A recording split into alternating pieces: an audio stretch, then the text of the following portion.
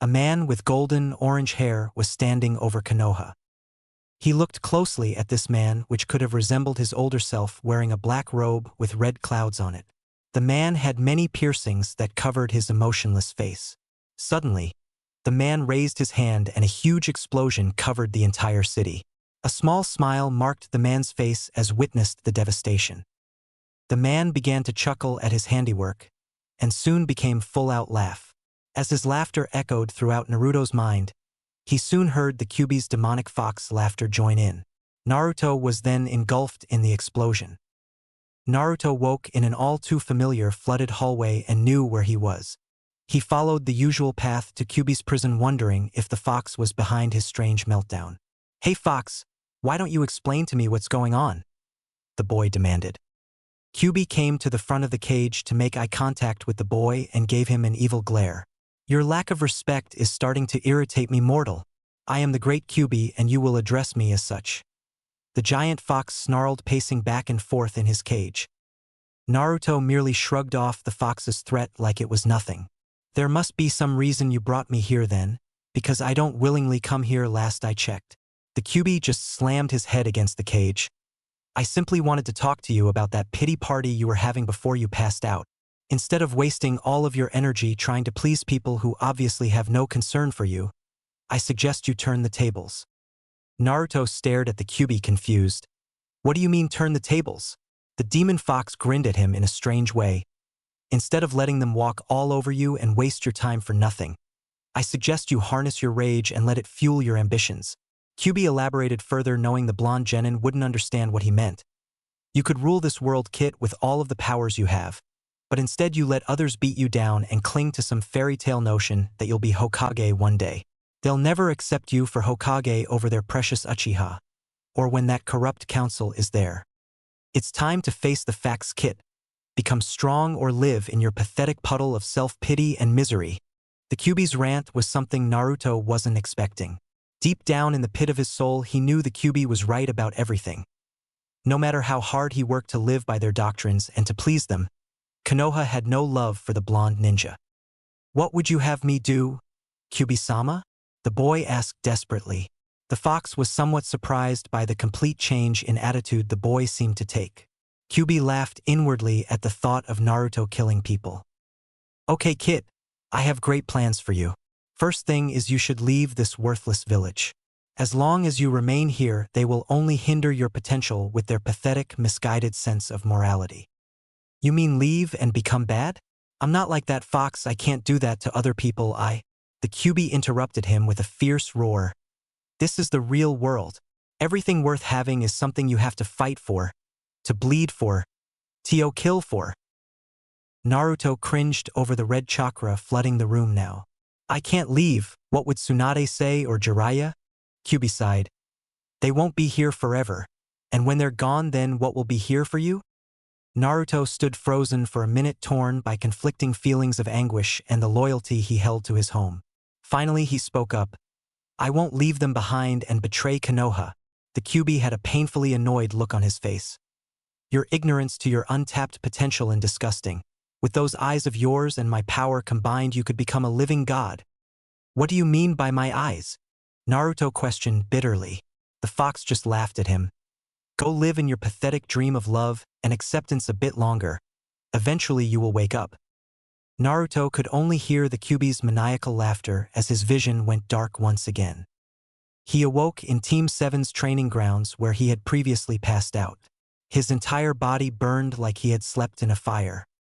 His vision was nothing but a blinding white light as he felt the acidic burning in his eyes once again. He blinked several times and felt the cool touch of rain pouring over his entire body. Slowly his vision was returning to normal. The rain soothed him and he just let it soak him to relax. Slowly the blonde got up and began to go over his conversation with QB in his head. I wonder what he meant by my eyes? The boy thought to himself as he slowly got up and walked past the bridge, looking into his reflection in the water. From what he could make out from the rain splashing and rippling the water, his eyes were still his normal shade of blue. Then suddenly they began to turn purple. He gasped and fell back, shocked by what he had just seen. He looked back into the water and they were blue again. Do I have some kind of jujitsu nobody else has? The blonde thought to himself as he began to walk home to his apartment. Along the way he passed the Konoha library, which was closed for the night. Maybe it's worth looking into purple-eyed jujitsus. Best I keep this to myself. No telling what the council would do if they found out I had a bloodline. Naruto snuck into the library with no trouble at all and turned on a light. He began to go through the shelves looking for anything relating to bloodlines or jujitsus. What's this shit? Sharingan, Uchiha, blah blah blah. Fuck the Sharingan. The blonde thought to himself. Then he stopped reading for a moment, somewhat shocked by his thought process. Why am I being so hostile? The boy thought to himself. After about an hour of uneventful skimming through bloodline books, he sighed heavily. Maybe I'm just going crazy, the boy thought to himself. He put all the books back where he found them and accidentally knocked one off the shelf. He picked up the book, reading the title, Rakuto Sannin. He said aloud to himself, opening the book, curious about it. He found himself captivated by the contents of the book. It explained about the Sage of Six Paths who created ninjutsu and was known as the founder of the ninja world. That wasn't what caught his attention. It was also mentioned that the man was said to have possessed purple eyes with rings in them, known as the Rinnegan. It was said to be the most powerful jujitsu ever known that could allow the user to master all 6 forms of chakra and so much more. Naruto didn't know what to think of what he had just read. It would be hard for him to believe somebody like him could be a descendant of the most powerful ninja in history. There's no way. It can't be true. I'm an orphan with no clan. How would this be possible? The blonde thought to himself. A voice rang in his head and it only took him half a second to know who it was. The pieces are beginning to fall in place. Soon you will begin to understand. Naruto pushed the voice out of his head and decided to continue home. It was late by this time, but his apartment was only a block away. He leaped over the rooftops to get there quickly and landed in front of his door. What a crazy day.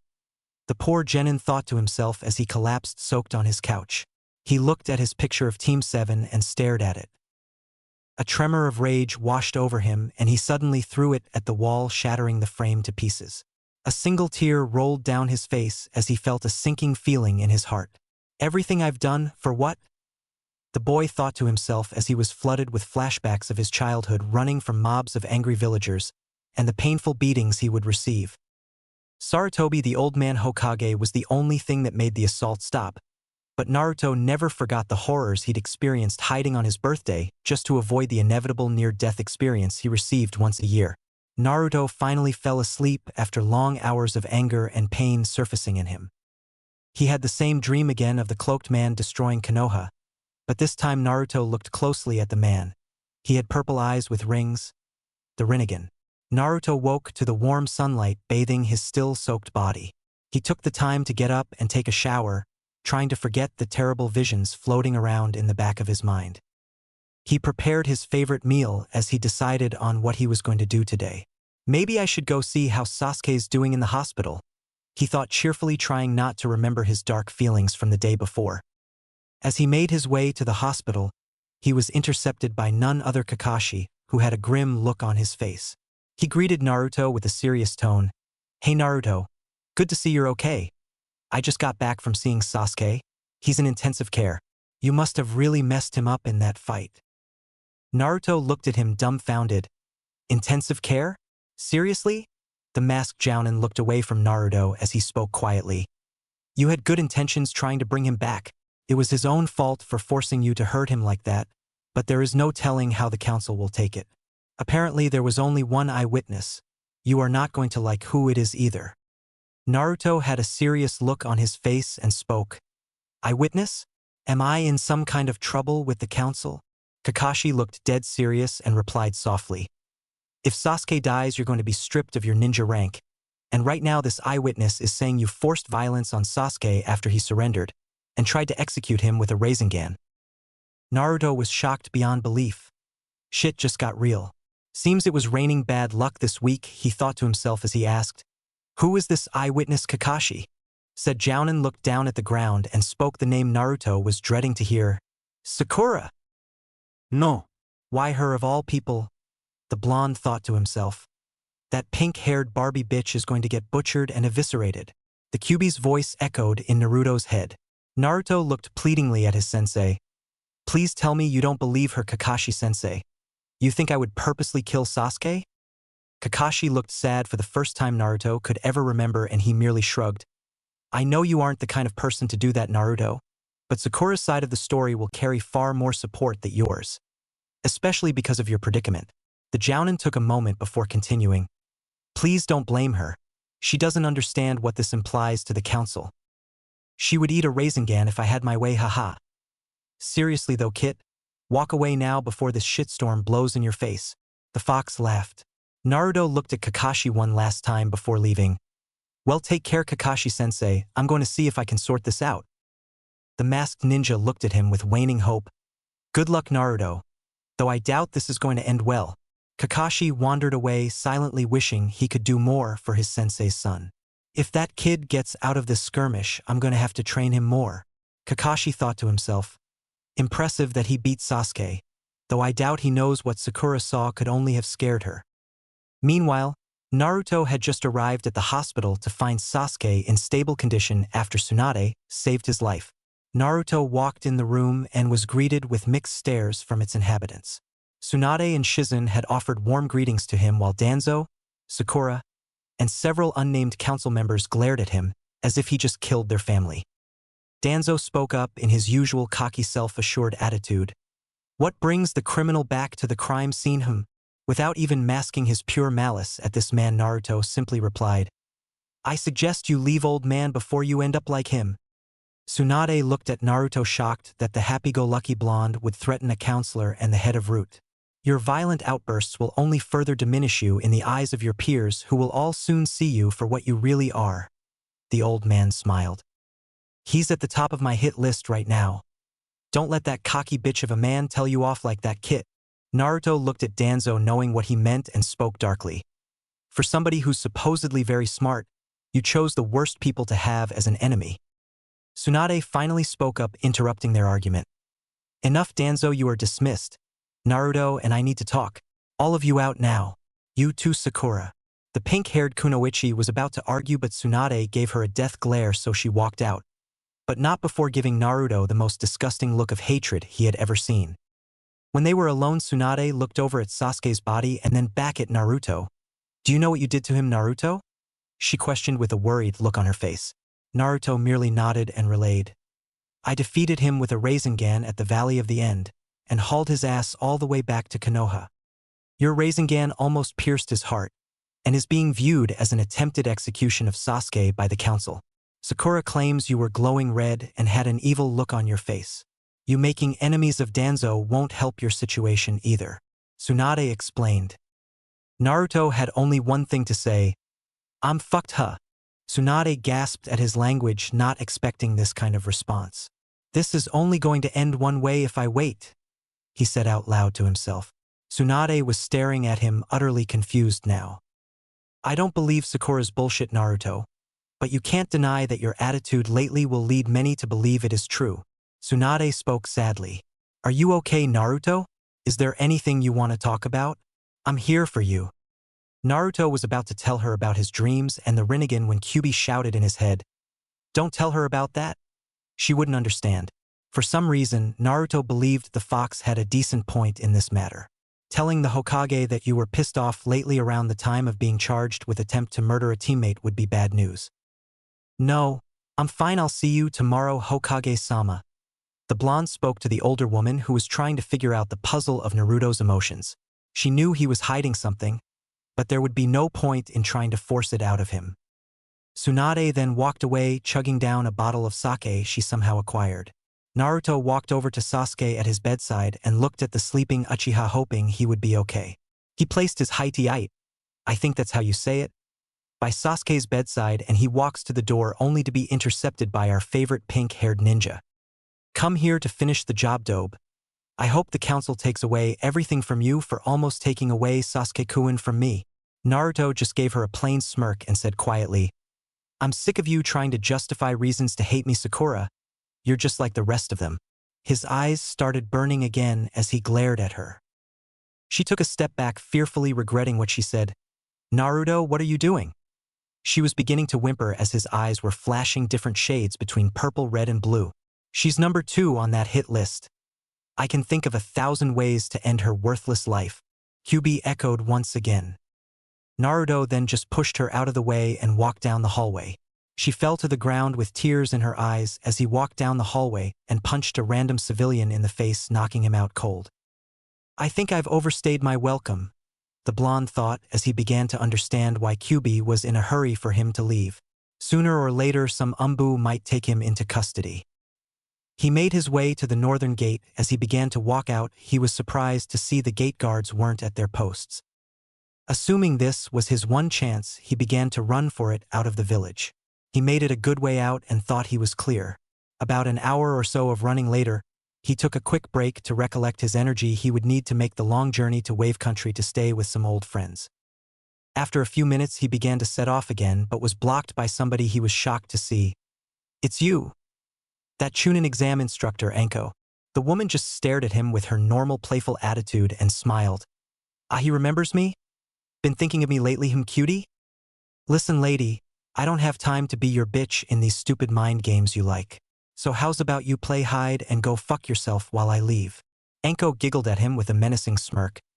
That game is so boring unless there's 2 people involved. But anyways, kid, where are you going all by yourself out of the village? Nothing that concerns you. I suggest you pretend you never saw me, and maybe someday I could make it up to you. A wicked grin graced her features as she imagined older Naruto.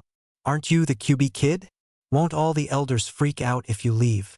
She asked in a somewhat serious manner. Breaking the rules is fun, wouldn't you say, Anko-chan? Do me a favor and cover me, and you can have whatever you want should we ever meet each other again. Anko then spoke empathetically. I know why you're leaving, kid. Maybe one day I'll join you. But I am holding you to this deal of ours. Guess I'll see you around then, Anko. Naruto winked as he darted away. Anko licked her lips as she headed back to Konoha. Well, I hope you guys enjoyed the first chapter. I did get some of my ideas from other fics, so don't freak out if you see something familiar. Anyways, I'll likely update soon, seeing as how it's the holidays. Review if you have and comments you wish to make. Chapter 2. New Identity. The light of dawn shined once again over the new day in Konoha. A heavily hungover Hokage was freshly awake in her desk. She had fallen asleep on the night before. Tsunade was stressed out of her mind at the moment. First, the Uchiha kid takes off. Second, Naruto nearly kills him and she has to spend all day saving his life. And finally Naruto was getting put on trial today for the attempted execution of Sasuke, which was just plain ridiculous. Sakura really didn't do her any favors by stirring up the council by telling them about Naruto's fight with Sasuke. She stared at her desk lost in thought. Red chakra. Why did Sakura have to tell them that? It would only translate as one thing to them, and that would be the QB is taking over the boy. It saddened her to think that people could be so heartless all because they were too afraid to see Naruto as a person. She glanced at the pile of paperwork on her desk she had failed to do the day before, and felt her head throb even worse. There is no way that's getting done today. I should go see Naruto and try to talk to him again about this council thing. He seems so distant. I wonder what was wrong with him? The woman thought to herself, ashamed that she was too tired to get him to open up. A knock was heard at the door and Tsunade hoped it was Naruto. Komein. Sadly though, her hopes were diminished by the sight of Danzo at the door with a dead serious look on his face. Lady Tsunade, where is the boy? He demanded. She then felt a bit concerned by the way he was acting. I last saw Naruto in the hospital late afternoon yesterday, right after you left. Why, what's happened? Danzo was pissed, judging by the way he was pacing in front of her desk glaring at her. The two Umbu I assigned to watch him are both dead, as well as 4 North Gate guards. Tsunade's eyes almost exploded out of their sockets. What? Danzo visibly tensed under the Hokage's angry outburst. They were all found slain in the Team 7 training grounds. All of them were killed by kunai to the heart with incisions on their cheeks. Here's the strange thing though. It looks as if they all killed themselves. Tsunade shivered at the thought of what that could mean. I have to see this for myself. Tsunade pushed past Danzo and hurried down to the tower and out to the forest where the crime scene was. As she arrived, she saw a dozen Umbu covering the perimeter and several Jounin, as well as Jiraiya, all standing around the bodies. When she arrived, she noticed several medic nin examining the bodies. Jiraiya turned to her and spoke up. Whoever did this to these men is a genjutsu master, but it would have had to be something terrible to make them all kill themselves. Tsunade looked at the grisly scene in disgust as she turned to her former teammate. You have some kind of lead, I'm assuming. Jiraiya had a distressed look on his face and spoke up. Yeah, only one thing could do this to Chunin and Umbu. A Mangekyo Sharingan. Everybody at the scene instantly turned their gaze to Jiraiya as everything went silent. Swanda knew exactly what that meant. So Itachi is behind this? Awkward silence filled the air once again at the mention of one of Konoha's number 1 missing nins. One of the random Jounins spoke up to everybody's surprise. Why would he kill random gate guards and Umbu? Danzo, who had recently just arrived to overhear Jiraiya's theory, replied. It's the fact that those Umbu were guarding the QB kid, and now he's missing. Everybody was shocked except Tsunade, who already heard that news. Jiraiya muttered quietly. No, that can't be it. That would mean Itachi has kidnapped him. Danzo, being the asshole that he is, shot out his theory. That or the kid is a lot smarter than you all think. I wouldn't doubt if he was working for Itachi to kill Sasuke. My root agents have been investigating his movements since he brought Sasuke back. But what you all don't know is he had been sighted in these very same grounds the day before, and was seen breaking into the library that night. My agents went missing the night he went home. Not too long after I left, I heard a testimony from a civilian that he went on a rampage on his way out of the hospital the previous night, and gave the man a concussion. Jiraiya looked unconvinced by Danzo's accusation. Naruto wouldn't do things like that. It's just not in him. Tsunade and several other Jounin, including Kakashi, who was also there, nodded in unison. I find it a little too convenient that he almost kills Sasuke and gets kidnapped the night before his trial with the council. Danzo retorted harshly. Joy and wonder soon graced the group of shinobi as none other than Sakura showed up and applied her 2 cents to the argument. He was acting different last night when I saw him in the hospital. He left his hideout by Sasuke's hospital nightstand when he left, but not before assaulting me, and his eyes were changing colors from red to blue and purple. Danzo smiled at the girl and acknowledged her information. Yes, the same red eyes of the... Tsunade put her hand over Danzo's mouth and glared at him. Danzo? Nobody breaks that law in front of low-level shinobi. Danzo pushed her hand away, merely smirked. What law? The pink girl whined. Kakashi broke into the little ring of wonder that was going on. You said he left his hideout? Naruto would never do that, it means too much to him. I think this is obviously some kind of kidnapping set up to look like he went rogue. Danzo sighed at Kakashi for derailing his theory. There was unanimous agreement with Kakashi seeing as how everybody knew the boy treasured his Hideite. That pink-haired girl just ruined my one chance to send Hunter Neen after the kid. Shit. Danzo thought to himself as he walked away without another word. He knew he could get the council to back him up fortunately. Sakura took her leave as well saying she had to be by her Sasuke-kun's side. Tsunade turned to the Umbu and Jounin present and told them to gather at the Hokage Tower for a Jounin meeting. Everybody dispersed except the medic Neen disposing of the bodies and Jiraiya. The man looked at Tsunade with a worried look on his face. What would Itachi want with Naruto, do you think? The Hokage taking another look at the bodies sighed heavily. There's no telling, but he does know Naruto is the Kyuubi Jinchuriki.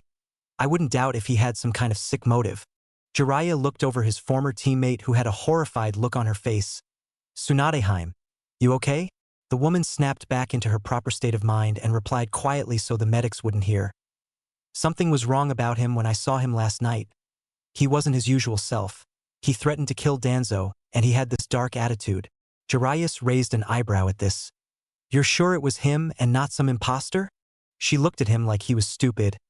I can sense his chakra. No way that wasn't him. Meanwhile, said Blonde was jumping through the trees at surprising speed. He had been running all night just in case anybody was hot on his trail. His inhuman stamina was a true gift to be proud of, he thought to himself as we wondered what he was going to do. Those people from Wave Country think I'm a hero. Maybe I'll stay with them for a bit till I figure out a plan. The former Genin planned as he panted heavily from the long night of tree sprinting. You can't stay in one place for too long, or they'll find you. This will be a hotspot as soon as they find out you're missing. Heeding the fox's warning, Naruto started to plan ahead of Wave. Where could I go, Kyuubi? The demon fox simply answered with a question. Where does darkness reign? Naruto had no clue what that could mean. Reign as in rule? Or reign as in fall? The fox just laughed in his head. Big help. Well, I guess I'll figure that out later. Anyways, can you teach me new jutsu, Kyuubi? The fox stopped laughing briefly and bluntly replied. Jutsu? Ha ha ha ha, what do you think I am? Human. Naruto face-bombed at the fox's ridiculous demeanor. You seem to be in an awfully good mood. The blonde landed by the edge of the forest and walked on the path that lead across the great Naruto bridge. I forgot the name, lol, I think that's it. I can't directly teach you any jutsu, but I know a place where you could learn some. I just so happen to know the location of a hidden vault in this cave I used to live in. Conveniently, it has treasures I collected from Idiot Ninja over the years. It is protected by a powerful barrier I placed before I left, so I doubt anyone has found it. Naruto stopped halfway over the bridge looking into the water again. So you have a vault of everything I would ever want? How in the world would I learn any of it without a teacher? Suddenly Naruto's eyes began to burn again as he saw them change color in his reflection. With the power of the Rinnegan you can master in jutsu in very short time. Not to mention with your shadow clones, the time it would take you master a jutsu would be like 5 minutes. The fox chuckled in his head. Naruto's eyes were now purple with rings in them. So this is the Rinnegan, huh? He said to himself more than Kyuubi. The fox spoke to him once again. I wouldn't suggest staying here. One of these blabbermouth idiots will go spouting off you have purple eyes and half of the shinobi world is going to send assassins after you. Why would the other nations send assassins after me? He inquired. Well, the Kages might see you as a threat seeing as how you have the Rinnegan and would likely send nothing short of an army after you. How would I live if I can't ever be spotted anywhere? The blonde asked, irritated by the notion of living alone. The time will come when you reveal yourself and can usurp power to challenge the other nations.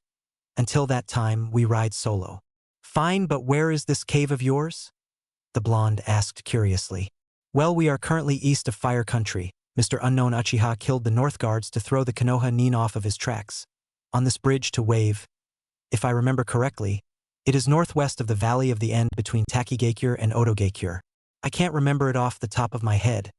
But the cave is hidden by a waterfall near the borders of Waterfall Country. For some kind of an all-knowing demon fox god, you sure do act like an old man. The blonde laughed as he began his long trek back through Fire Country. I came all this way and this stupid cave of yours is all the way northwest of Konoha? That's the complete opposite direction. Naruto yelled at the fox as he set off once again. He looked one last time at his eyes, which were still purple, as he silently walked away, not even glancing back at the village in Wave Country, which was within viewing distance. He sighed at the mental image of him covering Fire Country again, risking his discovery. 1 week later, in a hospital room, a certain raven-haired Uchiha woke in shock. "What the? Where am I?" His voice stirred a pink-haired girl from her sleep who was lying on a chair next to his bed. Sasuke glared at Sakura, not wanting to ever see her face again. "Shit, Naruto must have brought me back." The Uchiha sat up, much to the disapproving whining sounds he heard coming from Sakura. "Sasuke-kun, you're hurt. Don't sit up, you need your rest." He wondered if he actually was killed and woke up in hell as he stared at her with pure disgust. The boy looked down at his chest and saw a lot of padded wrappings around his chest. "Guess his Rasengan hit me. But how? I had a fully developed Sharingan, I would have seen it." Sasuke was lost in thought, thinking of his blonde friend, completely tuning out everything Sakura was saying. Then to his mighty rescue, Danzo, Tsunade, and 2 Umbu walked in to greet him. "Ah, Sasuke-san, it is good to see you're alive," Danzo said in his normal weasel manner. Sasuke told the guy to fuck off with his eyes and looked at Tsunade for a minute and asked, "Where is Naruto?" Sakura shouted at this comment. "Who cares? He almost killed you. He's gone, Sasuke, it's for the best." Sasuke just felt like tearing her lame pink hair out for insulting his only friend. "You have no room to insult him, bitch. He's my friend," Sasuke stated coldly as he stood up and made eye contact with Tsunade, waiting for an answer. She had a distressed look on her face and spoke sadly. "He's missing, Sasuke. We have no idea what happened to him. Some think it's a kidnapping, while others believe he went rogue. Either way, the council has authorized the use of Hunter Nin to bring him in alive or dead." Tsunade had a defeated look on her face, clearing, indicating that the council had favored Danzo's theory over Jiraiya's. Sasuke looked pissed at the thought of Naruto bringing him back just to go rogue. "He left his hidey-ite by your nightstand before he disappeared," Danzo added. Sasuke's Sharingan flared as he heard this. Tsunade handed the forehead protector to Sasuke, who stared at it fiercely. "Why don't you fill me in on why you think this is a kidnapping?" the raven-haired boy requested. Tsunade took several minutes to explain the situation to Sasuke as she stared out a window. Sasuke spoke up after she was finished. "That definitely sounds like a Mangekyo Sharingan. Itachi used that on me before he left." He received wide-eyed stares from the inhabitants in the room, especially Danzo. "He wouldn't go rogue." "Your theory is full of shit, Danzo. Itachi has taken him." Sasuke yelled at the old man, who seemed rather confused that the Uchiha would defend somebody who almost killed him. "Why are you defending him, Sasuke?" Tsunade asked in a sincerely curious way. "He is my best and only true friend," the raven-haired boy said as he seemed less interested in his surroundings and was lost in thought. "What about Sasuke-kun?" the pink-haired girl whined annoyingly. He just looked at her for half a second and started to walk out of the room. As he walked past Danzo and reached the door, the man spoke up. "Don't try looking for him, or even think of leaving this village, because I got you under a full squad of Umbu surveillance." "I want this guy to die," he thought to himself as he didn't even bother with a response. Then once again, to his annoyance, Sakura blocked his path with tear-filled eyes. "Why don't you like me?" she sobbed pathetically. "I don't like weak people, and I hate the color pink," Sasuke answered honestly, internally laughing at the look on her face. He was under house arrest, so the only thing he could do was go home and train. Back with our favorite Jinchuriki, Naruto had made surprising progress through Fire Country undetected and was nearing on the cave Kyuubi spoke of. He was currently in a small camp he set up briefly. He had a pretty eventful week as he ran through several towns stealing supplies he needed, and even managed to find some orange dye that matched the exact color of Kyuubi's fur. "That's so good of my little kid to want to be just like me," Kyuubi mentioned as he began dyeing his hair orange. "I figure I'll need a new identity if I'm a missing Nin and all. So if I have different hair and eyes, they won't think it's me. Well, unless they get a good look at my whisker marks." He thought to himself, cursing his own logic. "You idiot. It won't matter, because we're going to be spending a lot of time in that cave." The blonde started dyeing his hair, much to the Kyuubi's amusement. As he finished, he let it soak in for a few minutes, in the running stream. "I have to live in some stupid cave for how long exactly?" he inquired painfully. Well, that depends on how fast you learn all the bullshit ninja junk I saved. I knew there was a good reason for keeping those scrolls after I killed that one town. The fox drifted off into a nervous chuckle as he changed the subject. It's way better than you're going to expect. Just trust me on that one, kid. Naruto began to pack up his camp and made his way downriver. You're going to want to keep an eye out for twin waterfalls and a huge stone boulder in between them. Once we reach it, use my chakra. He searched for what seemed an hour for this stupid boulder, receiving fake praise from the Kyuubi for being a master of awareness. Finally, after passing through a shaded forest, he found the waterfall at the split of the river. About time, kid. Okay, now use this chakra. Naruto felt the familiar red chakra cover his body as he walked through the boulder. As he walked through the large cavern, he imagined Kyuubi squeezing through the chamber. It was fairly large, but not extravagant or anything. He kept following the trail and finally came upon an open field with grass, water, and piles upon piles of priceless items, food and scrolls. Strangely though, it had an open sky above it, as well as super high cliffs surrounding it. Where are we? He said out loud to himself. Welcome to the Fox Den, kid.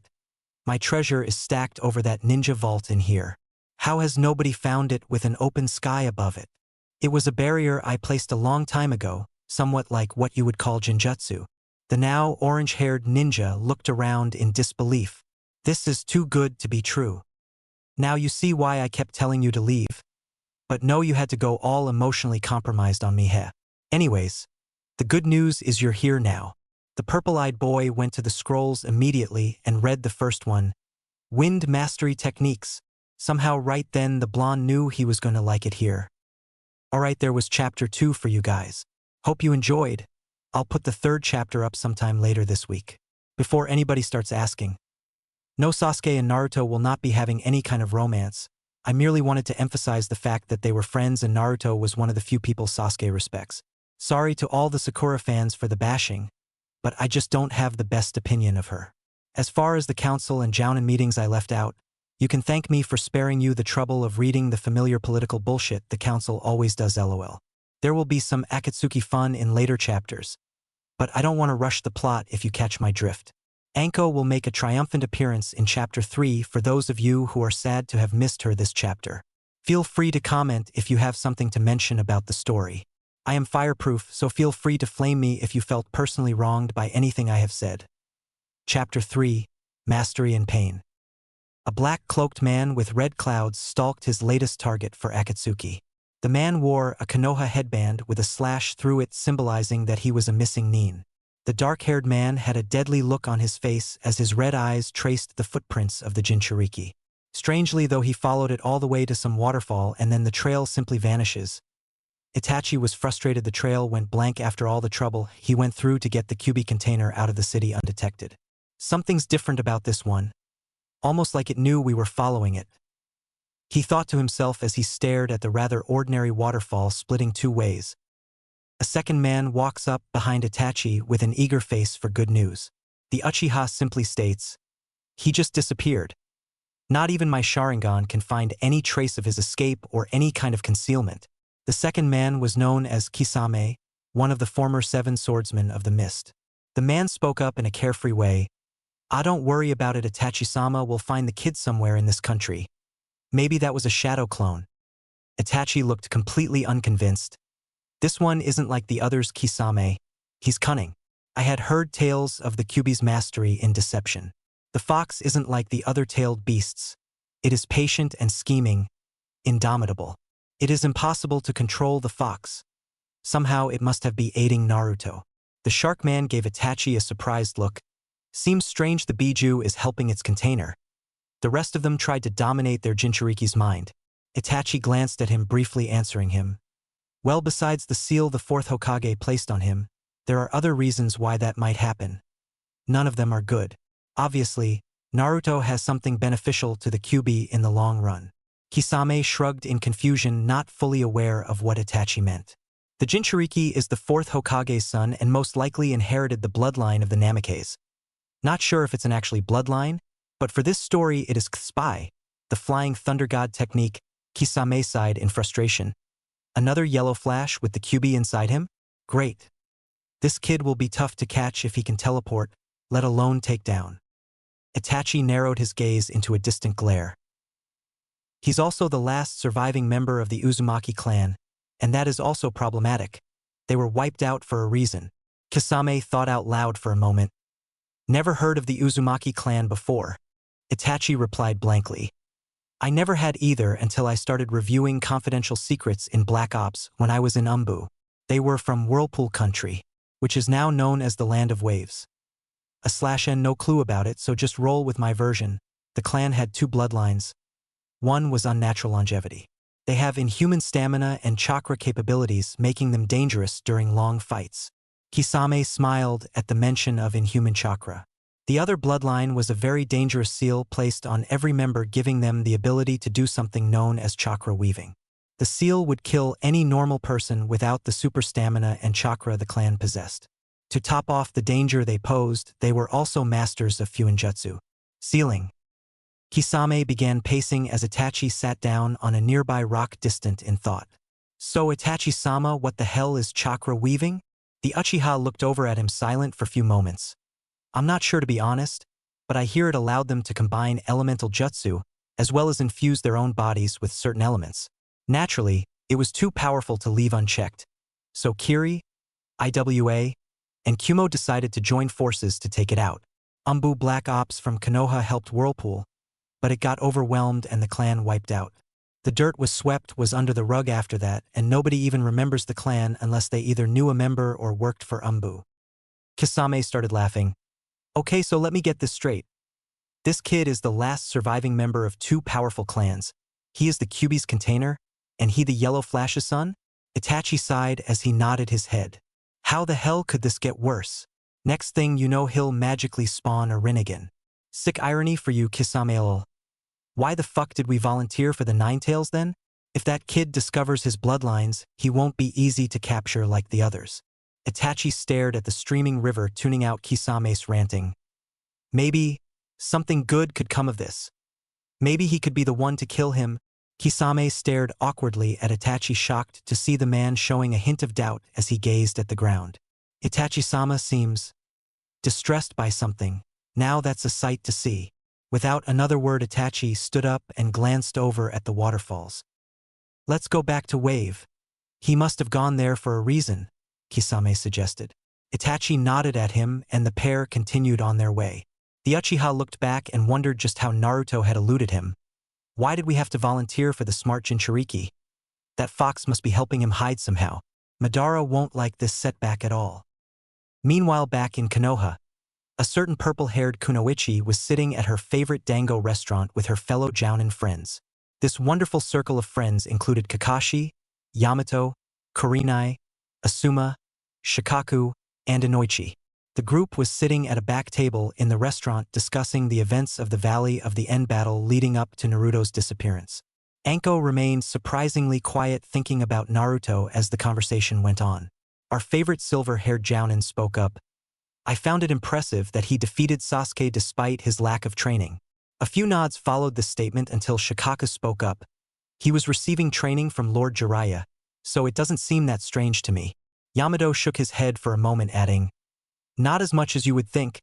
Jiraiya is always busy. I hear he mastered a jutsu developed by the fourth Hokage, Kurenai stated. A surprising nod of agreement came from Kakashi. Yes, I found it very inspirational that my sensei's son mastered the Rasengan his father created. Yamato's eyes shot wide at his comment, shocked Kakashi would openly state that well-kept secret. The entire group had looks of confusion and disbelief on their faces. Inoichi bluntly retorted, there's no way. Are you saying Naruto is the four teacher's son? Anko's daydreaming snapped back to the conversation, intrigued by the juicy information flying around. Asuma laughed out loud. I knew it. Everyone awkwardly stared at him for his random outburst. He looked at them all for a minute before asking, What's with the stares? You guys seriously didn't notice the resemblance? Kurenai skeptically replied, the fourth Hokage was the best ninja Leaf has ever had. Kind of hard to imagine Naruto as his son. Yamato interjected, you haven't seen him lately, Kurenai-san. He's powerful for a genin. Anko decided to spice up the conversation a bit. He's a deviant sexplosion waiting to happen. If he looks anything like his father when he grows older, then you might want to stake your claim now, before I do."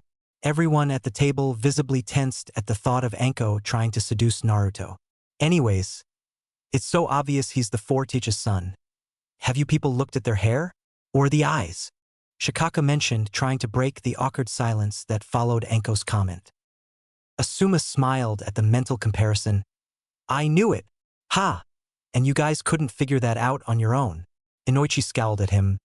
"Well, I had thought about it once, but Ino told me he was the dead last academy student and I figured there was no way." Kakashi changed the subject as he went into his more serious tone. "I heard from Sakura that their fight was devastating. It tore up the Valley of the End. She said it could have resembled the fight between Madara and the Shodai Hokage." Shikaku inquired curiously. "Do elaborate on what she said." "I've heard different stories from the elders and the Hokage." The group all stared at Kakashi, awaiting an answer. He sighed heavily. "Her story is actually correct except for the part about Naruto trying to kill Sasuke. Not any logic in that. Why would we bring the Uchiha back then?" Yamato hung his head dejectedly. "So it's true? He used the Kyuubi's chakra to defeat Sasuke's cursed seal?" Kakashi nodded. Odd looks graced the features of the other Jounin present. Asuma had a distressed look at the mention of Kyuubi's chakra. "How is that even possible? Doesn't that seal on him prevent it?" Yamato answered, much to everyone's surprise. "His seal was designed to allow him to use the Kyuubi's powers. Minato wanted his son to at least get something out of bearing the burden of being a Jinchuriki. Since the Kyuubi is vastly more powerful and intelligent compared to the other Biju, the seal isn't perfect and he had fail-safes in place just in case he reached 8 tails. He also taught me how to reseal him should the necessity ever arise." "Wow," the group said in unison. Even Kakashi was surprised by this information. Strange how nobody can keep a secret in a village full of ninja. Out of nowhere, a blonde-haired woman walked into the restaurant and pulled up a chair. "Hokage-sama, we were just—" Yamato was cut off by Tsunade. "So you guys having a slumber party in here or what?" Anko laughed as the Hokage continued. "Now can somebody explain to me what was wrong with Naruto when he brought back Sasuke?" "That was kind of out of the blue," Asuma mentioned.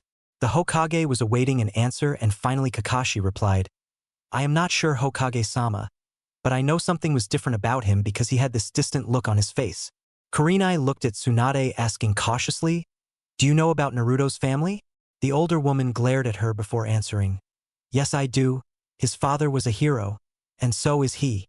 Kurenai frowned, clearly not satisfied with the answer. "I mean his ancestry, relatives, mother?" The group stared at the Hokage, eagerly awaiting a response. Unfortunately for them, his mother was one of the best guarded secrets in all of Konoha. That's classified, and if you guys keep openly discussing classified information, then you might end up spending a few days with Ibiki down in interrogation and torture. The group all shuddered at the thought of hanging out with the sick masochist and sadist that was Ibiki. "Has there been any news from Umbu or the hunter squads sent after Naruto?" Asuma asked. Tsunade thought for a moment and answered, "Yes, there was one lead. It went all the way to Wave Country, but then it disappears. There is also a few people in the northeastern villages who said they saw a blonde-haired boy quickly passing through their town. Right now that could only mean 3 things. 1, he escaped his kidnapper and is on the run. 2, it was just some other blonde kid, and 3. Tsunade trailed off with a painful look on her face. She tried to finish the sentence, but couldn't as she felt a lump in her throat. Kakashi finished for her. 3, he went rogue and is now a missing nin. Shocked faces met the statement. He left his hideout though, and he disappears the night before the council had accused him of attempted execution of Sasuke. Shikaku stated the obvious, clearly upsetting Tsunade more. Suddenly, as if he had been summoned, Sasuke walked in the restaurant and seized the large gathering of older shinobi. I wonder what that's all about," he thought to himself as he walked over to the Hokage as if he wanted something. Tsunade turned to meet his cold, distracted gaze. "Is there something you needed, Sasuke?" The boy stood silent for a moment.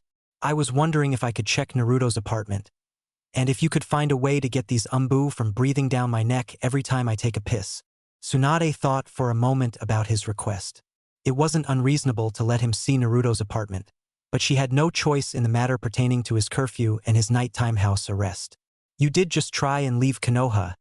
Sasuke, nobody is letting you out of their sight until you regain some trust and prestige. As for the apartment thing, I don't mind. Just let me know what you discover. The Uchiha nodded and left without even greeting the jounin present. That student of yours sure seems odd, Kakashi-kun, Kurenai remarked. Inoichi nodded in agreement. Yeah, he seems awfully obsessed with somebody who just kicked his ass. I thought he and Naruto hated each other. Kakashi just stared at Sasuke's back as the boy left the restaurant. No. They were good friends, and their rival personalities complemented each other well. The others merely waved it off without another thought. I wonder why he wants to see Naruto's apartment, Anko asked, puzzled by the Uchiha. Tsunade answered promptly. He's looking for clues, most likely. Sasuke was about half a block down the street before a thought crossed his mind. If he did leave, he would leave me clues. This headband is one of them. He's trying to tell me something. He noticed the strange look he was getting from the citizens he passed by. They were staring. Always staring. Being the last Uchiha was something he had to live up to, or be doomed to forsaking his clan's name forever. His mind lingered on the thought of Itachi capturing Naruto, but he had doubts that it was the whole story. Maybe he finally realized the truth. Him and I are both victims to the atrocities of this corrupted village. The raven-haired boy made his way down several back roads and finally found Naruto's apartment. He jumped up the stairs and went to the end door. Strange how nobody else lives in this building. As he made his way to the door, he saw it busted open inside. Looks like Umbu, or the hunters scoured the place for ways to track him. He walked inside and saw the entire living room ripped to shreds. He stared at it rather shocked. Besides the destruction of the room, he noticed one thing in particular that bothered him. That picture frame is shattered. Somebody must have thrown it. I wonder if Naruto did. Sasuke walked over to the shattered frame and picked up the picture of his team and stared at it for a minute. You left, didn't you, Naruto? He thought to himself, piecing together in his mind what could have happened.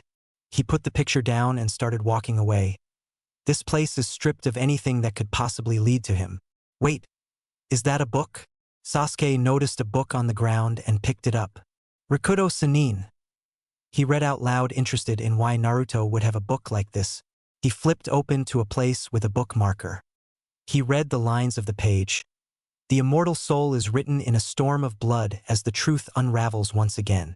Seduced by the taint of darkness, the power surging in his heart is born of pain.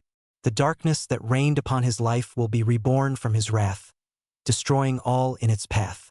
As the world goes black, the glow of his eyes will shine eternally. They witnessed the rebirth of life and delivered the retribution of death, blinded by pain and suffering, but awakened to the true nature of the world. The raven-haired Uchiha stared at the book, disturbed to find Naruto had been reading the strange contents. This is some heavy shit right here. I can't let the others find out or they'll assume the worst. Sasuke took a moment to try and understand the meaning of the passage. The darkness that reigned upon his life will be reborn from his wrath. That means vengeance. He stared at the book for a moment longer before deciding what to do with it. I must keep it. Maybe some kind of hidden message will lead me to where Naruto has gone. The Uchiha thought as he carefully hid the book, praying no Umbu were watching. He left the apartment and headed home so he could study the book more in privacy. Back in the Fox Den, Naruto had been going through rigorous jutsu mastering over the past few weeks as he deciphered scrolls and practiced techniques with his shadow clones. Every night he was haunted by dreams of the evil cloaked man, who by this point he had come to realize was himself, or what he could become. The corruption power promised was doing sick things to his subconscious mind. Adding to the fact Kyuubi was part of it didn't make it any easier to resist. So far he had discovered a wide variety of elemental jutsus and studied the important ones. Still though, even with all the scrolls that the fox had somehow acquired, the boy couldn't be quenched of his thirst for knowledge by simple elemental jutsus. No, he needed something terrible. Is there anything besides all of these jutsus? Some kind of super technique would help in case the guys who were hot on my ass decide to show up when I leave. I have no clue what's on those stupid pieces of paper. I only know where they are all from. I do remember that the ones with the spiral on them are Whirlpool Village scrolls. It was a nice village before burning to the ground, ha ha ha ha ha. The fox laughed maniacally. You really are one sick fuck, Kyuubi, Naruto criticized. The giant fox snarled in response. They were a bunch of peace lovers who squandered their power. They had it coming if you ask me. It's like I keep telling you time and time again. Only the strong survive. Those who can't exploit their superiorities over others are fools who will all die. Naruto walked over to a stack of scrolls with spirals on them and opened one up. Chakra weaving? What the hell? He began to frantically read over the scrolls in an attempt to decipher what it was. He finally found what he had been looking for, though he wasn't expecting the contents. Uzumaki Clan Seal. A seal placed upon the young members of the Uzumaki clan that possess the inherited bloodline of longevity and massive chakra. The seal allows the clan member to forge chakra and combine elemental jutsus. It can temporarily infuse one with the elements, allowing them advantages in stealth, defense, and amplifies elemental jutsus. Holy shit, Kyuubi, why didn't you mention this before? Chakra weaving is a unique technique only the Uzumaki clan could do. The reason for that is because it requires massive amounts of chakra and the clan seal, which allowed the user to manually manifest their chakra in different forms. So say for example you combine a fire jutsu with a wind jutsu, you could devastate people with burning wind. It's such a beautiful technique, only made better by infusing weapons with multiple elements. I'm part of the Uzumaki clan, so I could weave chakra as well, right? The orange-haired boy asked. Yes, but there is a downside to your reasoning. I have no clue how they did the seals. You might be able to find clues at the ruins of Yuzushioga-Cure, village hidden among the whirling tides. Where is Whirlpool Country exactly? The Jinchuriki asked. The demon fox was silent for a moment before finally answering. Whirlpool Country is currently known as Wave Country ever since the Uzumaki clan was wiped out. The boy held his head in shame. Who wiped them out? The fox laughed in his head, delighting in the future consequences the villages would face. Iwa, Kiri, and Kumo all led an integrated assault on them out of desperate fear of the growing power the clan had. If it had been a part of one of the so-called Great Five Shinobi Nations, then it might have survived. How is it that you know so much, Kyuubi? I mean, about ninja and politics and whatnot. Kyuubi didn't answer him at first, but finally broke the silence. I have been around for a long time, and tend to be in the right place at the right time to know about everything that goes on in my territory. Naruto accepted his answer and proceeded to finish examining the Uzumaki scrolls. It says here that the seal can only be learned at the Temple of Whirling Tides. Apparently they were big on tradition. You know, there is something else I thought you should know too. About your Rinnegan. It is not just an amped-up version of the Sharingan, but also serves other purposes. It gives you power over life and death. With it you can resurrect people and dominate their wills through the paths of pain. This would allow you to control multiple bodies. That's all a bit too deep for me, Kyuubi. The fox sighed as he elaborated further. You can kill powerful foes and raise them to serve you. Bestowing a gift of pain upon them allows you to implant your will into them, giving you the power to control their actions. However, when you don't directly control them, they can retain their own minds but do as you order unquestionably. Shit, no wonder people are terrified of the Rinnegan. How do I bestow the gift of pain? A laugh could be heard echoing in his mind. By becoming pain and sharing it with those who have earned of the gift. You'll know what to do when the time comes. You and your fucking riddles are killing me, damn fox. Naruto fell to the ground and gazed at the sky, relaxing as his shadow clones ran around him, busy working through scrolls, practicing taijutsu, or working on building him a semi-decent living space with the junk the pack-rat fox had laying all over the area. After finishing with their specified tasks, he simply dispelled them. After a while, he felt an insane amount of exhaustion wash over him as he faded into unconsciousness. The dream was different, the same man, except this time the man was destroying Kumogakure, Cloud Village. The Raikage jumped in front of him to stop the destruction and yelled, "Haration!" Sparking electric needle. A bolt of lightning flashed from the raining sky and hit the Raikage's arm as he charged a super-powered bolt at the man. It flew at the man with incredible speed but stopped short. Shinra Tensei. Divine judgment, I think. Suddenly the projectile bolt of lightning soaked into an invisible shield that surrounded the man, and then it reflected back at the Raikage threefold, who could only watch in horror as he felt the burning sting of electricity hit him. His body twitched wildly as he tried to stand up. The cloaked man with the Rinnegan spoke to the injured Raikage. Your power wanes, old man, and soon your death shall only further complement the undeniable truth that you are all nothing before me. The Raikage coughed up blood as he looked into the ringed purple eyes full of anger. You're just some kind of sick freak. The nations will never surrender to you. Cough rivers of blood won't bring you peace or dominance. I'll be a martyr for standing against you. They'll speak my name for centuries to come. The cloaked man smiled and responded appropriately. Your name shall be stricken from history as I paint the ashes of your village with your blood. A storm is coming, my storm. And when it arrives, it shall erase every pathetic ideal you hold dear to your heart. The Raikage looked horrified as he stared at the man. The cloaked man paced back and forth, turning his back to the defeated Kage. Your power-obsessed monster. I only wish I could be there to see you fall. The cloaked man turned around and closed hand back fisted him in the face, knocking him to the ground with tremendous force. Another hero falls.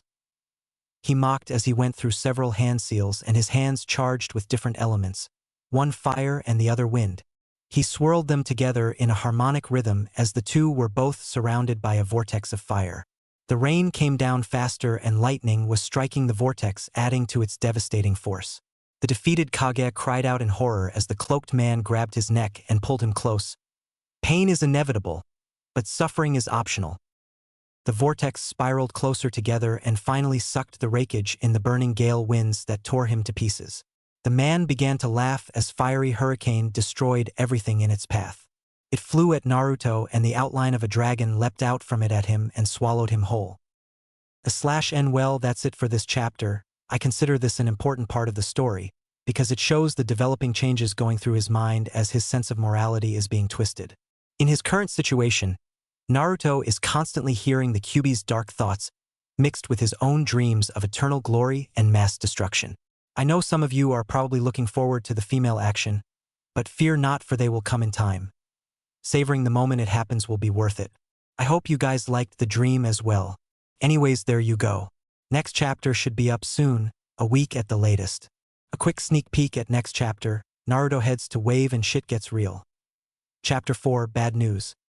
Somewhere within the northern borders of Fire Country, two mysterious cloaked men were making their way east. As they passed beneath a large tree, a third figure silently leapt from the tree above and landed in front of them. Zetsu tells me you lost the 9 tails.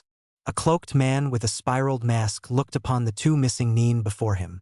Kisame looked shocked to see Toby in a serious mood, using a deadly tone of voice on the duo compared to his normal careless, idiotic attitude. Toby began to pace around them as he began to laugh to himself. So this one escaped you, Itachi?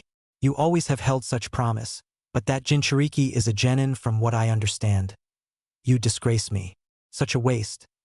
And here I thought I was going to name one of my kids after you.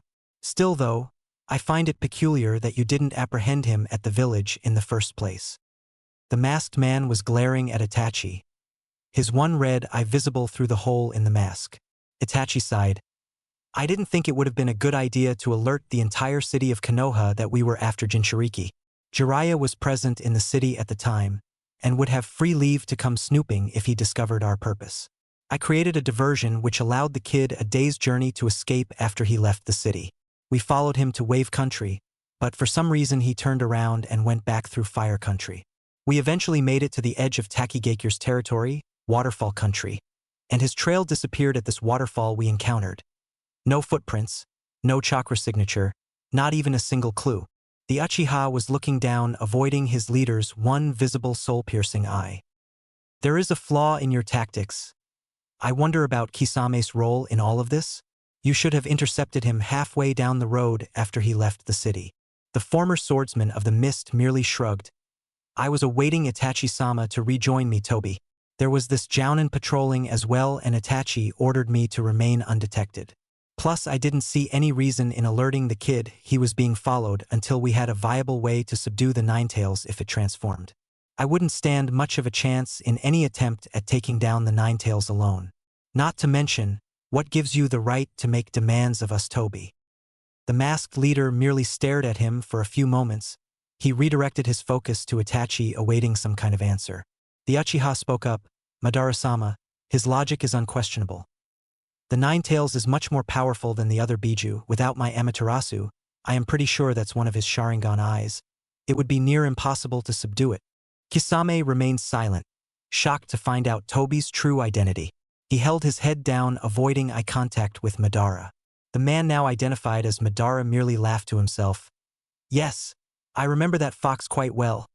It was my favorite weapon. The two kneeling cloaked men shot confused looks at their leader. Kisame finally asked, "You've encountered it before then?" Madara took off his mask, much to the surprise of Kisame. His face looks exactly as it did from his statue, not aged one day. Kisame was surprised as he stared at the strangely captivating face of his leader. "Who do you think unleashed it on Konohagakure in the first place?" Madara asked, rhetorically, smiling slightly as his Sharingan changed focus to Itachi, meeting his Sharingan with a dangerous, painful stare. Itachi was entranced in a sea of blood and felt pain over every square inch of his body. "You can't resist the domination of my eternal Mangekyo Sharingan. No mortal or even Biju can deny my indomitable will. Not even Kyuubi. The eternal Mangekyo Sharingan is the pinnacle of not only Uchiha perfection, but human perfection." Itachi finally closed his eyes as they began to bleed, and he held his head down in submission. Madara laughed at this as he leaned over and pulled Itachi's face to meet his gaze once again. "I find your pitiful resistance most amusing.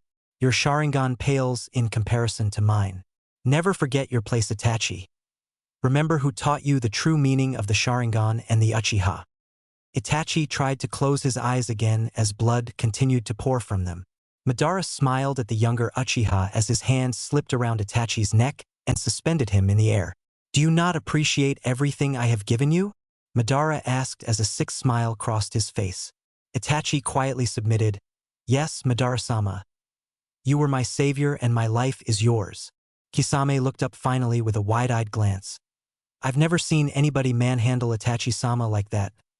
Shit, I can't believe Toby is that powerful." Madara looked back over to Kisame as he dropped Itachi, who fell to his feet. Madara laughed to himself once again, watching Kisame's eyes nearly explode as he punched Itachi to the ground. "I hope you learned a valuable lesson in obedience today. I trust you will keep your mouth shut about my identity." "Kisame?" The shark man bowed his head in tribute. "Good. Now go you too. I have different plans for the boy. Bring the Nine-Tails Jinchuriki before me, for it shall require a subtle approach to defeat him. Don't fail me again." Without another word, the man put his mask back on and disappeared from sight. Itachi stood up painfully and stared at his partner for a moment. Kisame looked at him lost in thought before he finally spoke. "I think that deserves an explanation. Is he the Uchiha Madara?" Itachi wiped his blood-soaked face briefly before answering. "Yes. He is the founder of the Uchiha clan, and the only known person to have ever mastered the Sharingan. It made him immortal and gave him great power." Kisame looked shocked at the news. "That must mean he's the most powerful ninja alive. What was he talking about? What did he give you?" Itachi held his head dejectedly. "That's a story for another time. Just don't tell the others." Kisame nodded as the two began to regain their composure. "So what should we do now?" the swordsman asked. "We should continue to Wave Country and lay a trap for the fox." The two continued their journey without another word. Kisame occasionally stole glances at his superior, distressed to see the different emotions plaguing Itachi. "I've never seen Itachi so submissive. He never shows emotion, so that must make this some kind of super bad omen." Itachi was ignoring the curious glances Kisame was shooting him as they continued to walk. "He's invincible. There is no point in even resisting him anymore." Memories were rushing through Itachi as he tried to contemplate how he ended up working for Konoha's archenemy. The promise of power. "It has brought me nothing but pain and suffering. So much death. Nothing ever changes. So long as the Mangekyo Sharingan exists, its evil shall be a perversion of our clan, forcing us to kill our friends and family, all in the name of glory and power." Itachi was lost in his mind, reliving moments of his life, trying to make sense of his situation. "How did I end up here? I killed my best friend Shursui to gain these cursed eyes, which will eventually fail me. I killed my entire clan under orders from Konoha. My own brother thinks I'm the bad guy. He didn't deserve the life he had. But then again, neither did I. He won't be able to handle the truth." The two missing nin continued walking, not really in any hurry. Kisame broke the Uchiha's brooding. "Itachi-sama, I was wondering something. Why does Toby want Biju anyways?" Pulled away from his inner reflections, Itachi casually answered him. He told me that they are all weapons of great power that we can use to attack villages and later defeat in order to establish dominance over the shinobi nations and their governments. Kisame shrugged at his answer, clearing unsatisfied. If he's as powerful as you say, why would he need us to gather these tailed beasts? Do you think he has some kind of other plan for them? Itachi knew deep down that Madara was using Akatsuki's goals to his own ends, but speaking on them wouldn't get him any closer to killing Madara.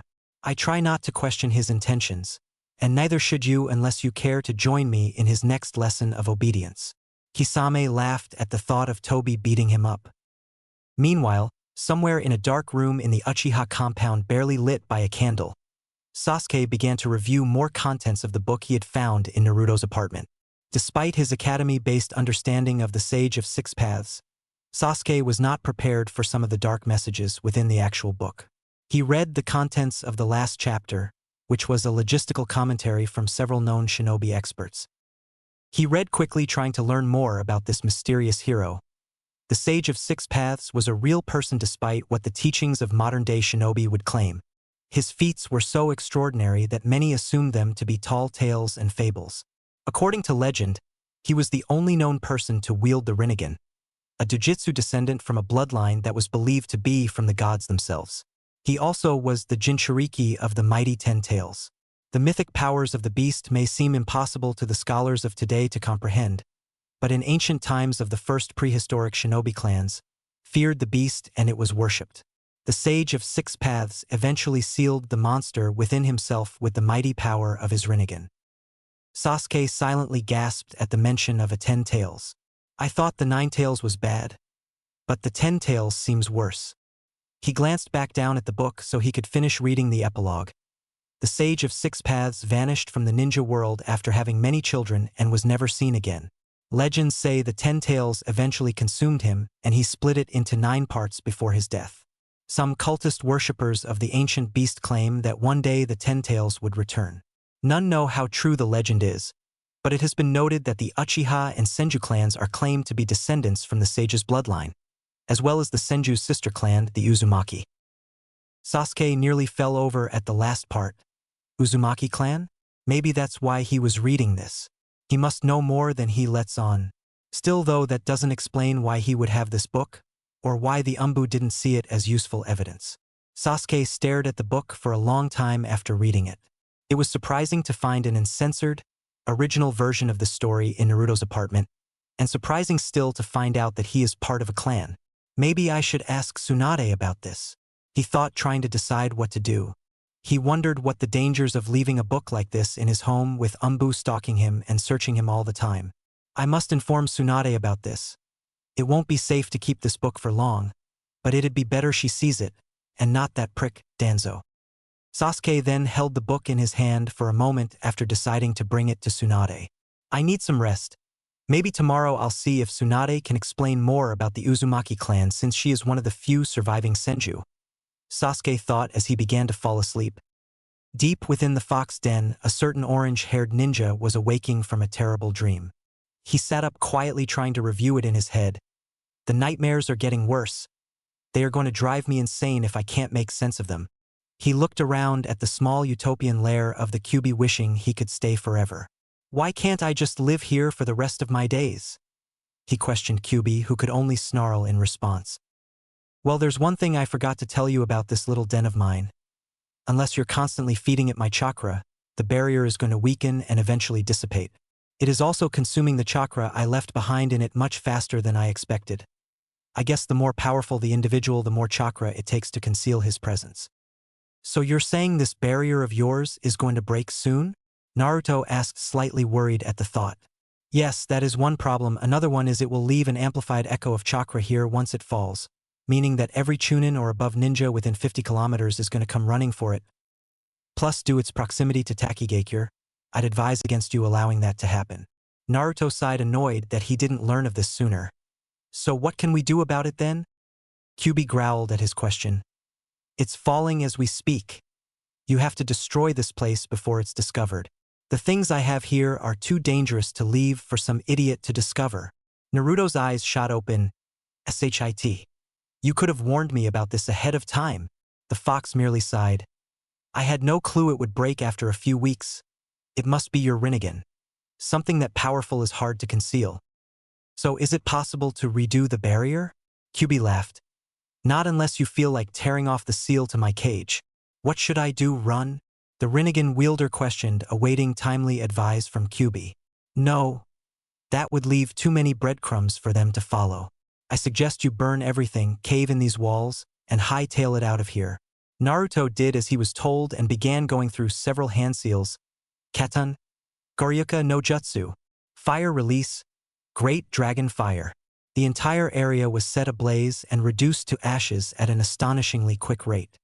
Your Rinnegan amplifies all elemental jutsu, making them much more powerful. Plus, if you get this clan seal of yours, you will be lethal. QB commented as Naruto was destroying the small valley.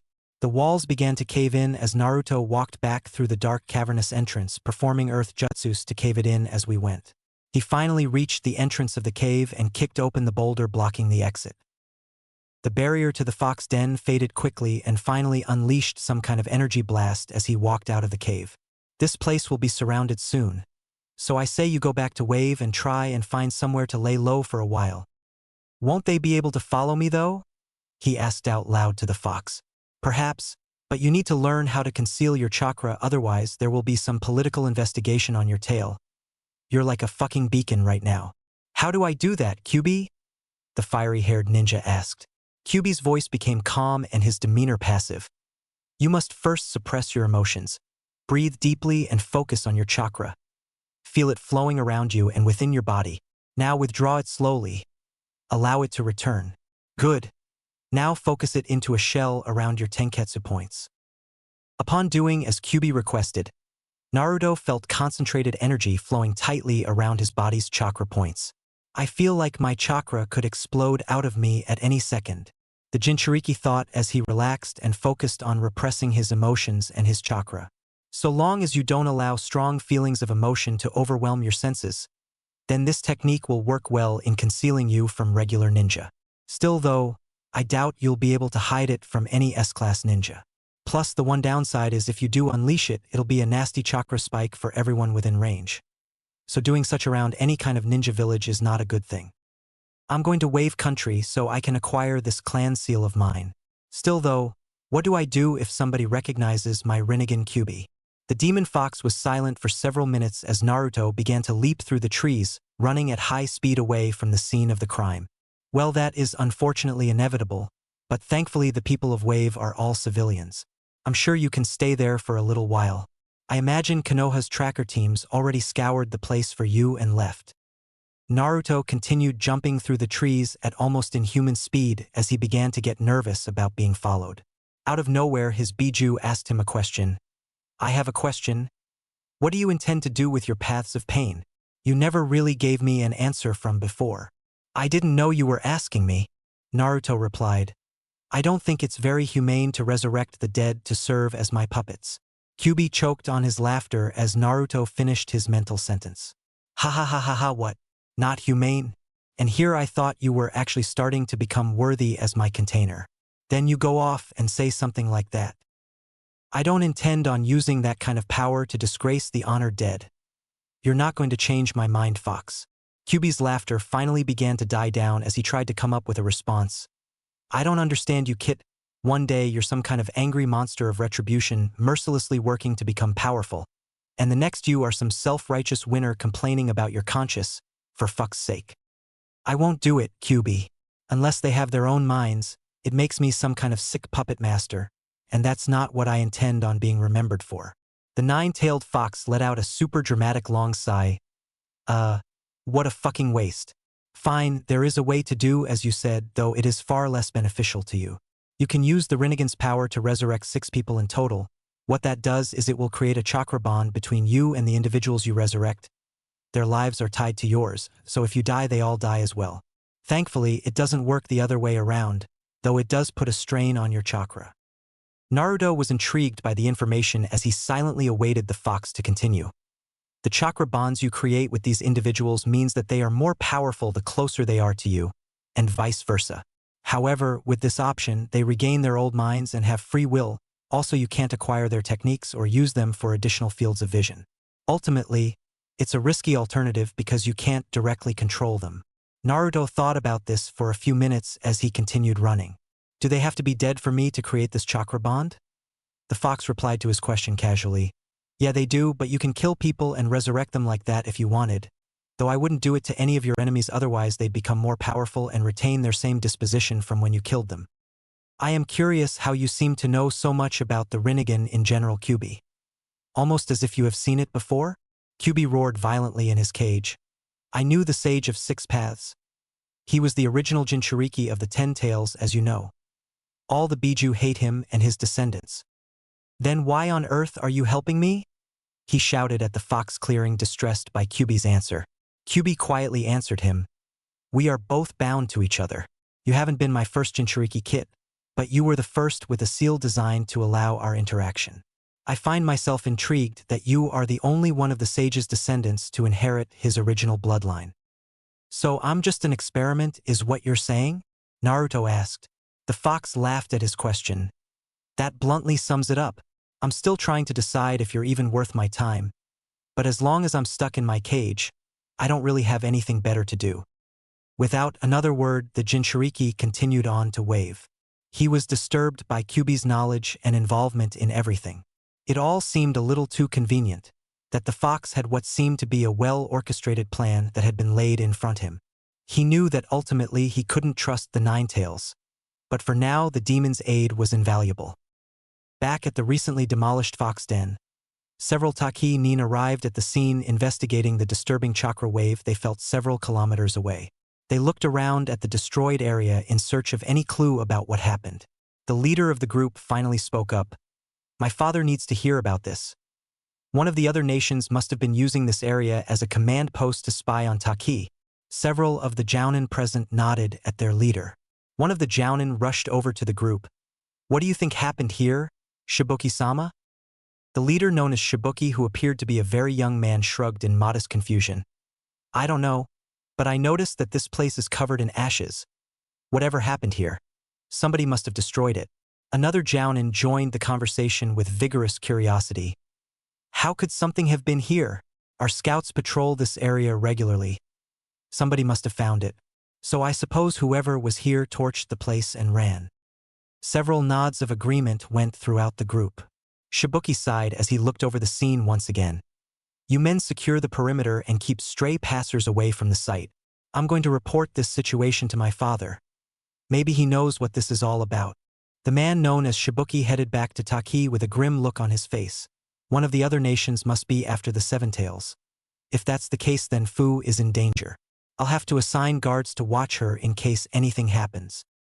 Unknown to all present, a freakish figure was watching them silently tear apart the scene. His face was divided down the middle, one side black and the other white. A strange plant maw covered most of his head. It slightly opened and the figure began to talk to itself. So the fox had a barrier. No wonder Itachi lost his trail. The figure had been present when Naruto escaped, but was ordered by Tobi to spy only. The figure began to speak to itself once again. Tobi-sama must be informed. The fox is more cunning than we could imagine. The figure silently melted into the tree it was on and disappeared. Morning graced Konoha once again as a raven-haired Uchiha made his way to the Hokage's office. He knew Tsunade would likely be defensive, but he had to know. As he walked through the door to the building, he made his way past a rather sluttish-looking secretary. She called out to him, Sasuke-kun, you're not allowed to see the Hokage unless you have an appointment. He merely looked at her for a moment and continued on his way, completely disregarding her comment. Wait, you're not allowed to.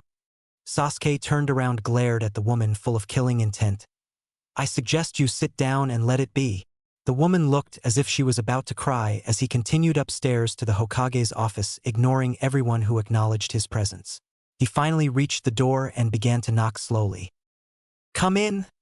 A loud, familiar voice rang as he opened the door casually and closed it behind him. Ah, Sasuke. Is there something you needed? As you can see, I'm busy with mountains of paperwork and have a meeting with Suna later this afternoon. So make it quick. The Uchiha nodded as he bluntly stated, I want the truth. No watered-down bullshit stories you give to the rest of the village. Tsunade stood up with a fierce look on her face, rather appalled by Sasuke's demand. You are in no position to make demands of me, Sasuke, but I'll humor you for the moment. What are you asking about? The raven-haired genin stared at her silently for a moment, meeting her gaze in a dangerous staring contest. Tell me the truth about the Uzumaki clan. Are they really related to the Senju? Tsunade was caught completely off guard by Sasuke's question. How do you know about that? What did you find in Naruto's apartment? Sasuke's face remained stoic as he answered, It doesn't matter. I just want the truth. Seeing no way to salvage the situation, Swanda finally sighed in defeat. Yes, they were our sister clan from Yuzushiogakure. I am a descendant of both clans. My grandfather was the Shodai Hokage and my grandmother was Mito Uzumaki, who was the leader of the Uzumaki clan. Sasuke nodded at her answer and continued his interrogation, as one could call it. So that would mean that you are a distant relative of Naruto. Who were his parents, Tsunade? The Hokage couldn't believe that Sasuke was prying well-guarded secrets of Konoha from her directly. I can't tell him, but then again I can't not tell him. Otherwise he'll say the wrong thing to the wrong people. Who else have you told this to, Sasuke? Tsunade asked with a furious look on her face. Nobody, Hokage-sama. I just want clues as to why Naruto left the village. The Hokage sighed in relief as she sat back down in her chair. She turned away from him and looked out the window for a moment. What makes you think he left, Sasuke?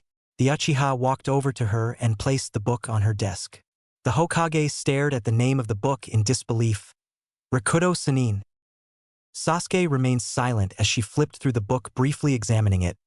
This is the original copy for Konoha. You're telling me you found this in Naruto's apartment?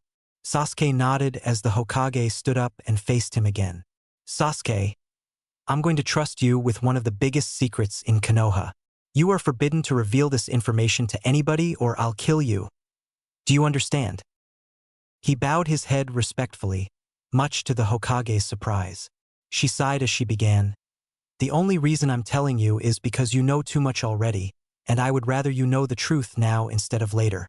Also consider it a favor for bringing this to me. You see, Naruto is a Jinchuriki, Sasuke. The raven-haired Uchiha cocked his head, raising an eyebrow. I haven't heard much about them, Tsunade-sama, but I do know that they contain Biju within them. The Hokage nodded in response to Sasuke. Yes, Naruto contains the nine-tailed fox within him. Sasuke's eyes shot open in horror. So that red chakra? It was the Kyuubi's? Sasuke sighed as he sat down in a nearby chair, placing his hands over his head before continuing. Then that red chakra, that can only mean one thing, that the fox is subtly influencing Naruto? The Uchiha remembered parts of their fight as he thought aloud. Naruto's eyes turned red, his body was covered in red chakra, and I saw what looked like a tail. How did I not see it before? Tsunade sat down across from him and she folded her arms, narrowing her gaze. Yes, it wouldn't surprise me if that was the case. The fourth Hokage sealed the fox within Naruto after it attacked the village 14 years ago, but Naruto wasn't its first container. The other two were also part of the Uzumaki clan. My grandmother Mito Uzumaki, and Naruto's mother Kushina. Sasuke looked confused at her comment. Kushina? Who's that? She was Naruto's mother. Tsunade quietly answered. Kushina was the fourth Hokage's wife, Sasuke. Sasuke gasped as the truth unraveled in his head. So he's the fourth Hokage's son? She nodded. Sasuke felt like he was about to throw up. He felt his stomach turn at the thought of how Konoha had mistreated the boy who was the son of their greatest hero. So that's why everybody hated him. Tsunade's held her face down, staring at her desk as tears began to fall. You know the truth now, Sasuke. Please don't hate him for it. He worked so hard for this village and received nothing short of scorn and mockery in return. The Uchiha held his head down, feeling the contagious depression hit him. I'm sorry, Tsunade-sama. I just wanted to know the truth. Her eyes met his briefly before he looked down, trying to contain his emotions. He's all I have left in this world, Sasuke. The Uchiha nodded as he replied. He taught me that there was more to my life other than revenge against my brother. He was a worthy rival and a good friend. Tsunade sadly smiled at the thought of Sasuke still showing loyalty to his friend. I'm glad you see it that way, Sasuke. He's a good person. Sasuke nodded as he stared at the book sitting in front of the Hokage. I think you should read that book, Tsunade-sama. It talks a lot about the godlike hero that was the Rakuto Sannin. He must have drawn inspiration from it. She raised a confused glance at him as he elaborated. I think I know why he left. Now that I know about the fox, it all makes sense now. Tsunade stared at him, awaiting for the unveiling of his answer. After he defeated me in the Valley of the End, he carried me back to Konoha. What I didn't tell anybody is that I was awake some parts of his return trip and remember some of the things he said to me. He believed me to be unconscious the entire trip. Sasuke took a deep breath as Tsunade was leaning over the edge of her seat, waiting for him to finish. Naruto told me that he was angry at Konoha, angry at his family, angry at me. Tsunade looked horrified at this information. Angry at Konoha? That seems so unlike him. Sasuke continued, dreading her reaction at the rest of his information. He started spouting off about how he hated war and fighting. He said he was tired of the disrespect he received even from his closest friends.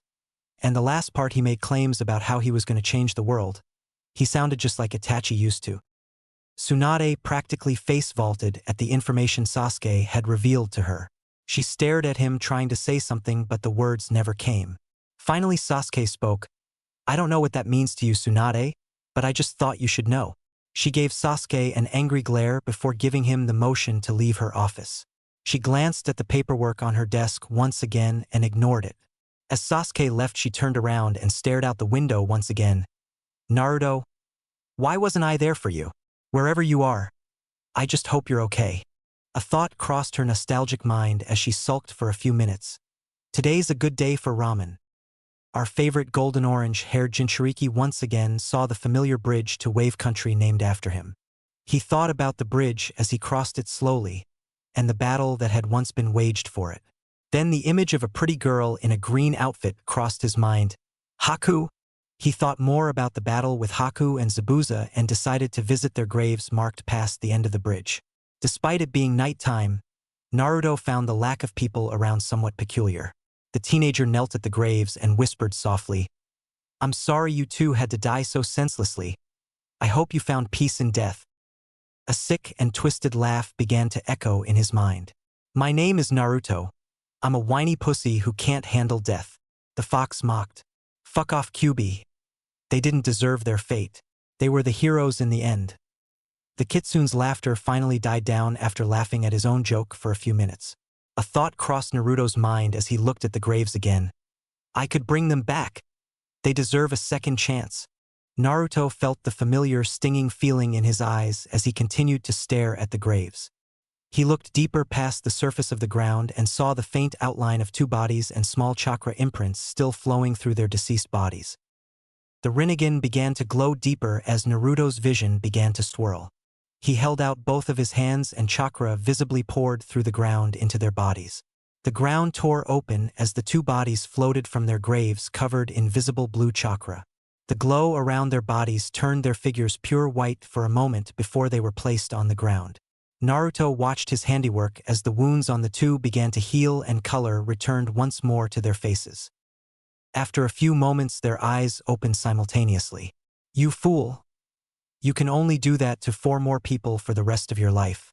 I'd have used it on somebody far more valuable than these two. Zabuza looked around for a moment, trying to find out where he was. Last thing he remembered was dying slowly on a bridge, and then he looked to the graves right next to him and Haku. Haku looked at him for a moment with an equally shocked face. Zabuza-sama, where are we? She questioned. He shrugged for a moment until he noticed a black-clothed figure standing over him. I know I didn't mention Naruto changing outfits, but who honestly cares? Just imagine him in whatever black outfit you would like.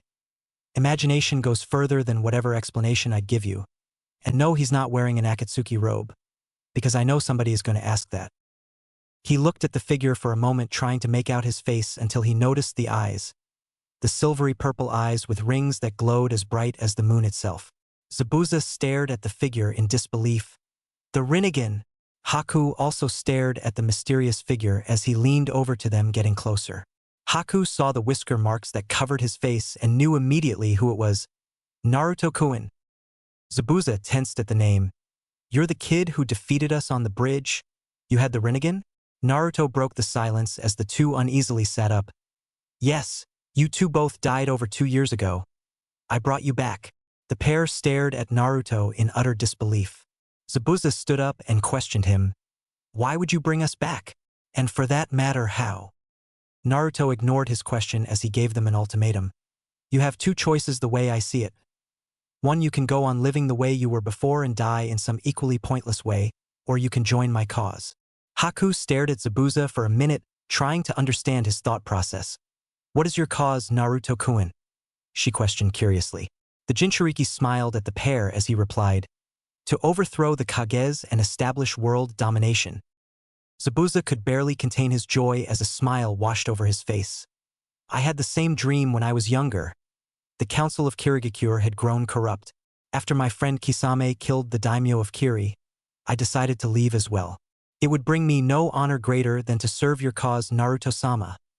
The former demon of the mist exclaimed. He bowed to Naruto and Haku followed in turn. Naruto turned to Haku for her response.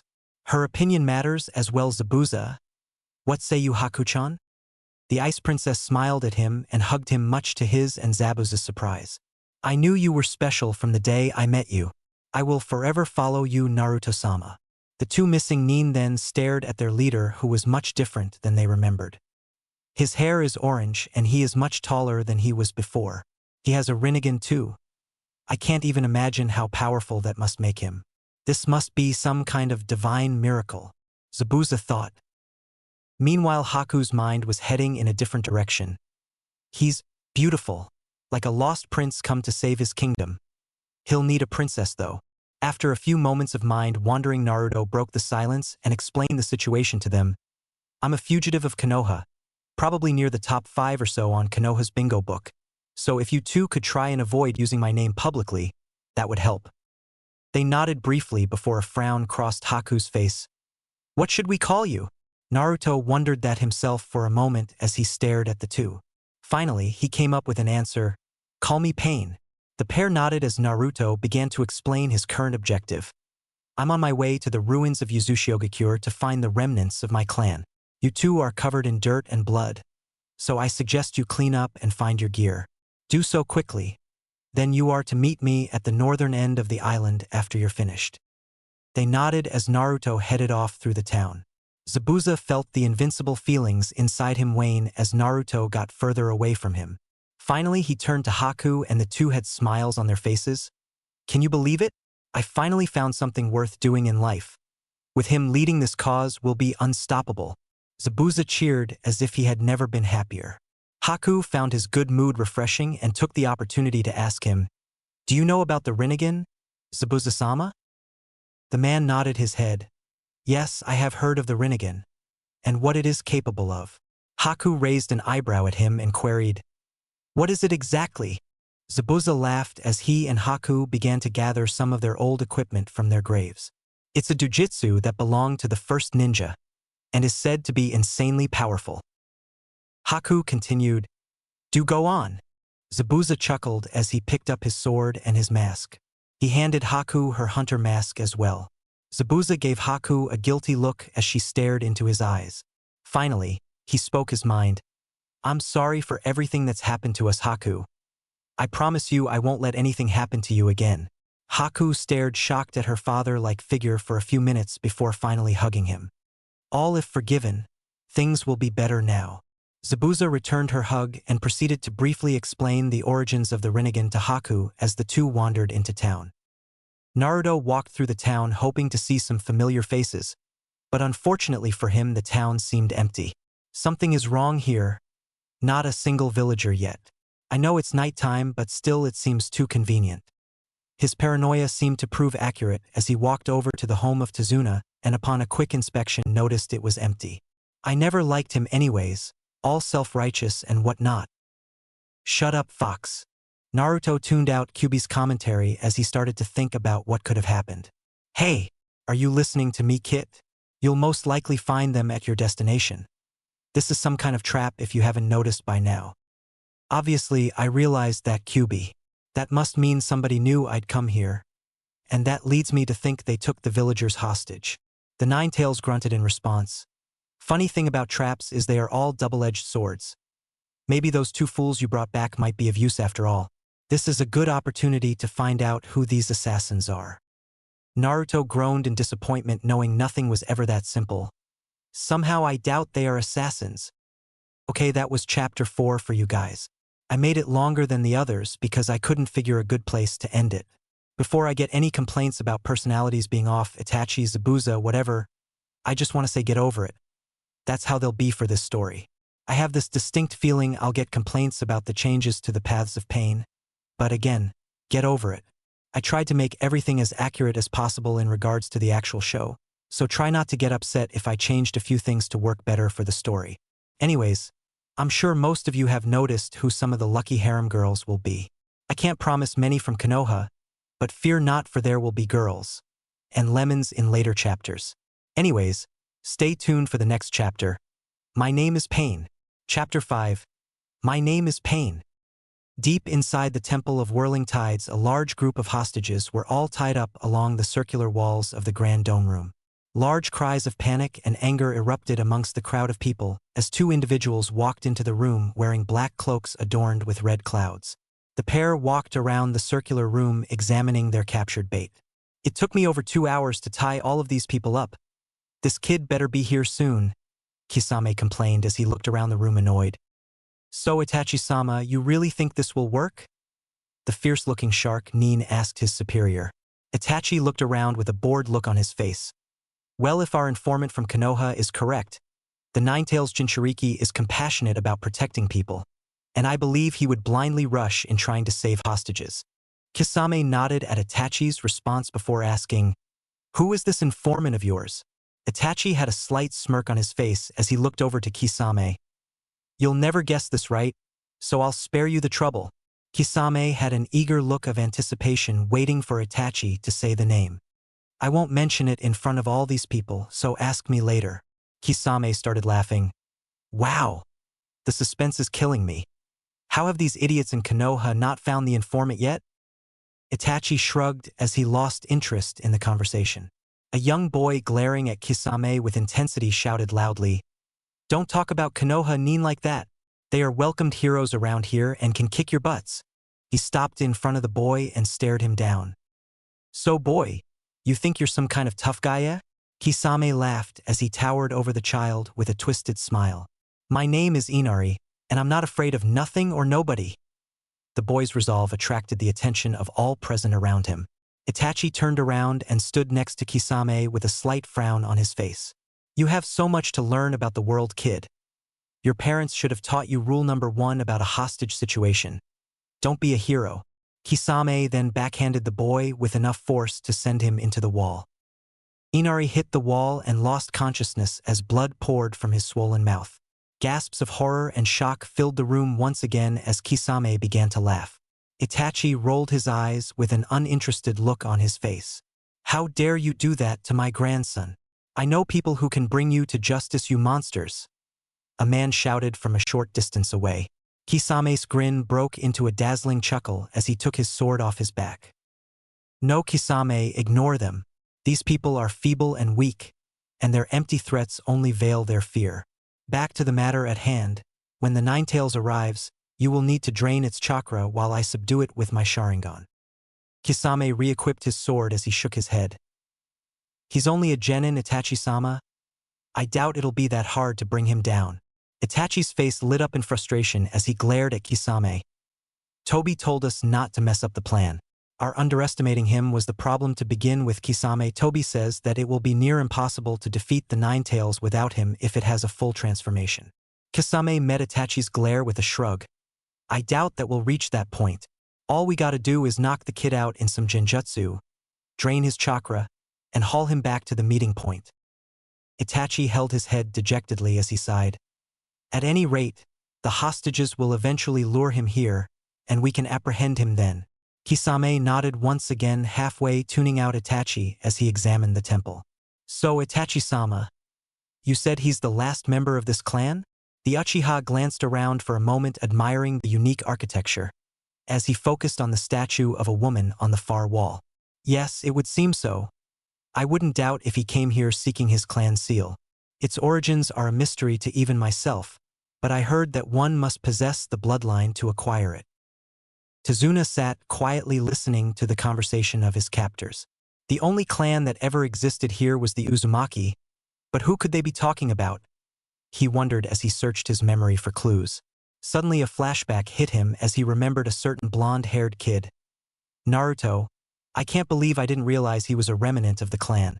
I wonder if these two are trying to capture Naruto or somebody else though. As if he read Tezuna's mind, Kisame wandered over to Tezuna with another grin. So, it looks like we have an eavesdropper over here, Itachi-sama. How would you like to go for a swim, old man? Kisame practically giggled as horror swept through the large crowd of individuals. Suddenly a woman spoke up in a pleading tone. We are simple people. Most of us here are fishermen, farmers, or carpenters, and we don't want anything to do with your shinobi politics or wars. Itachi walked to the woman's location with a massacre written on his face. Everything you believe is a mockery of the truth. Safety is a lie, peace is an illusion, and hatred is eternal. As the seeds of corruption grow in the hearts of all people, wars shall always erupt in a never-ending cycle of damnation. The woman had a terrified look on her face as Itachi activated his Mangekyo Sharingan. Look into my eyes and see the truth. The woman began to scream in pure terror as visions raced through her mind. What are you doing to my daughter, Tsunami? You sick fuck? Tezuna roared in rage before getting knocked down by Kisame. The woman finally fell over practically half dead. Keyword half dead. She didn't die, as Itachi's eyes went back to normal. So much for ignoring them, Itachi-sama. Shit, and you think I'm being too hard on them. That could qualify as torture. Kisame laughed as he and Itachi began to walk to the center of the room. Tezuna began to shout angrily at them. You'll pay for this, I swear. My daughter didn't deserve that. Itachi simply disregarded the man as he said, people like her are poison to their own societies. Encouraging weakness among each other only makes them more susceptible to violence and war. These people don't understand that strong nations don't care if they are weak civilians. They will trample those who are too weak to protect themselves. Kisame nodded at Itachi's logic. Yeah, I suppose that's true in the long run. Those too weak to protect themselves shouldn't be around those who can. None of them understand the measures that are acceptable in war. The people present were all cowering with their faces down, not daring to look up at the two. So Itachi-sama, which one of the hostages is going to be the first sacrifice? The Uchiha looked around with a disgusted look on his face. No point in making martyrs out of any of them. I would prefer not to kill these people. Maybe this experience will make them stronger. Kisame gave the Uchiha a strange look. You're too good for your own good, Itachi-sama. Suddenly a loud noise came from outside and drew the attention of all present. A large explosion blew the door open to the temple and a lone figure walked in. Kisame shot his gaze over to the commotion in excitement and looked upon the figure for a moment. Due to the darkness of the night, he could only make out the shadowy outline of a spiky-haired individual. Itachi was staring at the figure as well. Suddenly the figure began to open its eyes as a silvery glow outlined in purple shot out of them. Kisame's jaw nearly hit the floor as he gasped in disbelief at the teenager walking into the room. The cold, dark gaze of his eyes made Kisame feel uneasy as he looked over to Itachi for some kind of explanation. The Uchiha himself simply stared at the young man in complete shock. The Rinnegan? Kisame, why did you insist on jinxing us with this? The shark Nin merely hung his jaw open as the figure walked closer to the two. Fuck my life. So, you two were clearly interested in finding me. Might I ask why? Are you assassins perhaps? Or do you want to capture me? Naruto asked as he stood across from the two Akatsuki Nin in the center of the room. Itachi spoke up. We have been tracking you ever since you left Konoha, and have every intention of capturing you. Naruto glanced at the figure which strongly resembled Sasuke. The orange-haired Nin smiled as he retorted. So you must be Itachi, Sasuke's brother. Am I right? And you are. He looked over to the shark Nin as well, expecting some kind of introduction. Kisame frowned as he looked over to Itachi, waiting for a K to attack. I am Kisame, a former swordsman of the mist. The Uchiha made a quick glance in his direction and he nodded. Kisame suddenly unwrapped his sword as he began to circle Naruto slowly. Itachi's Mangekyo Sharingan activated soon after, and he glared into Naruto's eyes. The young man found himself enveloped in an ocean of kunai slashing, stabbing, and cutting him as blood rained upon him. A large pair of red pinwheel eyes was all he could see as he looked up in a desperate attempt to identify where he was. His eyes began to sting painfully as he flew out of the kunai with red chakra surrounding him. Itachi's form came into focus as he attempted to subdue Naruto. Then the ocean of blades turned into fire that burned over his body. However, the fire soon changed into red chakra as the form of a fox attacked Itachi. He found himself locked in a prison of chakra as Naruto's vision began to glow brighter and bring him back to his senses as broke the vision Itachi had placed him in. Naruto broke free of Itachi's Sharingan and barely avoided the force of a large sword smashing down in front of him. He broke free Kisame, Itachi stated as the shark Nin began to swing his sword in a flurry, attempting to hit the Rinnegan wielder. Jia noschit. Kisame replied irritated. All hell broke loose as Kisame began assault as the Jinchuriki in a deathmatch. The orange-haired Nin drew his kunai. The Uchiha watched Kisame and Naruto fight with an interest. The Jinchuriki moved with incredible speed, parrying and dodging all of the former Mist Nin's attacks. How the fuck is this guy so fast? Kisame yelled as rage coursed through him. Kisame began to take things more seriously as he went through hand seals, Suetun, Bakusui Shoha, water release. Exploding water colliding wave. Suddenly a large wave of water erupted from Kisame's mouth as he blasted the room full of water. Naruto laughed as he went through a series of hand seals. Suetun, Suryuden no Jutsu, water release, water dragon bullet technique.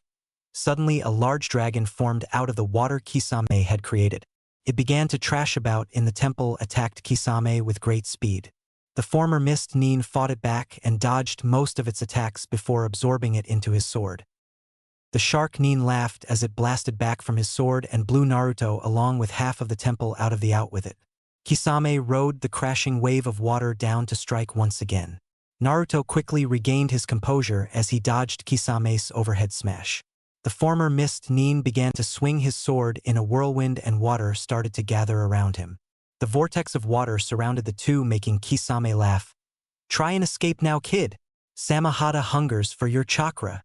Itachi watched intently as Kisame began to unleash one of his aces.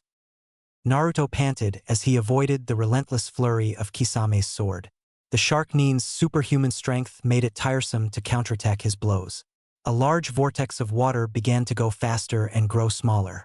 Naruto circled Kisame as the area they were in began to shrink then, limiting his room to dodge Kisame's attacks. Kisame laughed as water began to imprison them. Suetun, Gashikuzame, 5 man-eating sharks. Suddenly Naruto felt the water's pressure suck him down as 5 large sharks made of chakra began to swim at him. He growled as his eyes once again burned in pain. He held up his hand. Shinra Tensei. The sharks collided with an unseen shield and were repelled away by an invisible blast, much to Kisame's surprise. Naruto shot out of the water like a bullet and felt the familiar red chakra envelop him as he stood at the water's surface facing Kisame and Itachi. The remaining front entrance of the temple was demolished, allowing some of the villagers to escape and free each other. Several tried to catch a glance at the fight, but only saw an ominous red glow beginning to radiate through a dense fog that had just appeared. The water began to freeze, suddenly confusing Kisame greatly as he noticed 2 figures standing next to Naruto upon the misty ice-covered surface. The shark Nin halted his assault upon this sight and had a grim look on his face. Itachi-sama. Apparently this guy has friends. The Uchiha tried to identify the 2 rescuers and noticed a slashed mist headband on one and a Hunter Nin mask on the other. He glacéed over at Kisame, assuming the former Mist Nin knew their identities. Kisame took a closer look at the 2 newcomers with a surprised laugh. Zabuza. It can't be. I thought you were dead. The masked swordsman simply leered at him as he drew his blade and faced Kisame. Normally I'd be happy to see you, but I can't allow you to harm my master. Kisame frowned in disapproval. Your master? You would disregard all those years we spent killing together for this kid. Zabuza laughed as he drew his sword. We don't play for the same team anymore. Haku and I serve our lord, Pain now. Kisame's face broke into a scowl. You always did like doing things the hard way. I figured one day I would eventually kill you. Zabuza, Haku, you 2 deal with Kisame. Itachi is mine. Naruto roared as the 2 Nin began to assault Kisame mercilessly. Itachi and Naruto stared each other down once again as Kisame began to duel Zabuza in a fencing display of power and speed. The mighty blades crashed into each other, creating monstrous chakra spikes as water, ice, and earth exploded everywhere. Suddenly, Haku began to freeze the area around Kisame, rooting his feet in place, allowing Zabuza the upper hand to knock him off balance. Kisame began to go through several hand seals. Suetun, Bakusui Shoha. Water erupted from his mouth once again, and it blasted at Zabuza but was immediately frozen. Mirrors of ice surrounded the two, and Senbon needles rained into Kisame's back as he parried Zabuza's overpowering swing. Shit, I can't take him as long as that bitch is freezing all of my water attacks and shooting me in the back, Kisame thought as he glanced around at the icy mirrors. He tried to smash one, but his sword was deflected by Zabuza's. Ice needles shot out of the mirrors from all angles at Kisame once again. He made a quick counterattack to block them but felt Zabuza's sword slash his back. The shark nin's body dissipated into a water clone as the real Kisame whirled his blade around, smashing several of the ice mirrors. Ice froze his entire body in place as he landed. Zabuza took the opportunity to continue his assault, leaving Kisame defenseless against the overhead cleave that cut down his chest. He channeled the chakra from his sword quickly, trying to regenerate as he glanced over to Itachi's battle. The Uchiha had a pissed look on his face as his Sharingan activated once again. Since you are too much trouble to defeat by any physical means, let's see how you deal with this, Itachi snapped. Black flames suddenly erupted around Naruto, constricting him in agonizing heat. He fell to his knees as the flames began to burn hotter. Amaterasu is more than sufficient to defeat you, Itachi stated with a dead serious look on his face. The ice around him instantly melted and he fell underwater. The black flames suppressed Naruto and his chakra as they continued to burn him into submission. He tried to hold his breath as he sank deeper into the water. The burning agony feels good, doesn't it? Turn your pain into rage. The Kyuubi roared with thundering anger in Naruto's mind as he felt a surge of adrenaline flow through him. The pain, it's unbearable. I don't think I can last much longer. Release all of your power from your chakra points now. Feel your power within. Unleash it with mine and dispel these flames. Naruto began to focus on his chakra points, which still suppressed most of his power. The Jinchuriki's vision began to go black as a supernova of chakra exploded from his body. Shinra Tensei. The force of the attack exploded, violently consuming the black flames and causing a massive tsunami of water to blast out of the water as Naruto flew out of it, blasting Itachi and the others back in the process. Naruto going Super Saiyan? LOL JK, Kisame, Zabuza, and Haku halted their fight as they witnessed two chakra wings emerge from Naruto's back. He flew high into the air and a slit formed in his Rinnegan eyes as they began to glow red. Use your power to annihilate everything. Let my chakra feed your rage. Itachi and Kisame looked up in awe as Naruto began to channel his chakra. Suddenly Zabuza and Haku were covered in red chakra as well. Kisame had a look on his face that resembled a deer caught in the headlights as Zabuza smashed his sword into Kisame, sending him flying away with a large hole through his chest. The two nin turned their attention back skyward. Haku and Zabuza only stared at their leader as they felt his power surge. A strange echo was heard in Naruto's mind. Chibaku Tensei. Show them the true power of the Rinnegan. The Jinchuriki obeyed the voice without question, much to Kyuubi's confusion. Chibaku Tensei. Planetary devastation / heavenly body bursting from the earth. What are you doing? How do you know about that jutsu? Kyuubi roared in Naruto's mind. The teenager glared at Itachi and Kisame with killer intent. Suddenly, everything began to rise from the ground, ripping the landscape apart. Water, earth, and ice began to float towards Naruto, forming into a large ball. Pieces of the half-demolished temple rose as well. Kisame gave Itachi a desperate look as he got up and back away from Zabuza and Haku. The four missing nin felt themselves being sucked into the massive ball.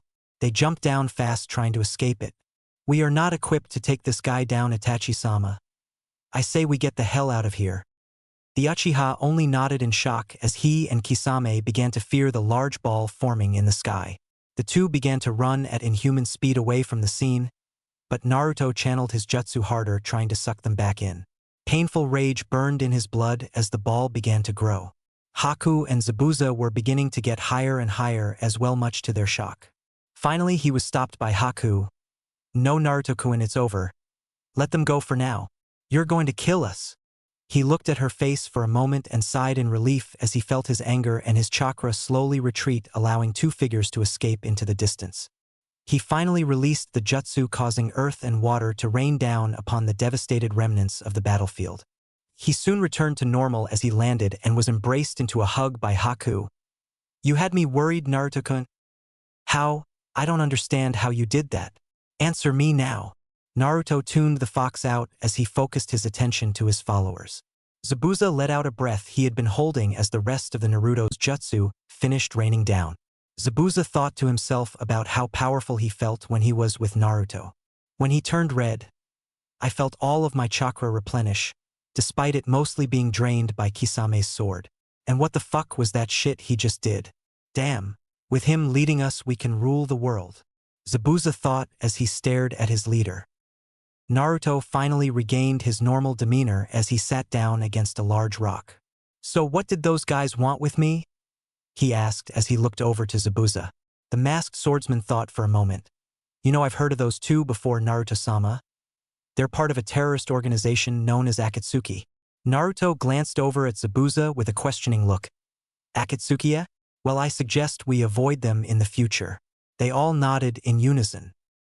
Haku glanced at Naruto for a moment and sighed. "These villagers are going to report this to Konoha. Maybe it would be a good idea to wear a mask, Naruto-kun." Thankfully for him, none of the villagers could make out his face in the dark temple earlier. He glanced over at the masked girl and nodded before focusing his attention to Zabuza. The masked swordsman looked at him for a minute before he sighed.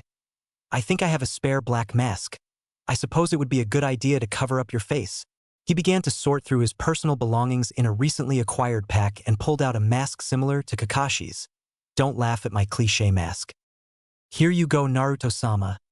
"Excellent thinking, by the way, Haku." The girl nodded as she watched Naruto put on his mask. He laughed to himself at the thought of resembling his old sensei. "Yeah, good idea, Haku-chan. It'll cover up my whisker marks, which will completely shroud my identity from them. Since I have a different hair color and eyes now, they won't notice." Zabuza looked around for a moment, lost in thought. "Maybe we should get out of here before a platoon of Umbu show up and force us to butcher them." Naruto frowned for a moment as he looked at Zabuza. "I still need my clan seal in that temple. Supposedly the scroll on how to do it is locked away in its main vault." Unanimous agreement echoed as they began to make their way back into the temple. Looks of distress and terror marked the faces of the villagers who noticed the trio emerging from the mist. They made their way back inside the half-demolished temple, avoiding looks they received from the terrified villagers. One man looked at Zabuza and almost started to cry. "By the gods! The demon of the mist has returned." Zabuza shot the man a death glare, making him back away swiftly. Naruto looked around at the people who all were staring at him.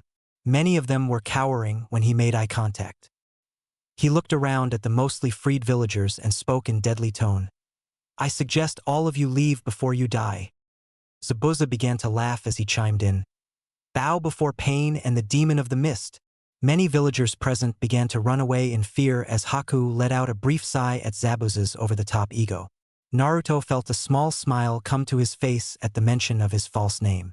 As the remaining villagers all fled the temple, Naruto glanced at a statue of a woman. He walked closer to it and read the name on it, Mido Uzumaki. He looked at the statue for a moment, trying to identify who the woman was.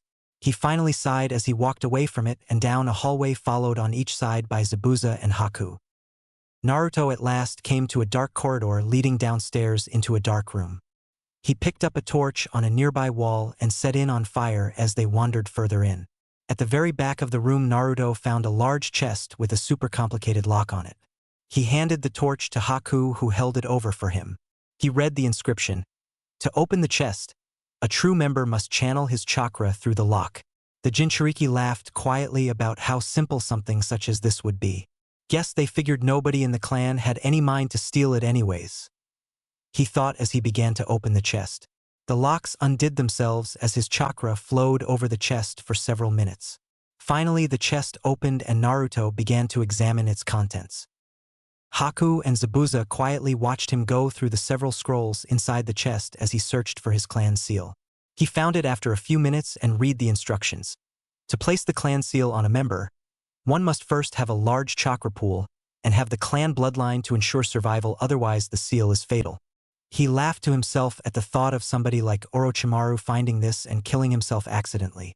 Speaking of which, I still need to kill him at some point. The teen's mind sidetracked for a moment before he continued reading. The clan seal allows the user to weave chakra and temporarily augment their weapons of even bodies with it. The seal amplifies all elemental jutsu. To acquire the seal, one must unleash their chakra in the heart of the maelstrom outside of the temple. To prove one's worth, he or she must overpower nature itself. If they are deemed worthy, the gods shall bless them with the Uzumaki seal of ascendance. Below, the instructions listed the names of every clan member to acquire the seal. Only 50 names were on it. No wonder nobody has heard of this seal. Naruto sighed as he reread the scroll before he finally placed it back inside the chest. He continued to search it for anything of value, and he finally found something very interesting. He pulled it out of the chest and stared at it. An Yuzushiogikyure Haitiite, Whirlpool Village headband, or something close to that. Naruto tied the forehead protector around his head and turned to his two followers. They both gave him an approving nod. He smiled underneath his mask before he spoke. Guys, I am going for a swim. The two missing nin focused their attention on their leader and followed him as he began to walk up the stairs outside of the temple's back entrance. They looked down and saw a huge whirlpool at the base of the cliff edge the temple was on. Haku took off her mask and gave a worried look to Naruto as he began to take his gear off and his shirt. Don't tell me you actually intend to go into that? She gasped as he walked to the edge of the cliff. Zabuza sat down and took a deep breath as he and Haku only saw the faint orange blur of their leader diving into the whirlpool. He knows what he's doing, Haku. He'll be okay. She gave him a concerned look before sitting down next to him. I hope so. Meanwhile, Naruto had just landed in the freezing cold water and tried to get to the surface as his body spun out of control in the maelstrom. He focused his chakra into his feet and propelled himself upon the surface of the moving water and felt intense pressure as he attempted to walk to its center. Each step felt like it would suck him down to the seafloor. He slowly but surely made progress to the center, and upon finally reaching it, he felt his entire body starting to crush from the force of the pressure. Haku and Zabuza saw an orange blur in the center from where they were and only gaped in wide wonder. That guy never ceases to amaze me, Zabuza said as he intently watched the orange-haired shinobi channel his chakra at the center of the maelstrom. Haku stared at him and felt her heart throb. He's incredible. Naruto almost lost himself in his concentration to keep his chakra controlled as he focused harder. More poured out of his body as he channeled all of it into the whirling tide. The water surrounding him began to merge with his chakra and then glowed in a blinding display of power. Naruto got pulled down into the maelstrom of chakra and felt his entire body overcome by a strange tingling feeling. He felt the chakra in the water around him and began to alter its direction, reversing the flow of the whirlpool. After a full minute of rotating in its counter direction, the maelstrom was completely dissipated. Naruto emerged from it and ran up the cliff to meet his companions once more. They both looked at him in awe as they saw his skin glowing radiantly before finally returning to normal. I got what I came for. Let's leave this place. The orange-haired teen spoke as he put his gear back on. Explain to me how that got you a clan seal? Haku asked as she intently watched him re-equip his gear. Naruto turned around and replied, by mastering nature, I created my own seal. This was some kind of test for all of the most powerful Uzumaki clan members. I didn't realize that we must each create our own seals until I did that for myself. Haku and Zabuza both looked over the edge of the cliff in shock that the whirlpool was gone.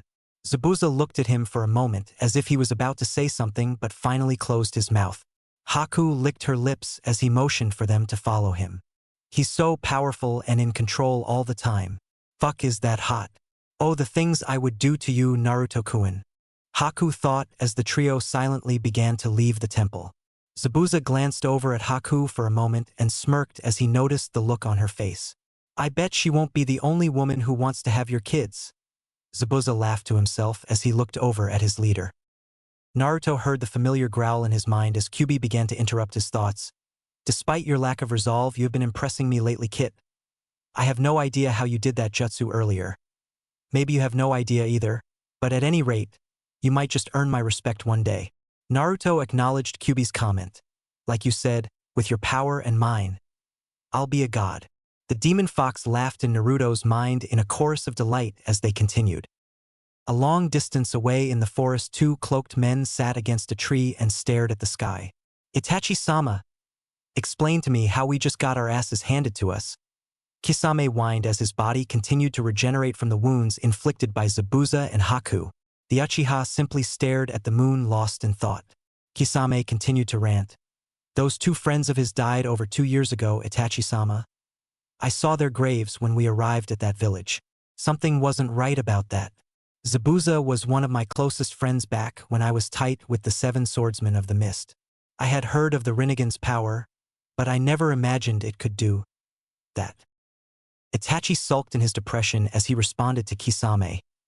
This is a worst-case scenario far beyond anything I could have ever imagined.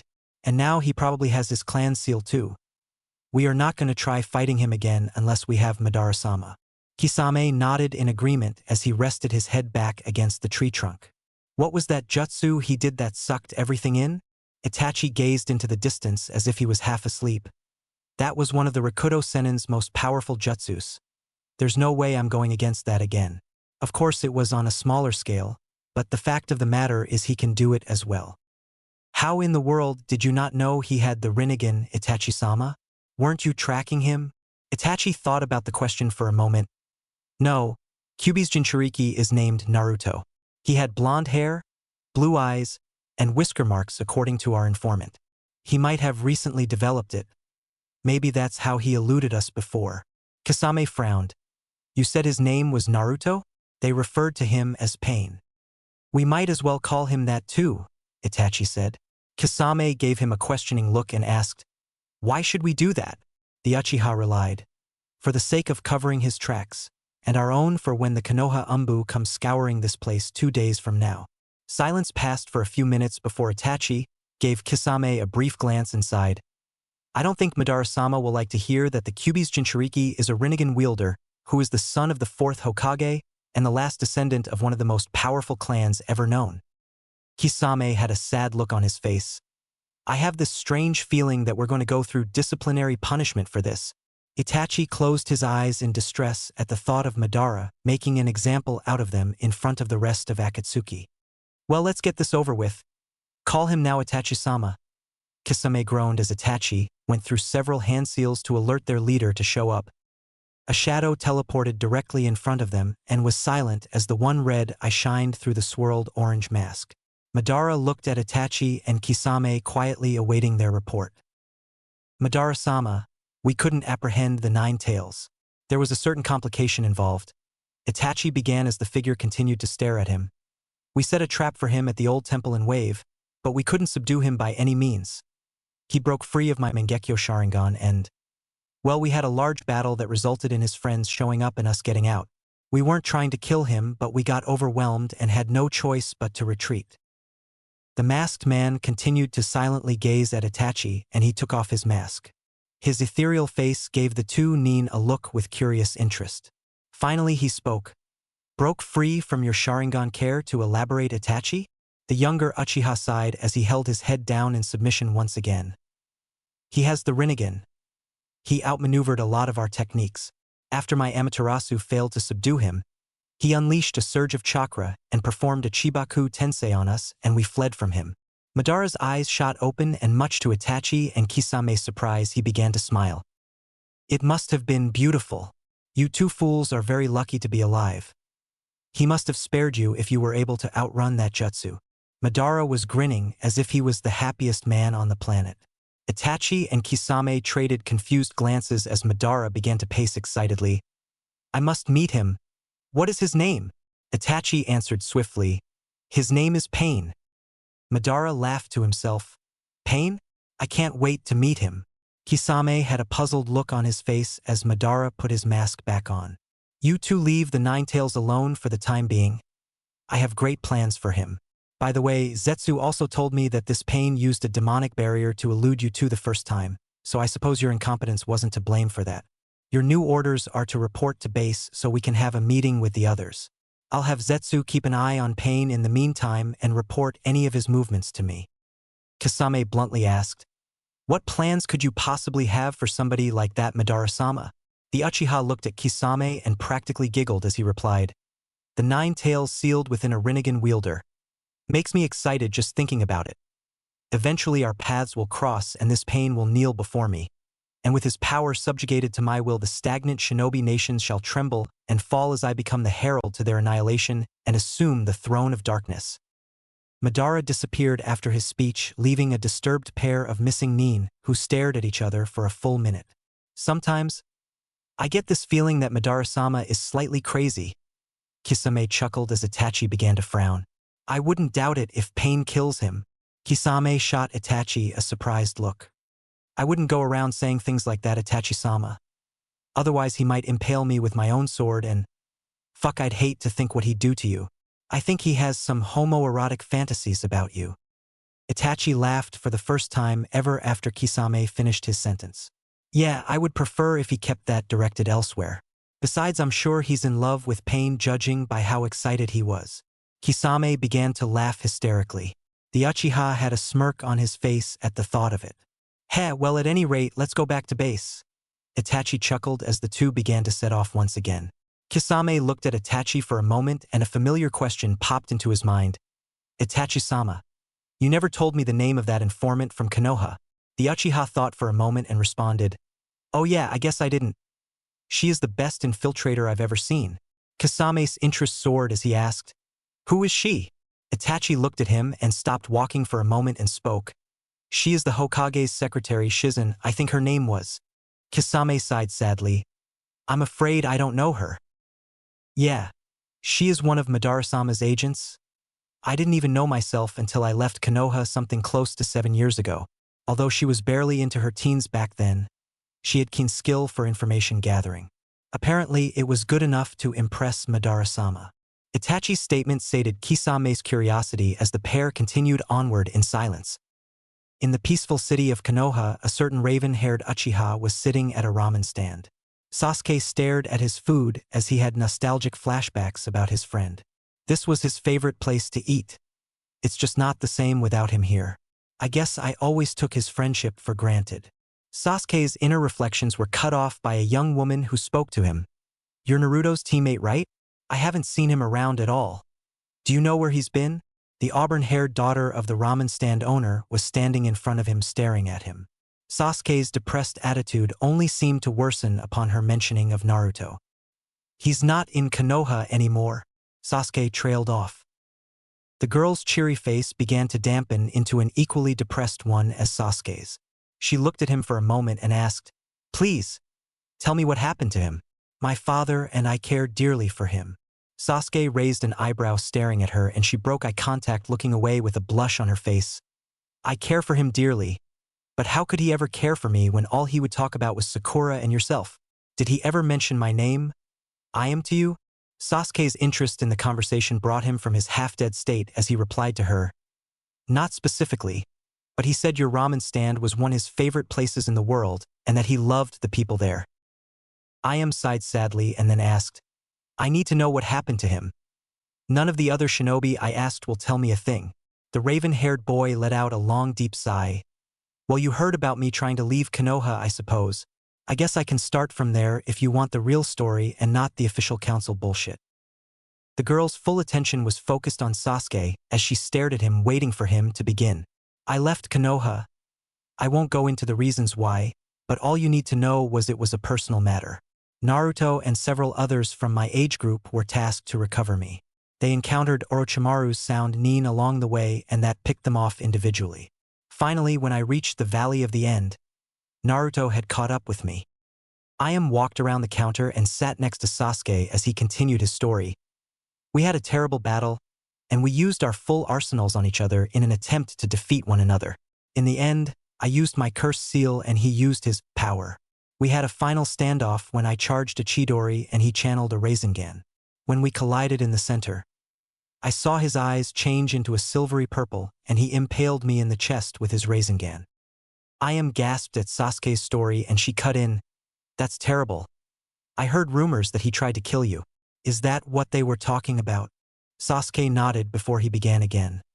The council tried to use it as an excuse to demean his reputation further. I tried to kill him as well. But that's not the point. Anyways, when he carried me back, I was conscious for some of the time, and I heard him say things that would honestly shock most people. The ramen girl cringed as she thought about it. What did he say? Sasuke broke eye contact as he stared at the bowl in front of him. He said he hated Konoha and almost everybody in it. He went on a rant about how they didn't deserve his loyalty and how even his closest friends, meaning me, Tsunade-sama, Sakura, Kakashi, Jiraiya, and Irika had veiled doubts about his potential. I don't believe that's true, but judging from his thought process at the time, I believe he thought it was. The worst thing he said though was how he used to get beaten every birthday he had until the third Hokage made it stop. I used to think he was a happy fool, but now I see that it was a mask to his true feelings. I gasped in horror at the thought of Naruto being beaten as a kid. Sasuke took a deep breath and continued, I thought I knew true pain when my clan was killed.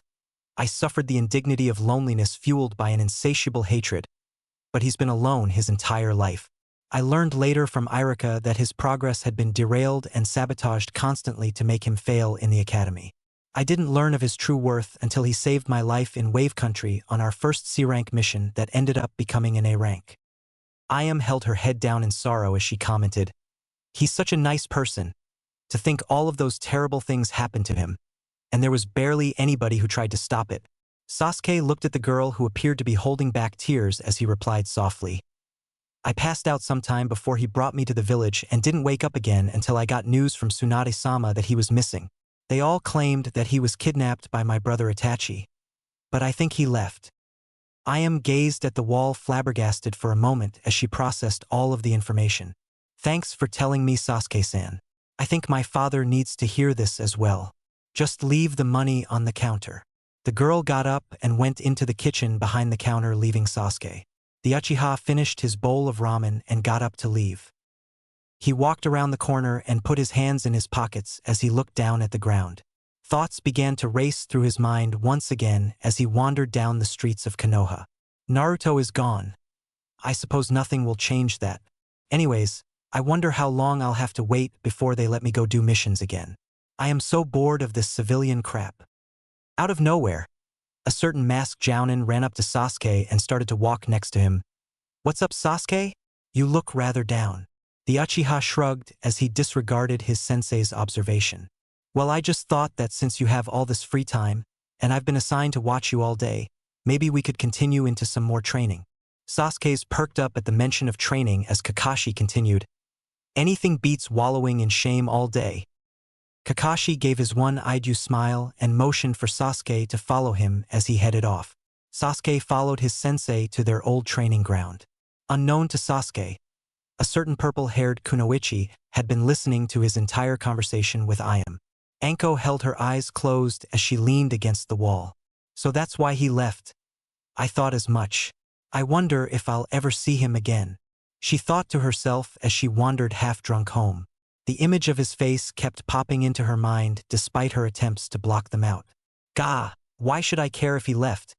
Why can't I stop thinking about this? About him? She asked herself before arriving at her home. She opened her door and plopped on the couch and felt her head throb painfully. The way the villagers looked at him, almost like the way they look at me. Distrust, fear, and hatred are the only things I see in them. If I ever see him again, I'm leaving with him. Her mind wandered as she subconsciously admitted to herself the crush she had recently developed for Naruto. Oh, the plot thickens. She drifted into unconsciousness as one word slipped from her mouth. Naruto-kun. At a discreet, unknown location, 9 Akatsuki members stood around in large dark cave, facing an orange-masked individual. The figure began to speak. I declared myself the official leader of Akatsuki over a year ago. For those of you who don't know, any challenges to me for supremacy will result in your displacement of life. I called you all here for one sole purpose. That purpose is to tell you what our new objectives are. As most of you know, we've been tracking Biju and their containers lately. The only 2 Jinchuriki we know of are the 9-tailed and the 1-tailed beast's containers. I want all of you to pair off again and search for the others. Don't blow your cover. I want to identify the most protected and powerful ones so we can capture them early before the nations catch on to Akatsuki and our goals. A unanimous chorus sounded, "Yes, Tobi-sama." The swirl orange-masked man began to speak again. "There is also a certain individual that you will all have to watch out for." Everyone's attention focused intently on Madara as he continued, "A rogue nin by the name of Pain." Several looks of skepticism swept through the group as a familiar man known as Haydn with a triple-bladed scythe spoke up. "We're supposed to be scared of some rogue ninja? I doubt he could take on any of us by ourselves, let alone in pairs." Madara looked at Haydn and laughed at him. He already defeated Itachi and Kisame. This rogue nin is the Jinchuriki of the Nine Tails. Everybody present except Zetsu, Madara, and said individuals held their mouths open in shock as they looked over to Itachi and Kisame for confirmation. Kisame let out a super-exaggerated sigh as he stated, "Yeah, he's one bad motherfucker." Itachi nodded as he added, "He has the Rinnegan, he defeated us with one of the Rakuto Sennin's jutsus." Haydn gave a disbelieving look to Itachi as he smirked. "I call bullshit on that one. You mean to tell me that somebody actually has the Rinnegan? And he defeated both of you?" Kisame groaned in irritation. "We weren't trying to kill him, but it was impossible to subdue him. And later he had friends show up halfway into our fight. The only problem is they had been dead for 2 years." The normally quiet Conan decided to enter the conversation. "How have they been dead for 2 years? Who were they?" Kisame gave her an irritated glance before answering. "They were Zabuza, the demon of the mist, and his apprentice Haku. They died 2 years ago during some stupid bridge fight with some kids and the Kapinin Kakashi." Conan raised an eyebrow at Kisame and she replied bluntly, "You know an awful lot about them, I see. They must have been friends of yours at one point, I bet." The shark nin gave her a nasty death glare as he retorted angrily, "Keep your observations to yourself, you bitch. I was just saying that I found it odd how they were serving this guy, Pain, despite the fact that there were official reports of them dying." Deidara decided to join the argument and laughed. "Ladies, you're both pretty." They both turned to look at him coldly. Kakuzu plainly added, "You're sure one to talk, Mr. Pretty Boy Art Lover." The blonde-haired man shot Kakuzu a smirk as he began to sing, "What can I say? I'm beautiful in every single way." Blank stares focused on the blonde, causing him to laugh to himself. "Yeah. Sorry I haven't blown anything up in a while. My artistic horizons have been hindered lately, so I've been a bit on edge." Everyone rolled their eyes and focused back on Madara. "I just thought that you guys should know that failure is never tolerated. But since Itachi and Kisame faced a Rinnegan wielder who just so happened to be the Nine Tails Jinchuriki, I am letting it slide. Do not engage Pain under any circumstances. Do you understand me?" A unanimous chorus of agreement sounded once again. Conan had a troubled look on her face and asked, "What do you intend to do with this Pain? Because the way I see it, letting some powerful Jinchuriki run around and swing his dick into everyone's business unopposed seems foolhardy to me." Madara nodded his head in acknowledgement.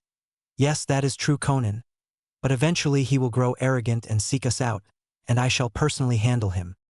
Itachi and Kisame traded quick smirks as Madara finished. "Okay, I'm assigning all of you specific jobs. Zetsu, you are going to watch Orochimaru full-time. Report all of his actions to me. Sasori and Deidara, I want you two to keep a close eye on the one-tailed beast's container. The Kazekage, try to be discreet. Haydn and Kakuzu, you two go search Earth Country. Itachi and Kisame go search in Lightning Country. I will search in Water Country and several surrounding areas. Conan, you have 2 special tasks." The woman shot a confused look at her leader waiting for her assignment. "Conan, you are tasked with keeping an eye on Amigakure and Takigakure. Those 2 villages have been unsettling lately according to rumors. Kill their leaders and see if you can root out some information." The woman nodded. Madara finished. "You are all dismissed. We'll meet back in a few years whenever all 9 Jinchuriki have been identified, and every nation toured for final intel. When we meet again, we'll organize a plan." Everyone filed out in their paired groups and split to the 4 winds. Conan started to head off before she felt Madara's presence behind her. "That was your official assignment. The other one is something I can trust only you with, Conan." The blue-haired Kunoichi turned around with a confused look on her young, beautiful face and raised an eyebrow. "What is it, Madara-sama?" He looked at her for a moment before answering. "I need you to go undercover and find out more about Pain. You may have to track him down or watch areas he is likely to cover. Zetsu won't be able to watch him much because I need him to keep an eye on Orochimaru in case the snake makes a wrong move. Conan gave Madara a disapproving look and huffed. Why do I have to do that? Madara laughed as she scowled. Because you were the one who was so concerned about him running free unchecked. Plus, I'm sure he wouldn't turn a pretty girl's help down. Conan glared at him for a moment before groaning in anger. Ugh. Fine, I'll look into it. If I have time, but I don't really see a point in. She was interrupted by Madara. Be perceptive, girl. Imagine how strong our cause would be if he joined us. Conan gasped at his statement. You want me to bring him to you? You would have him join our ranks? Do you really think he would surrender to our cause?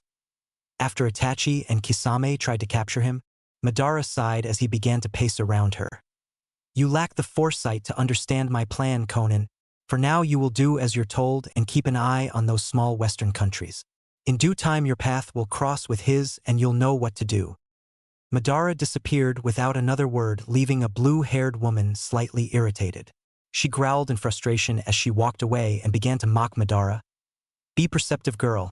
You'll know what to do when the time comes. For fuck's sake, why does he have to make everything a puzzle or a riddle? I think I'll know what to do. Shove a kunai up your ass is what I'll do.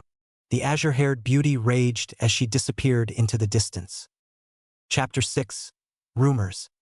3 years had gone by for the citizens of Konoha. For many of the regular people it was short and uneventful.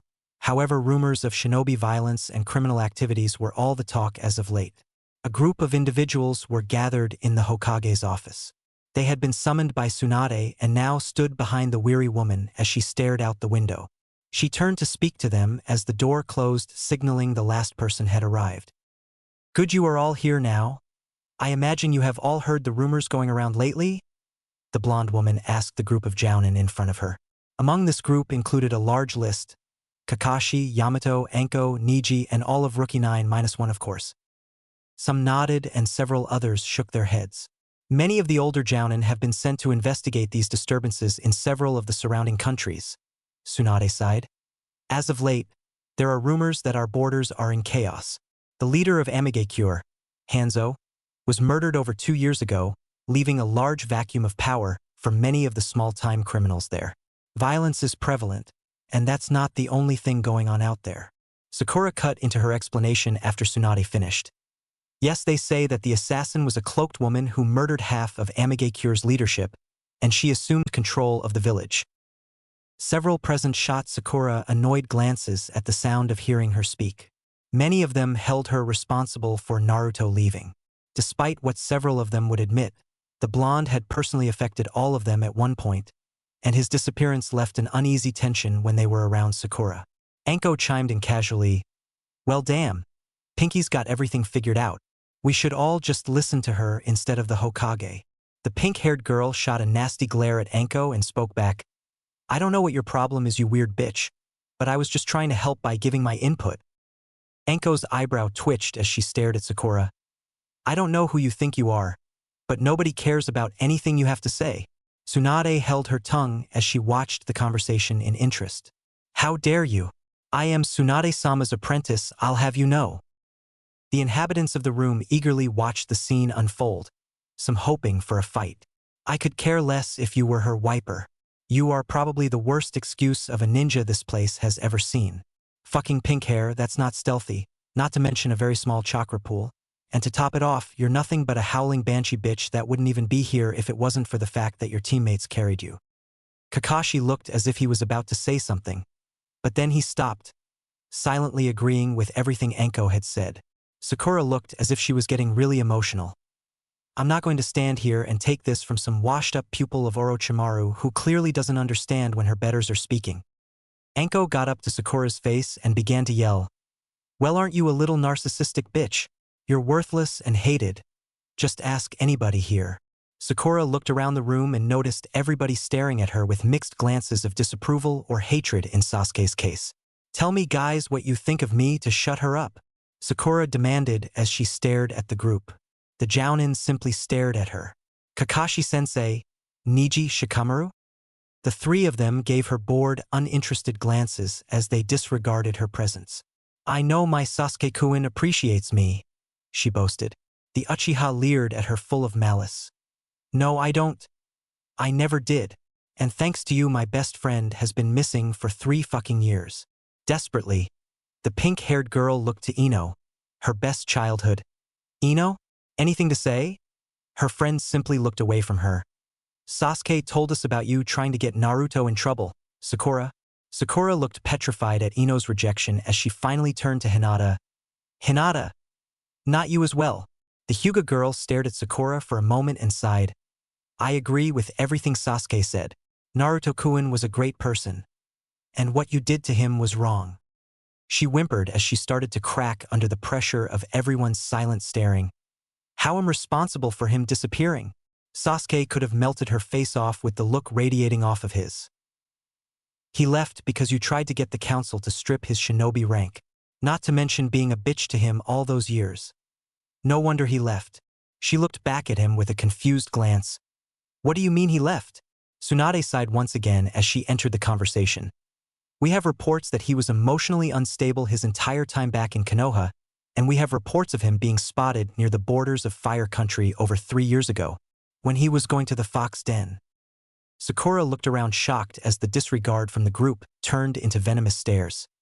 You can't all hold me responsible for him leaving, can you?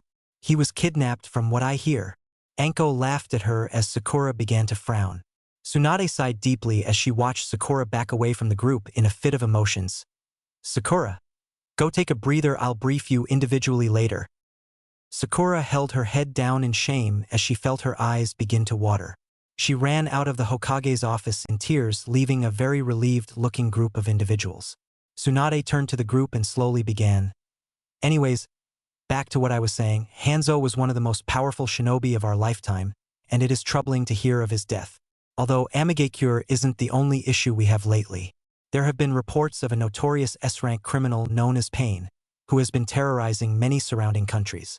According to Umbu, he's been sighted in Wave Country, Water Country, Snow Country, Sound Country, and even through our own borders. Kakashi asked curiously, who is this Pain? I don't think I've ever heard of him. Tsunade frowned as she turned to the window. Nobody knows who he is.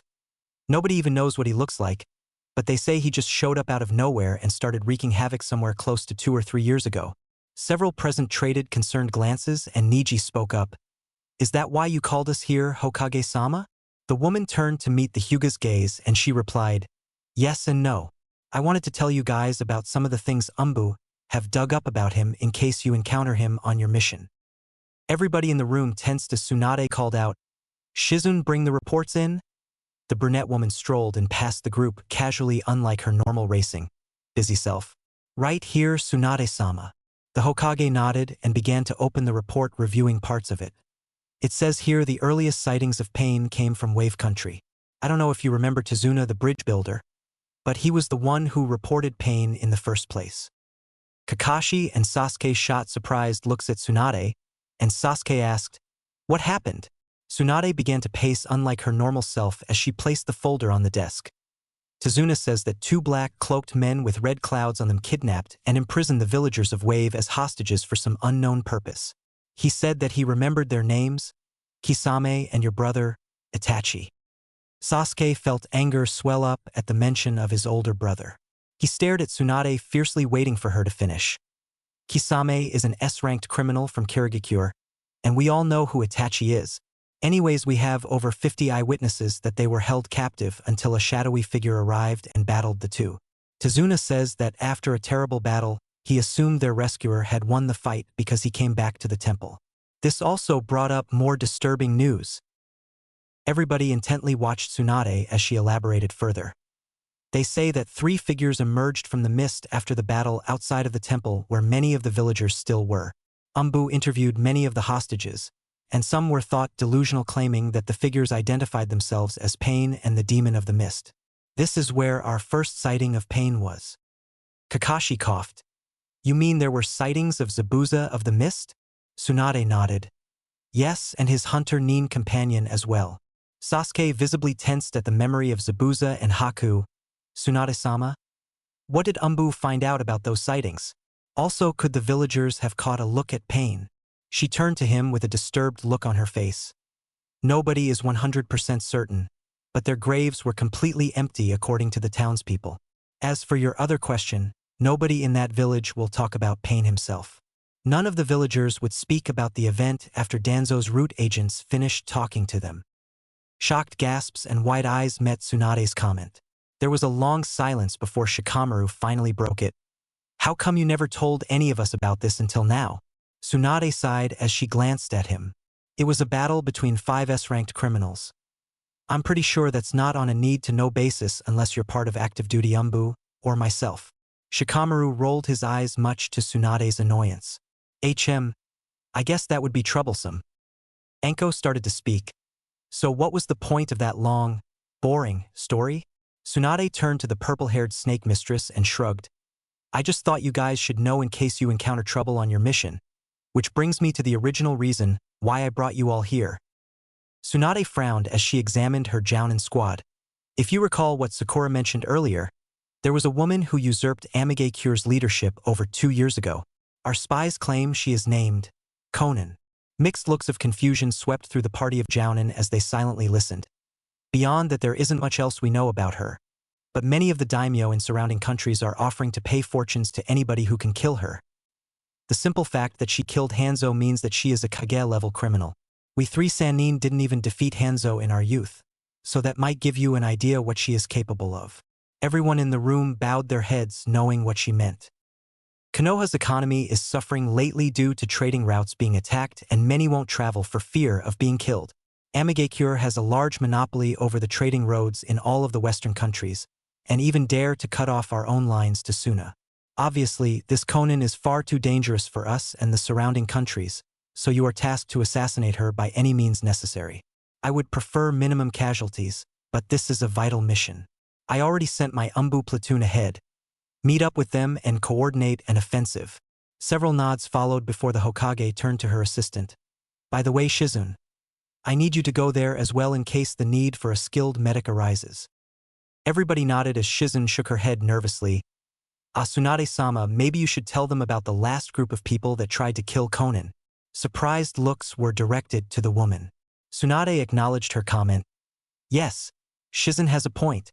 IWA sent a full company of Jounin to kill her over a year ago, and they were all wiped out. A large chorus of gasps erupted from the group before Chuji asked, You're sending us on a suicide mission? The Hokage looked down in shame as she began. Believe me, I don't have a choice. So long as this Konan is alive, the surrounding countries have no fear of attacking Fire Country. I can't believe I'm saying this, but Konan is far more terrifying than Hanzo. Shikamaru had a deep thought written on his face as he slowly began to speak. How did they wipe out a company of Jounin? I heard AIM was a relatively small shinobi nation. The almond-brown eyes of Tsunade scanned the group in front of her. Apparently Konan practically blew up half the village to kill them all. I contacted IWA to see if they would be willing to help us attack Amige-Cure again, but they refused. Kiba began to laugh. Oh, that's cool. We might as well just stab ourselves now. Ino gave a concerned look as she questioned, Why would they refuse? Don't they want payback? Yamato spoke up for the first time at the meeting and casually answered, Well, I imagine losing a big chunk of your village's Jounin in one battle would deter you from wanting to send more people to their deaths. You won't be alone. Also, don't forget that I have a platoon of my best Umbu there. For this mission, you will be in charge, Kakashi. You can assign your own lieutenants. Just get the job done. You are all dismissed. The group bowed their heads in unison and filed out of the Hokage's office one by one. Finally, only 3 figures remained. Among this trio included Shizune, Sasuke, and Kakashi. The masked Jounin spoke up in an unusual concerned tone. Tsunade, tell me more about what Umbu dug up in Wave Country. Zabuza and Haku were extremely dangerous criminals. We saw them die. Tsunade glanced at Kakashi and back to Sasuke, reading the troubled look on their faces. It is possible it could have been a genjutsu, but it seems highly unlikely, since their graves were uncovered. Sasuke had a disturbed look on his face. That's insane. They both died on that bridge and were buried. That can't be true. Kakashi and Sasuke traded concerned stares as Tsunade handed the file to Kakashi. Read through it if you want. Go talk to Danzo and Root, or see for yourself. All three will tell you the exact same thing. That Pain has found a way to reanimate them. Shizen tensed at the mention of Pain, which did not go unnoticed by the Hokage. Something wrong, Shizen? The brunette woman casually smiled and rubbed the back of her head. No, of course not, Hokage-sama. Her mind had a different answer, however. Stupid bitch. Conan already knows you're coming. And if you see Pain and his followers kiss your ass goodbye. Kakashi gave Shizen a weird stare. Tsunade looked at Sasuke for a moment and held up the book he had given her 3 years ago. Rakuto Sanin. I found out that this book is the original version. It is an account written by the sage's grandson. It's hundreds of years old. Commentaries have been added to it over the years, but I found its contents disturbing. Sasuke shot Tsunade a surprised look as she continued. There is something I thought I should tell you, Sasuke. Apparently the Sage of Six Paths had the power over life and death, and this book vaguely explains how the sage could resurrect people. Kakashi's one visible eye shot open in shock. You mean to tell us? You think this Pain is the Sage of Six Paths? That's impossible. She looked at the book once again before turning to Kakashi and Sasuke. It's just a wild theory, but nobody has seen Pain and lived to tell the tale except for one Kirigakure Umbu Nin. They refuse to tell us anything about it. I don't know much about the sage, but apparently he did have a powerful bloodline known as the Rinnegan. Could be possible that Pain has it, but it might just be superstition. Either way, unless we take out Pain sometime soon, Conan will be the least of our troubles. Kakashi and Sasuke nodded as they distantly stared at the wall. Tsunade placed the book down on her desk and paced around her desk. At any rate, be careful out there, guys. They bowed their heads in unison as they left. Shizen noticed the book sitting on Tsunade's desk and stealthily grabbed it as she walked out, leaving Tsunade alone in her office. She stared out the window and sighed. A white-haired man coughed and brought her attention out of her mind. Ah, Tsunadeheim. Would you like me to go with them? The blonde-haired woman raised a brow at Jiraiya, who was standing at the window with a serious look on his face. We need you here, Jiraiya. The village isn't safe with all of our shinobi forces patrolling the borders and attacking AIM. The Toad Sage sighed as he continued. Conan was a former student of mine, an orphan from AIM. She was very adept at folding chakra into just about anything, which she would do with paper. She is extremely dangerous. You're sending those people to their deaths. Tsunade shot a surprised look at Jiraiya as she folded her arms. Former student? I didn't know you had any besides Minato. He frowned sadly as he stared at Tsunade. She was a very kind young girl once upon a time. She was 8 years old at the time I met her. I remember finding her stealing food in a small rundown village just out of Amigakure. It was after the last war. She got caught by the stall owner and was about to get beaten before I intervened. After that, she kind of followed me around for about a day, constantly asking me if I would teach her how to be strong. Eventually, I decided to do so, just to teach her enough to fend for herself. However, she might as well have been my daughter because she stayed with me for 7 years back during my traveling days. After what happened with her, I came back to Konoha during the time of the Chunin exams where Orochimaru invaded. Tsunade looked at a slightly emotional Jiraiya as she asked, "What happened? What did she do?" He looked down in shame. I remember her talking to me one day about how the world was too cruel and life was unfair. She was a very angry individual who couldn't stand the sight of seeing other people happy. She asked me what I thought about killing. I regret what I told her. The Hokage tensed in anticipation before Jiraiya finished. I told her that some people deserve to die. It is not something that I'm proud of, but it was the truth. Tsunade cut in. That's unfortunate, but it's something not uncommonly seen in orphans. Jiraiya sighed deeply. Apparently she took it to heart because one day, she and I were on a training trip in Earth Country and we stopped at this village. We got a couple of rooms at an inn and stayed for a few days. I went to the hot springs one afternoon to get inspiration for my book. Tsunade rolled her eyes at him as he continued. And she decided to go eat at one of the nice restaurants in town. Several hours later, I heard screaming and shouting coming from outside. I gathered myself and went to the center of the commotion, and I saw Conan standing over dozens of bodies covered in blood. Tsunade looked horrified as the story unraveled. Apparently, a rich woman had flaunted herself over Conan, making fun of her for being a lone kunoichi in the restaurant. I don't know the whole story, but I learned from several of the survivors that the woman called Conan, a lonely wretch who would never find true love. Judging by the devastation and the death, I assumed something in the girl snapped that day.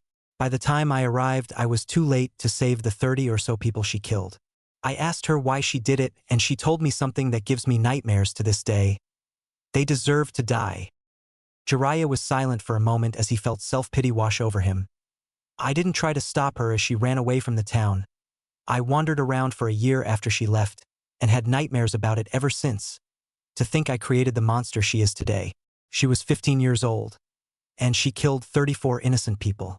I was there, and I should have stopped her, but something in me couldn't do it. All of those people. Their blood is on my hands and not hers. Jiraiya, it wasn't your fault. You could never have. He snapped back at her, interrupting her sentence. It was my fault, Tsunade. I'm responsible for every single person she has killed, which is a number I only dread to hear. I should have made her understand. I should have helped her. I failed her. Just like I failed Minato and just like I failed Naruto. Tsunade shot him a devastated look at the sight of seeing the man upset. Jiraiya, it's okay. You weren't responsible for what happened to Naruto or Minato. The Toad Sage sighed as he looked away. I have to go, Tsunade.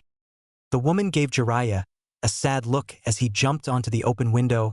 Jiraiya! He turned to look at her, but she couldn't find the words to speak as his sorrow deepened. I'll be at my house, Tsunade. I need to be alone for a while. He leapt out of the window, leaving Tsunade alone once again.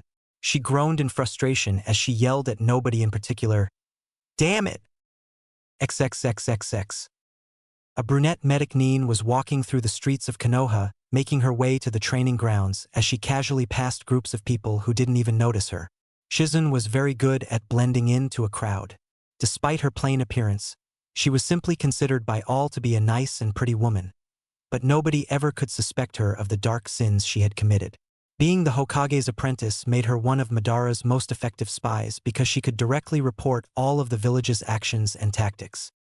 As she wandered into the forest, she walked by several trees as if expecting somebody to show up. As if on K, a figure emerged from the tree behind her and walked next to her. She turned to greet the individual with a twisted smile. They are on their way. It is a platoon of the Hokage's Umbu, around 30 or so strong, and a strike team of Jounin including the Kapinin Kakashi. I have also been sent as their medic. The plant maw on the figure's head opened up before he spoke. I shall report this to Konan immediately. Do they suspect?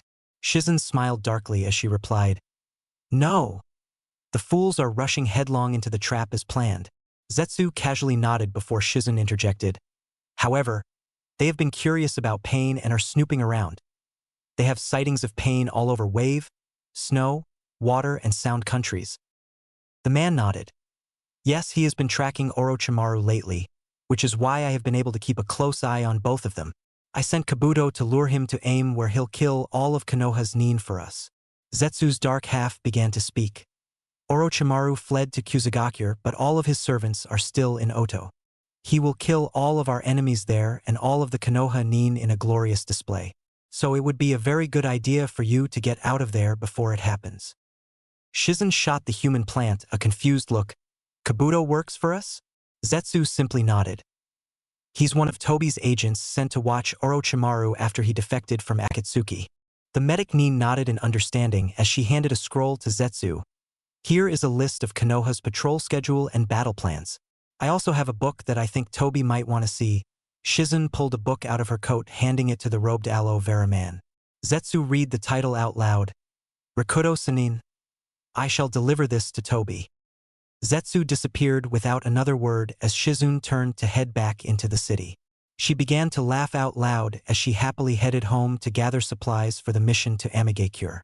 It's always the nice ones that turn out to be crazy. XXXXX. Back with Tsunade and Sakura. A conversation was raging. Tsunade-sama, I can't work with them. They all think I'm responsible for Naruto leaving. Tsunade glared at her for being ignorant. Despite whatever they may think or feel about you, you are still a shinobi, and you still have to work with them on this mission. I had thought that maybe after these 3 years of Naruto being gone you would begin to appreciate the attention and feelings he had for you. But it seems I was wrong. Sakura held her head down in shame. I know what I did was wrong. But at the time, I didn't think anything of it. It can't have all been my fault. The blonde woman shrugged. You were one of the catalysts to his disappearance, and judging by the things Sasuke says about you, I'm sure the others might feel the same. Still though, if you ever want to earn their forgiveness, then start acting like a proper kunoichi and not some spoiled whining brat. Sakura dejectedly bobbed her head. Yes, Hokage-sama. I'm sorry for what I did to Naruto. The Hokage gave her a stern look as she skeptically replied. Maybe one day I'll be able to believe that. But that day won't come until Naruto comes home and you apologize to him. Sakura nodded and silence filled the office once again. Go join the others, Sakura. You are going to be one of the medics. Please think about what I've said. The pink-haired Jounin bowed as she left, walking past a bandaged man who walked in with a condescending smirk. So I hear that you have finally come to terms about the Fox kid leaving. We may not see eye to eye in matters pertaining to him, but I was correct in my assumption that he was mentally unstable. Tsunade shot Danzo a death glare as she stood up. What is it you want, Danzo? The man gave her a passive-aggressive smile as he spoke. Nothing at all. I just thought I'd check up on the status of your Jounin. Tsunade sighed as she looked around bored. They are en route to wipe out the leader of Amigakure. I sent many of my personal umbu ahead of them as well. All we can do now is hope and pray. Danzo silently nodded as he turned to leave. Rest assured that my root agents are working night and day to find Naruto, though I hope you can face the truth when they find him. The almond-brown eyes of the Hokage shot an angry leer at the man as he walked out of the room smiling. How the hell did Sensei put up with that motherfucker? She trailed off as she pulled out a bottle of sake and began to drink. XXXXX. Naruto had grown immensely powerful over the past 3 years. True to his own agenda, he had been hunting Orochimaru. He originally started his quest out of revenge against Orochimaru for killing the third Hokage, however. His reason changed over the years. Now he wanted to kill Orochimaru to remove any competition against his own plans for world domination. After Haku, Zabuza, and he had left Wave Country, they had been wreaking havoc all over the continent. All branded as notorious S-class criminals, they encountered many would-be heroes who were murdered and in some cases mutilated as they tried to apprehend or kill him. Pain was the #1 criminal in the bingo books across all of the shinobi nations, and nobody even knew what he looked like or anything about him, seeing as he killed anyone who identified him. The rumors of his companions were even more shocking to the world, especially to Kirigakure in general. During a brief battle with their Umbu strike team, one survivor made it back to Mist to spread the word of Zabuza and Haku's notorious return. News of the battle at Wave near the demolished Temple of Whirling Tides had left many nations terrified as well by the desecrated landscape. Members of different nations would flock to the scene to uncover more about Pain. They were all given call sign titles by the shinobi nations. Zabuza was known by his former one as the Demon of the Mist, Haku was known as the Sanguine Hunter, and Naruto himself had been known by dozens of different names in different parts of the world. One of the most common was Pain the Invincible. Many of the titles were bestowed upon him by the superstitious people who had never seen but only heard of Trio and the trail of death that followed them. Naruto had changed over the past few years in appearance as well. He was much taller now, matching Zabuza in height and build. The Jinchuriki wore something similar to a black umbu outfit and had a medium-sized umbu blade on his back. Zabuza hadn't physically changed much at all, but wore an outfit somewhat similar to Naruto's except his was white and black. Haku, on the other hand, had blossomed into a fully developed and beautiful woman. Her hair was slightly longer but not all that much different. The real difference was the curves that had developed. The woman was adorned in a green outfit similar to her previous one, with the exception of some cleavage left out. She was as beautiful as she was deadly. Overall, the three were a force to be reckoned with. They were currently hot on the tracks of Orochimaru's follower Kabuto in an attempt to uncover where the Snake Sanin's secret base of operations was. Kabuto had retreated to Odogakure and the trio were on the road leading to the village. Haku sighed as they walked. If we want to catch this weasel, why are we walking there? Naruto gave her a casual glance as he replied. Obviously he intends to set up some poorly assembled trap believing us to be fools, and then he'll make his way to some kind of getaway trail which will lead us to Orochimaru. So by giving him a false sense of security we're making it easier on ourselves. Naruto shook his head in annoyance as they continued walking. Goddamn, this Orochimaru is one slippery son of a bitch. I thought we had him last year when we were in Snow Country, but no, it was just another false trail. Zabuza sighed as he swung his sword around his arm out of reflexive habit. Yeah, that place sucked, but at least you got something out of it, Naruto, Zabuza chuckled. Haku cut in darkly. Yeah, if I ever see that woman again. Zabuza laughed as he processed that infamous evening through his head. What was her name again, Naruto? Naruto laughed. Oh, you mean Koyuki Haim? Yeah, that was a bit of a random encounter, I guess you could call it. Haku's Hunter Nin mask was off and she had a displeased look on her face. Encounter? That bitch is a rapist. Zabuza gave Haku a smirk. Come on, Haku, you know it was funny. I mean, Naruto is a pimp after all. I'm sorry, but I had to do it, lol. Haku glared at him as she responded. That chick was just a slut. I can't even believe you slept with her, Naruto-kun. Zabuza gave her a glazed smirk. My little Haku is jealous. If she's a good girl, Naruto might just reward her eventually. She looked at Zabuza and sighed. You're not helping me at all by encouraging this, Zabuza. Naruto finally looked at Haku and said, I didn't realize this was such a big deal to you. Maybe if you were more upfront about it. The girl blushed madly and looked away, trying to hide her embarrassment. I wasn't asking for. She was interrupted by an amused Naruto. Oh, so you don't want it then? She blushed even deeper before putting her Hunter Nin mask back on. Finally, Naruto stopped teasing her. Well, at any rate, I think Otogekure is just a few miles down the road. The group continued to walk silently for a moment before Zabuza spoke up. Naruto, I have a request. If you would honor me, accept it. The Jinchuriki looked at the black-haired swordsman. Sure, Zabuza.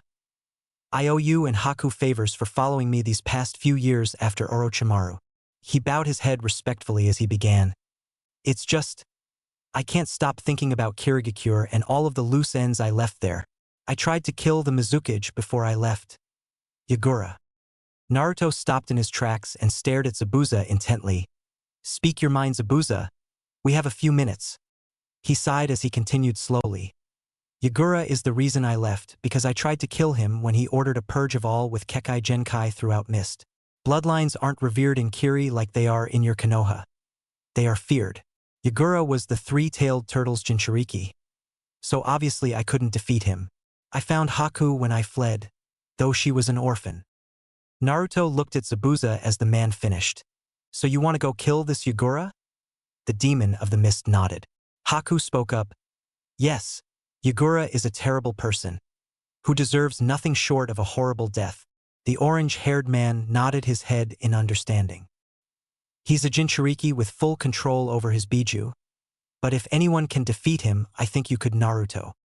The Jinchuriki sighed as he looked at the two of them. I never told you guys about my past.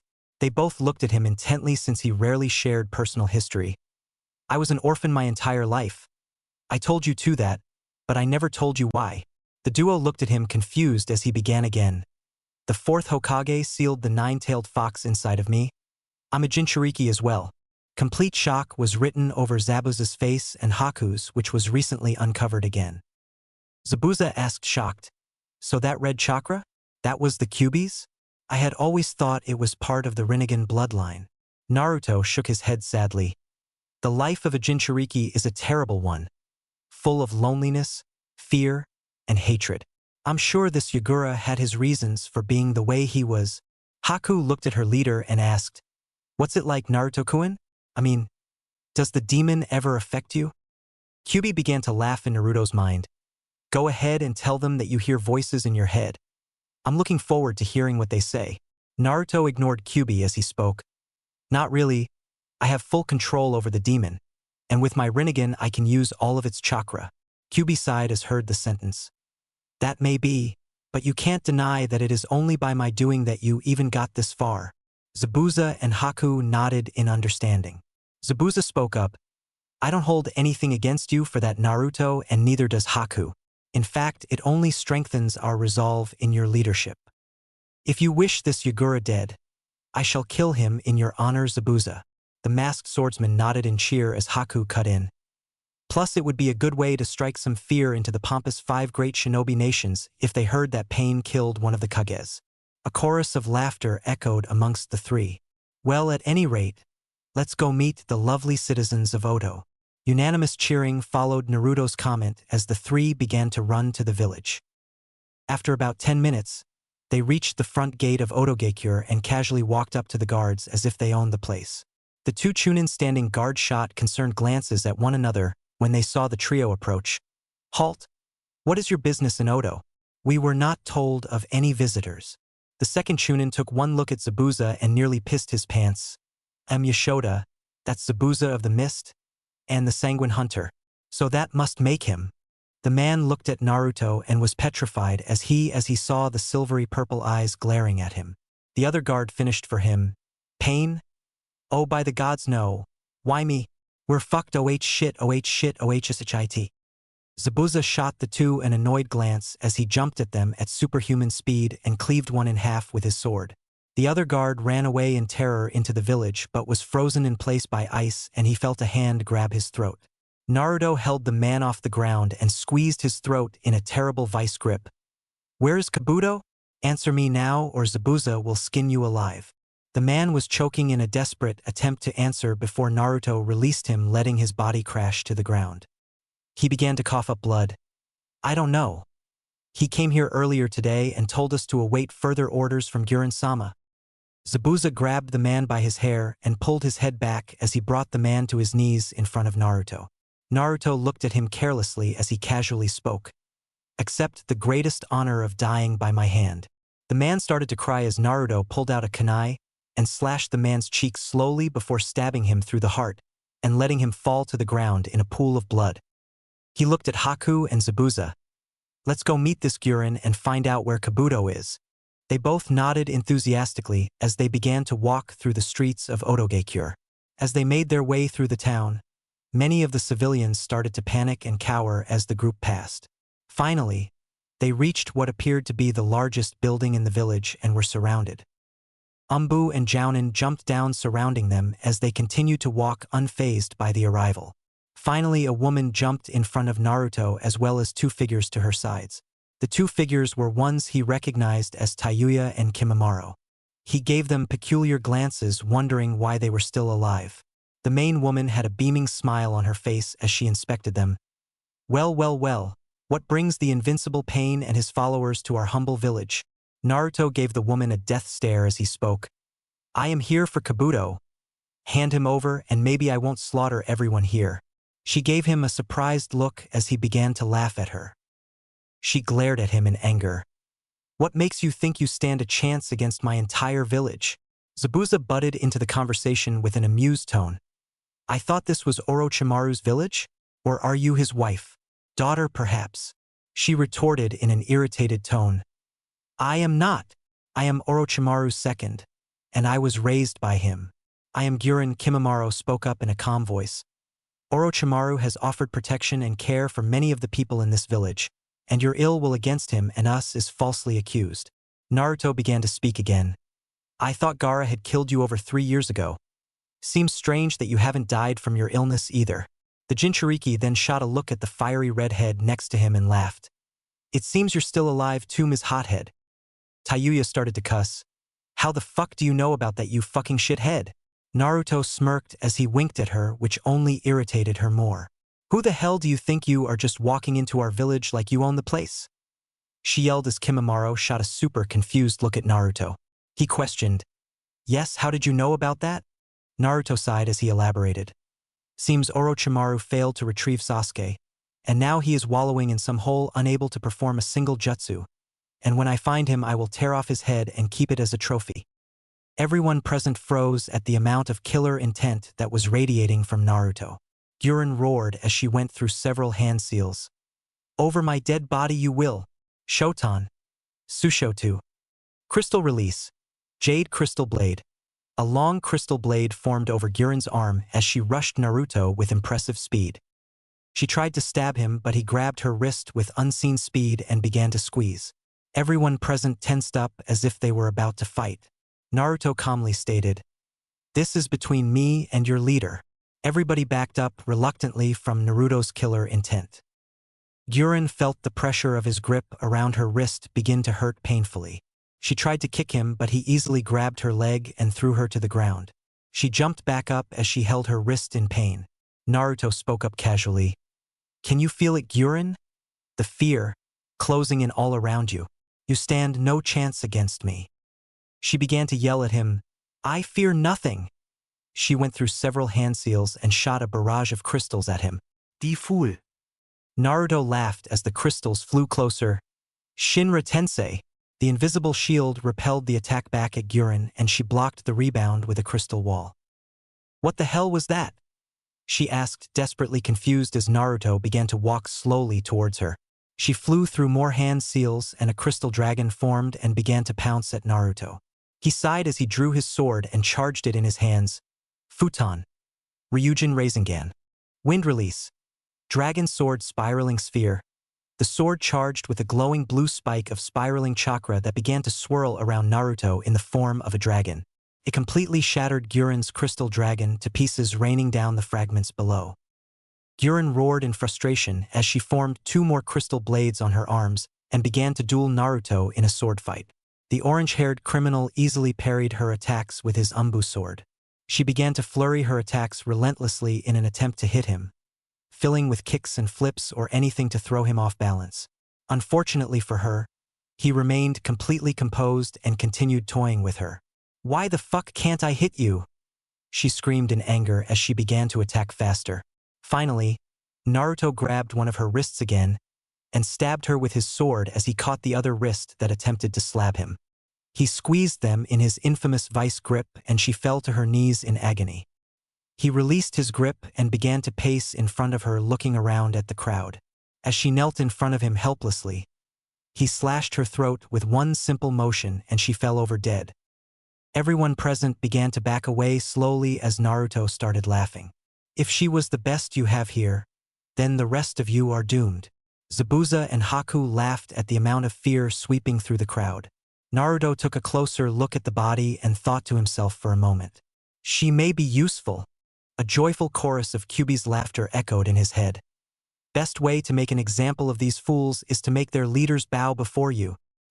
He thought about it for a moment, and then channeled power from his arms at her dead body and felt the familiar swirling vision. Gyurin's body was elevated off the ground and began to glow white. Zabuza and Haku watched, interested as they had always been curious of their own resurrection. Many of the Sound Jounin and Umbu whimpered in horror or simply fainted at the sight of a completely rejuvenated Gyurin's eyes opening. She stood up in complete confusion as she stared at Naruto. He stared at her for a moment and she began to do the same. She looked at his eyes in complete shock. Naruto smiled as he began to speak. Now you understand. I have the Rinnegan. She looked at him in disbelief as she tried to back away but had her wrists in his grip once again. The 2 surviving members of the Sound Five had destroyed looks on their faces. You killed me. How am I alive? She gasped in shock as she looked over to Kimimaro and Tayuya, who continued to stare in disbelief. Naruto laughed as he shouted, Because I am a god. The Rinnegan is all-powerful. She shot him an angry glare as she shouted back, I don't believe in that superstitious shit. You're no god. Naruto kneed her in the stomach and she fell to her knees again. If I am not a god, then why are you on your knees before me? A super large crowd of not only Odo shinobi, but citizens as well gathered around the scene and stared in utter disbelief. Gyurin finally felt a sense of hopeless defeat wash over her as she looked up at Naruto with a pained face and met his stare. She silently asked, How did you bring me back to life? A long silence filled the air as he looked at her, before he answered. You wasted your unique powers serving a man who could offer you nothing but lies and death. Make yourself useful to me and I shall offer you far more than he ever could. I am your master now. Gyurin looked unconvinced. You presume too much pain. Orochimaru is my. She stopped speaking as he cupped her cheek with his hand. She felt a surge of warmth flow through her body at his touch. This feels so good. His hand is so warm, she thought as she began to smile. She experienced his chakra flowing from his hand and felt it washing over her. She smiled as he stroked her face, much to Haku's displeasure. Zabuza whispered to Haku with a quick smirk, I told you he was a pimp. The masked hunter Nin only glared in jealousy as Gyurin stared at Naruto with infatuation. This is merely a taste of what I can offer you. Naruto stated soothingly. Many of the viewers present at this fight were perplexed by the fact that Guren was allowing pain to touch her face. Tayuya and Kimimaro traded shocked glances as they saw Guren's face become flustered. Tayuya whispered to Kimimaro, "What the fuck is happening?" Kimimaro looked at the red head and sighed. "Whatever it is, Guren-sama seems to be enjoying it." Tayuya shot a disgusted glare at Guren as she sighed, secretly jealous that the dead sexy enemy was seducing her commander. A blue glow of chakra surrounded Naruto and then it enveloped Guren as well. She spoke up, "Yes, you can offer me power." Everyone gasped at her comment. Finally, Naruto stopped and offered Guren a hand up. She took it and he pulled her to her feet. She had a blushing face as she yelled for all to hear, "I am yours to command, my Lord Pain." Everyone bow. All of the shinobi and civilians present obeyed the order without question. Kimimaro and Tayuya, however, had not bowed yet. The white-haired man spoke up as he coughed. "Guren, are you insane? He's the enemy. Orochimaru-sama would have your head for this." Tayuya chimed in, "Bitch, just because you got a crush on this asshole doesn't mean that he's in charge of this place." Naruto turned to Tayuya and began to laugh. "Ah yes, Tayuya was it? You certainly did have quite the mouth on you back then. I see nothing has changed." She shot a nasty glare at Naruto as she started to run at him with her fist raised. Naruto easily grabbed her fist as she tried to punch him in the face. She felt a strange, overpowering presence around him as he held her fist. She stared into his eyes and found herself trapped in their seducing gaze. "Who are you, Pain?" she asked as her anger completely dissipated from the look he was giving her. Kimimaro himself began to wonder the same thing as he felt himself being captivated by the mysterious man known as Pain. Naruto laughed as pulled his mask down to his neck, revealing his face. Everyone was enamored by the sight of his face. Tayuya saw the whisker marks and saw the flashbacks of a blonde-haired boy in an orange jumpsuit. "You're—" Naruto covered her mouth as she was about to shout his name. She resisted violently at first but saw no way to overpower Naruto. Naruto looked at Kimimaro and Guren. "You three come with me. We shall discuss this in private." Guren turned to the large crowd and shouted, "Show's over, everybody. Return to your stations and jobs." The large crowd began to disperse as the three sound Nin followed Naruto inside the large building, followed by Haku and Zabuza. Many of the Umbu, Jounin, or even desk secretaries bowed low as Naruto walked by. One man even went as far as to shout, "All hail Pain!" The six shinobi finally entered a large room that Naruto assumed was Orochimaru's main office. He walked in and sat at the main chair, exemplifying the fact that he owned everyone and everything in the room. Zabuza stood next to him while Haku pulled up a chair and sat directly to his other side. The three sound Nin sat in the chairs adjacent to the main one. A long silence filled the room before Tayuya began. "I remember you, Pain? Or should I say Naruto Uzumaki?" Kimimaro's eyes shot open as he looked at Tayuya for confirmation. "You mean to tell me that he's that blonde kid who defeated Sasuke in the Valley of the End?" She smiled as she nodded. The redhead gave him another glance and began to speak. "We were able to deal with your friends. They decided to flee. Me and Kimimaro were the only survivors, unfortunately. Still though, we did witness your battle with Sasuke." Kimimaro nodded his head as he spoke. "Yes, it was quite impressive. Unlike the trash that followed you on that mission, you were the one who did everything. We didn't dare to attack you after that display." Naruto held his hand up. "Don't flatter me. That was a terrible day for me. It was the day I realized how much I hated the world." Everyone in the room watched Naruto as he had a distant, sad look on his face. Tayuya stared at him before asking, "Why did you leave? If you don't mind me asking." Naruto continued to remain silent as the group traded confused shrugs at his depressed face. Guren looked at him and calmly added, "Don't answer her, Pain. I mean Naruto. It's probably something he's not proud of." Tayuya. The redhead shot the woman a glare as she disregarded her comment. "I want to know, damn it. You seem so intent on bringing back Sasuke." "Oh well, I had to do it, sorry Sasuke." "And then you leave the village right afterwards. There must be some reason why." Naruto sighed as he looked at the redhead. "My reasons for leaving don't matter. My goals now are the only things that matter. You three shall pledge yourselves to my cause and help me kill Kabuto and Orochimaru." Zabuza leaned against the wall with a smile on through his masked face. God, I love that kid. Just walks in and takes over a whole village with no effort, and then simply demands their leaders serve him. Haku spoke up skeptically. How can you trust them, Naruto-kun? They are Orochimaru's most powerful and loyal subordinates. The Jinchuriki stood up from his chair and walked over to Guren. She immediately stood up and knelt at his feet as she began to speak. I would be honored to serve you, Naruto, in any way you would ever want.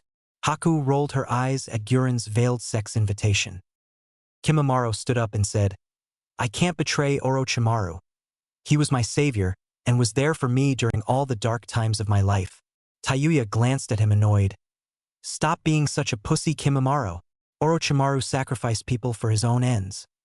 He can't promise you anything anymore. But Naruto-kun can.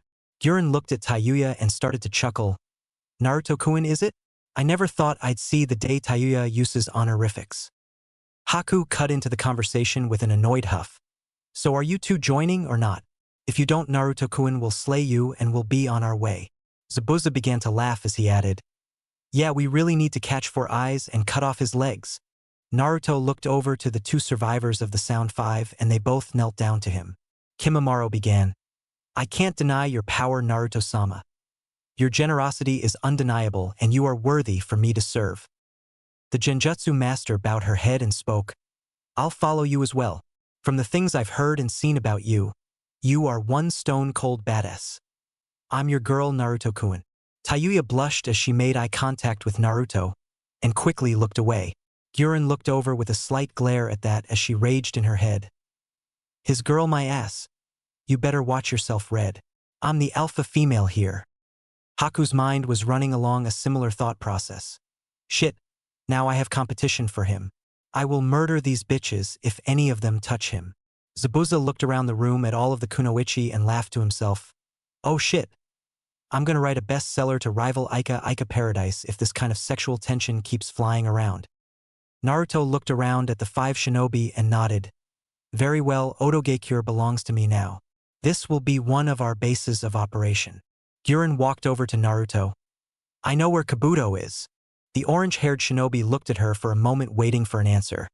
He was here several hours before you came. Told me he was heading for Amigekure to meet up with Orochimaru. Naruto smiled as he pulled his mask back on. You three are coming with us? Orochimaru shall see his last day soon. Kimimaro spoke up in a worried voice. I'm not sure if you've heard this or not, but AIM recently had all of its leaders wiped out. They say that Hanzo was single-handedly defeated by a woman named Konan. Mixed looks of interest or confusion were prevalent. Haku spoke up. Hanzo the salamander? Somebody killed him one-on-one. Tayuya answered her. Kabuto was talking to us about it this morning. He said that she battled him a few miles from the village, turned everything within 5 square miles into a charred crater. She took his breathing mask as a trophy. It was the only thing left from what I hear. Guren nodded as she cut in to finish. The people of AIM call her the Angel of Death. I've only seen her one time in my travels with Orochimaru. She wasn't what you'd be expecting. She is barely into her 20s. Everyone shot her looks of disbelief before Naruto said, If she gets in my way, she'll die as well. They all nodded at their leader's unwavering resolve as he began to speak again. By the way, don't call me by my actual name in public. I want to keep my identity a secret from Konoha. The 5 shinobi followed their leader out of the office as he began to leave. Upon exiting the building, he found a large gathering of shinobi surrounding it. A random jounin spoke up. This man has Guren-sama under some kind mind-controlling jutsu. I cannot allow you to leave. Guren looked at the man and started to laugh. I don't know if you caught the memo, but Pain is in charge of Odo now. The man looked shocked as Naruto walked up to him. Is he the pun? Naruto sighed as he stared at the man and he began to enunciate for all around to hear. I am assuming control of this village. Your leaders have already pledged their loyalty to me. Join my cause and be a part of the revolution. Or join Orochimaru on dead on a pike when I find him. Everyone present bowed low and the jounin even took it a step further by pledging. Your reputation is an accurate one, Lord Pain. We the people of Odo shall stand with your cause, even against our former leader Orochimaru. Naruto smiled as he began to take his leave of Otogekyure. The citizens continued to bow as Naruto left through the south gate with his followers. XXXXX. A white-haired man had been watching the scene through a spyglass the entire time and grimaced in horror as the people of Odo once again bowed to Pain. Oh shit. Orochimaru is going to be pissed about this. He began to run away from the village at high speed as he dared not look back in fear of Pain capturing him.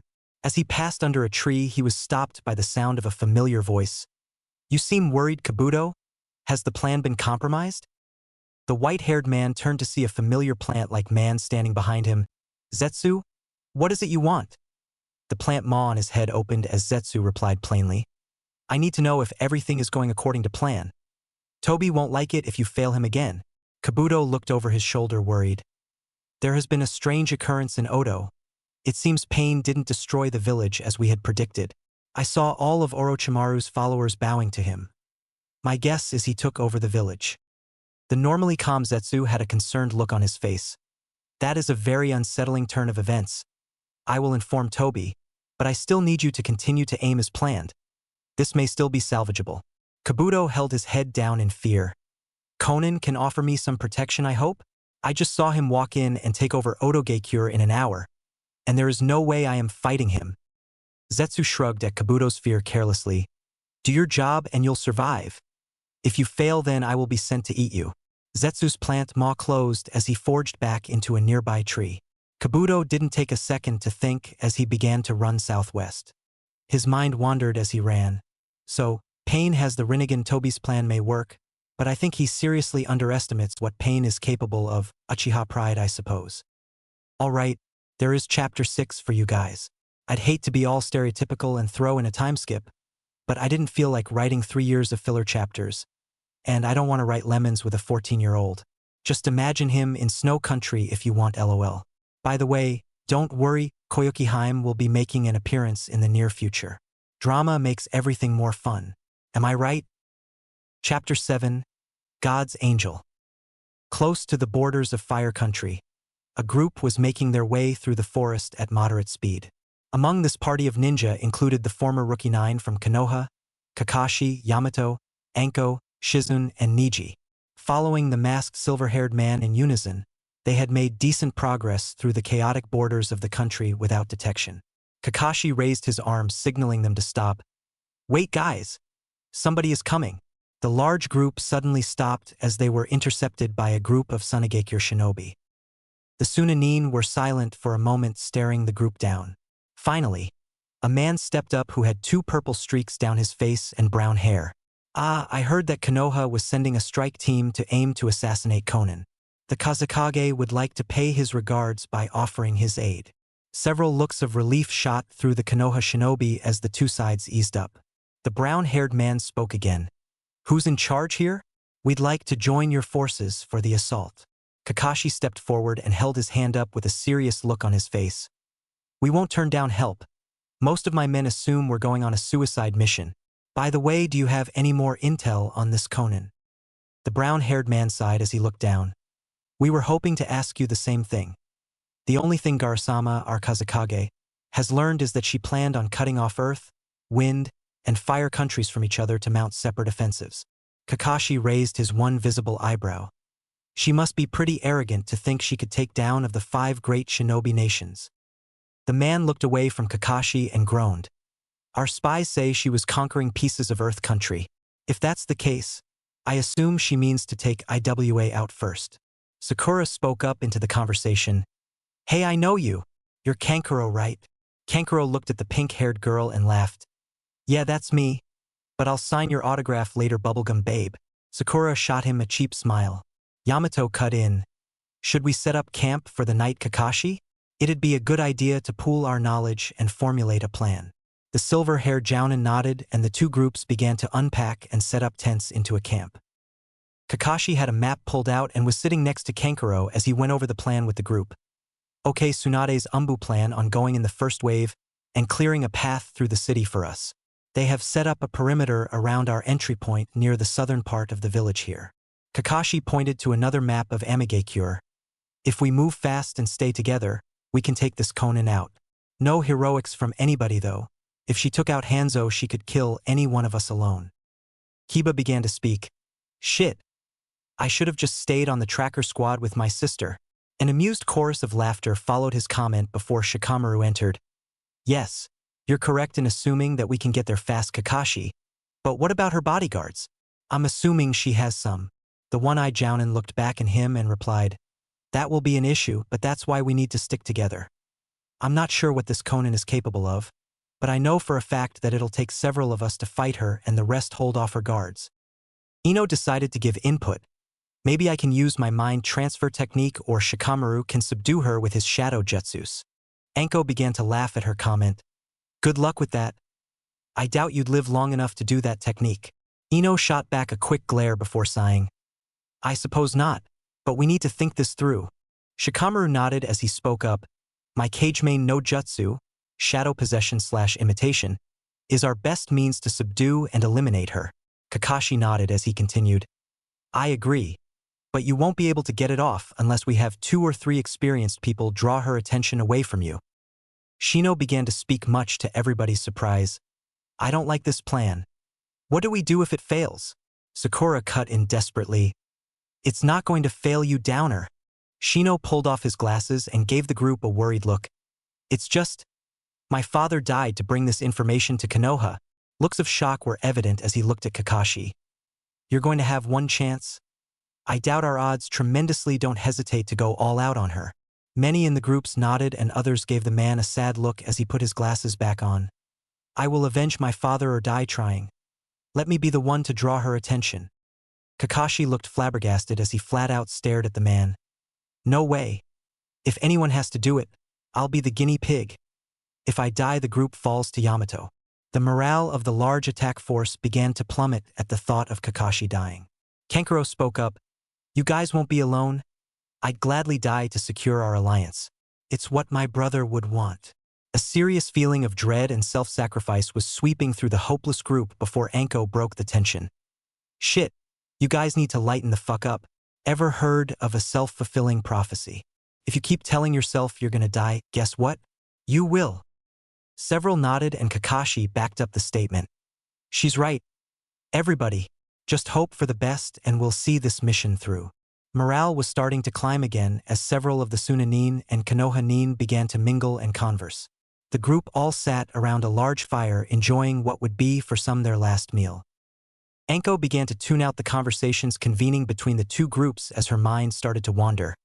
I wonder if I'll ever see Naruto again. Fuck, why didn't I go with him when he left?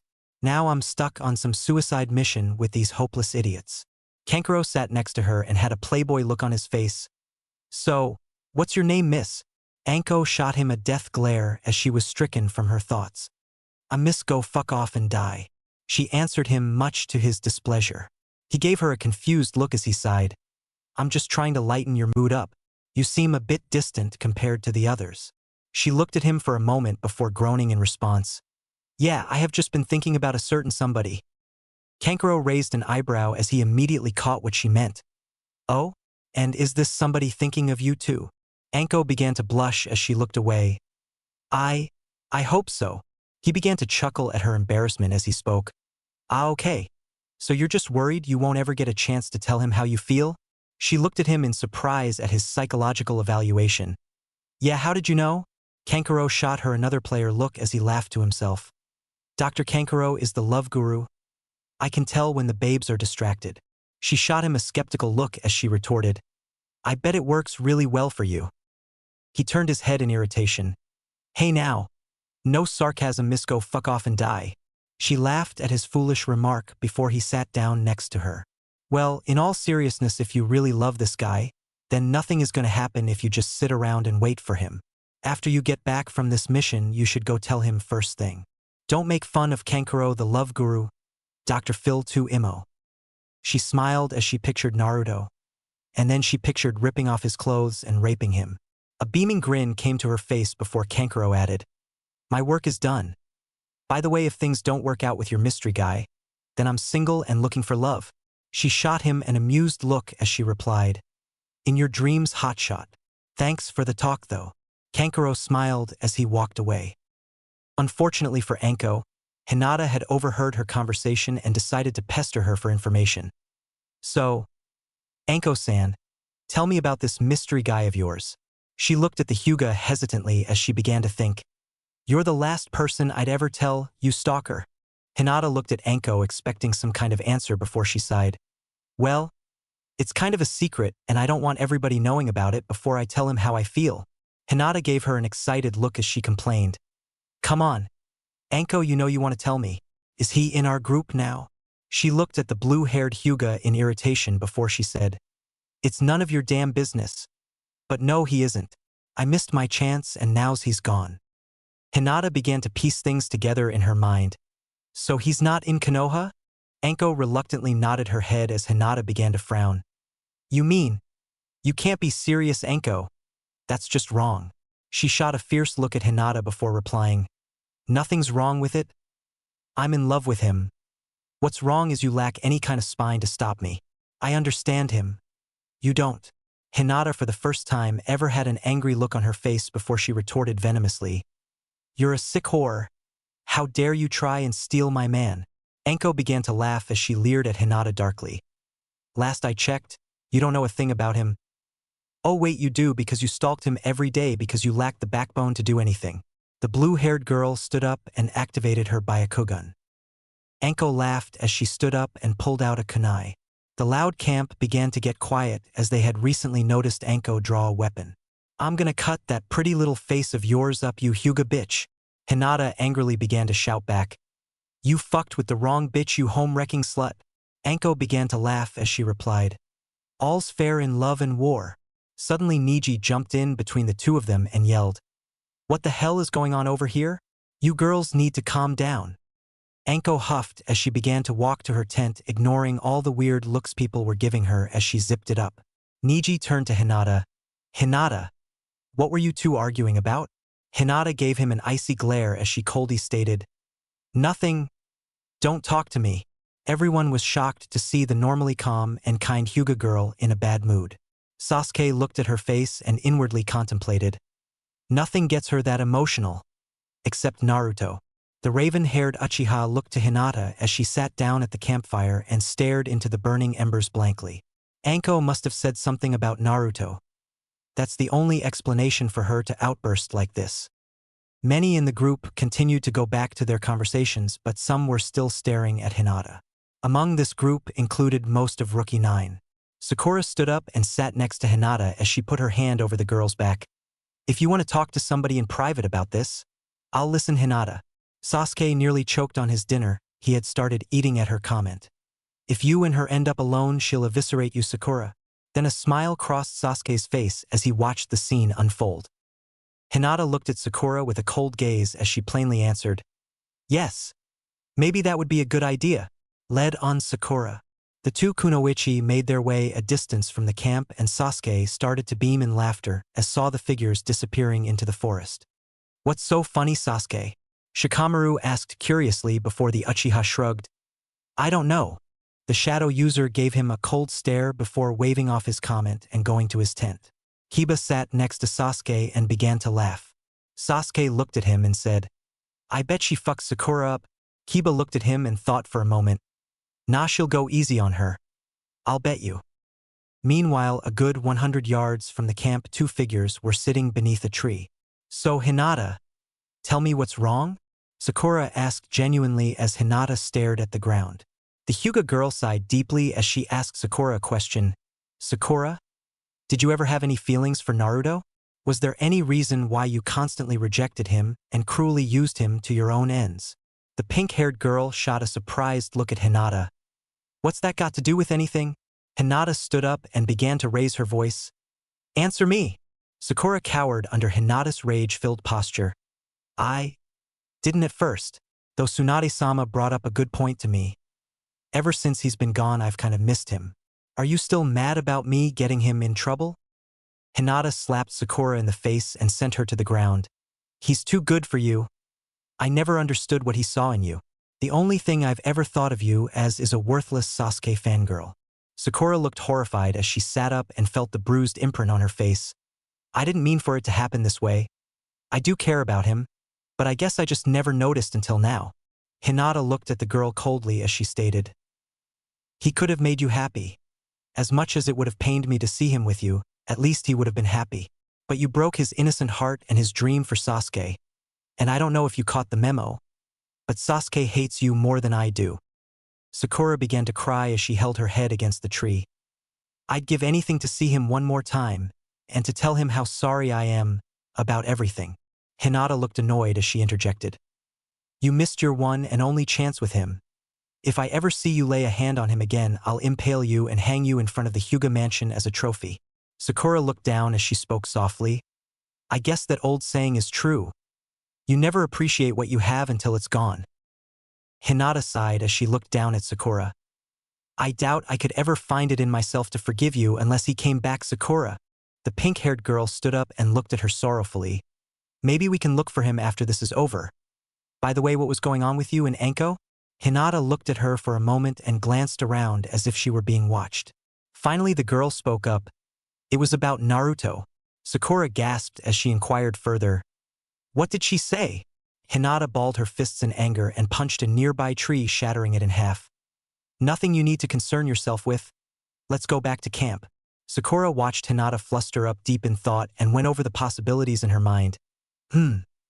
Maybe Anko knows something about Naruto? But wait, didn't Hinata call Anko a slut? A look of shock washed over the pink-haired girl's face as she stopped in her tracks. She likes him too, huh? Hinata turned with an annoyed look on her face and calmly replied. Yes. But like I said, he is no longer your concern. She continued walking back to camp. As the two came back, Sasuke had a frown on his face, sad to see the bruise that Sakura had was the only injury. She went easy on her. You win the bet, Kiba. The Inuzuka man cheered as he took money from Sasuke's hand. Sakura didn't bother to process the event as she decided to go to bed. XXXXX. Naruto had made quick progress with his large group through Fire Country as they headed to Amigakure. Of course, it wasn't as uneventful as he would have liked. His companions were restlessly arguing over nonsense as they neared their destination. Naruto-kun, what do you intend to do if Konan interferes? Zabuza spoke up curiously as he was bored of all the estrogen-filled topics. Naruto looked to the swordsman and he shrugged. I doubt it will matter even if she does. Even though she defeated Hanzo, she won't stand a chance against me. Gurren broke away from her girl-related topic with Tayuya and spoke up. I have no doubt in your abilities, Naruto, but she isn't a pushover. Even Orochimaru fears her. Naruto stopped walking and turned to look at Gurren, who wore a distressed look on her face. He walked over to her and she backed into a tree. Is my Gurren-chan worried about me? How sweet. Perhaps you want another demonstration of my power. The woman blushed heavily and placed her hands on his waist and leaned her head back. Maybe I do. A loud cough could be heard coming from the group behind them. Ahem. We don't have time for that, Naruto-kun. Gurren will just have to take my word for your power. Naruto laughed as he began to walk again, followed by Zabuza and a very bored Kimimaro, leaving the girls trailing behind the two. Haku shot a smirk at the older woman, sticking her tongue out, making her glare angrily at Haku. The crystal user began to whisper venomously, If you ever interrupt us again, I'll cut that tongue of yours out. Haku laughed as she shot back. Maybe you didn't catch the memo here, but Naruto-kun is my man. Not yours. Tayuya entered the quiet conversation. Sorry, bitches. You could tell by the way he was looking at me that I'm the best candidate for that slot. Gurren looked at her and laughed. The only slot you're going to be filling is your own with that flute of yours. Haku laughed as she added, Yeah, well, that's what your crystals are for too, bitch. Clearly you two are new and don't understand how things work around here. Zabuza and I have been following Naruto for 3 years now. Tayuya looked at her briefly and smiled. Yeah, and you still haven't closed the deal from what I understand. Haku looked flustered as she looked at Tayuya angrily. You'll pay for that one, bitch. Just you wait. The redhead laughed and looked back to Naruto, staring at his defined body through his umbu attire. Where did you guys get umbu gear from anyways? Tayuya asked, confused, as she continued staring at Naruto. Zabuza turned around, answered, much to her surprise. We got those from some Kirigakure umbu who decided to commit suicide by attacking us. She looked at him and laughed as Haku stated, Yeah. Zabuza seemed to have enjoyed the encounter, if I recall. The masked swordsman laughed. Yeah, well, those motherfuckers deserve it. I'm going back to Kirigakure once this is over. Kimimaro looked at Zabuza and sighed. My clan was wiped out trying to attack that village. The Bloody Mist is a very dangerous place. Zabuza turned to look at Naruto with beaming eyes. Yeah, well, you guys haven't seen what Naruto is capable of. I remember 3 years ago in Wave Country he destroyed an entire coastline with one jutsu. It was crazy. Kimimaro looked unconvinced as he stated, I seriously doubt that. I'd have to see it for myself. Not even Orochimaru could do things like that. Naruto turned towards the man and gave him a flat stare. Your religious zealotry towards that fiend is starting to make you look suspicious to me. I will tell you this one time. If you have any thoughts of betraying me, I will destroy you and your village with that jutsu.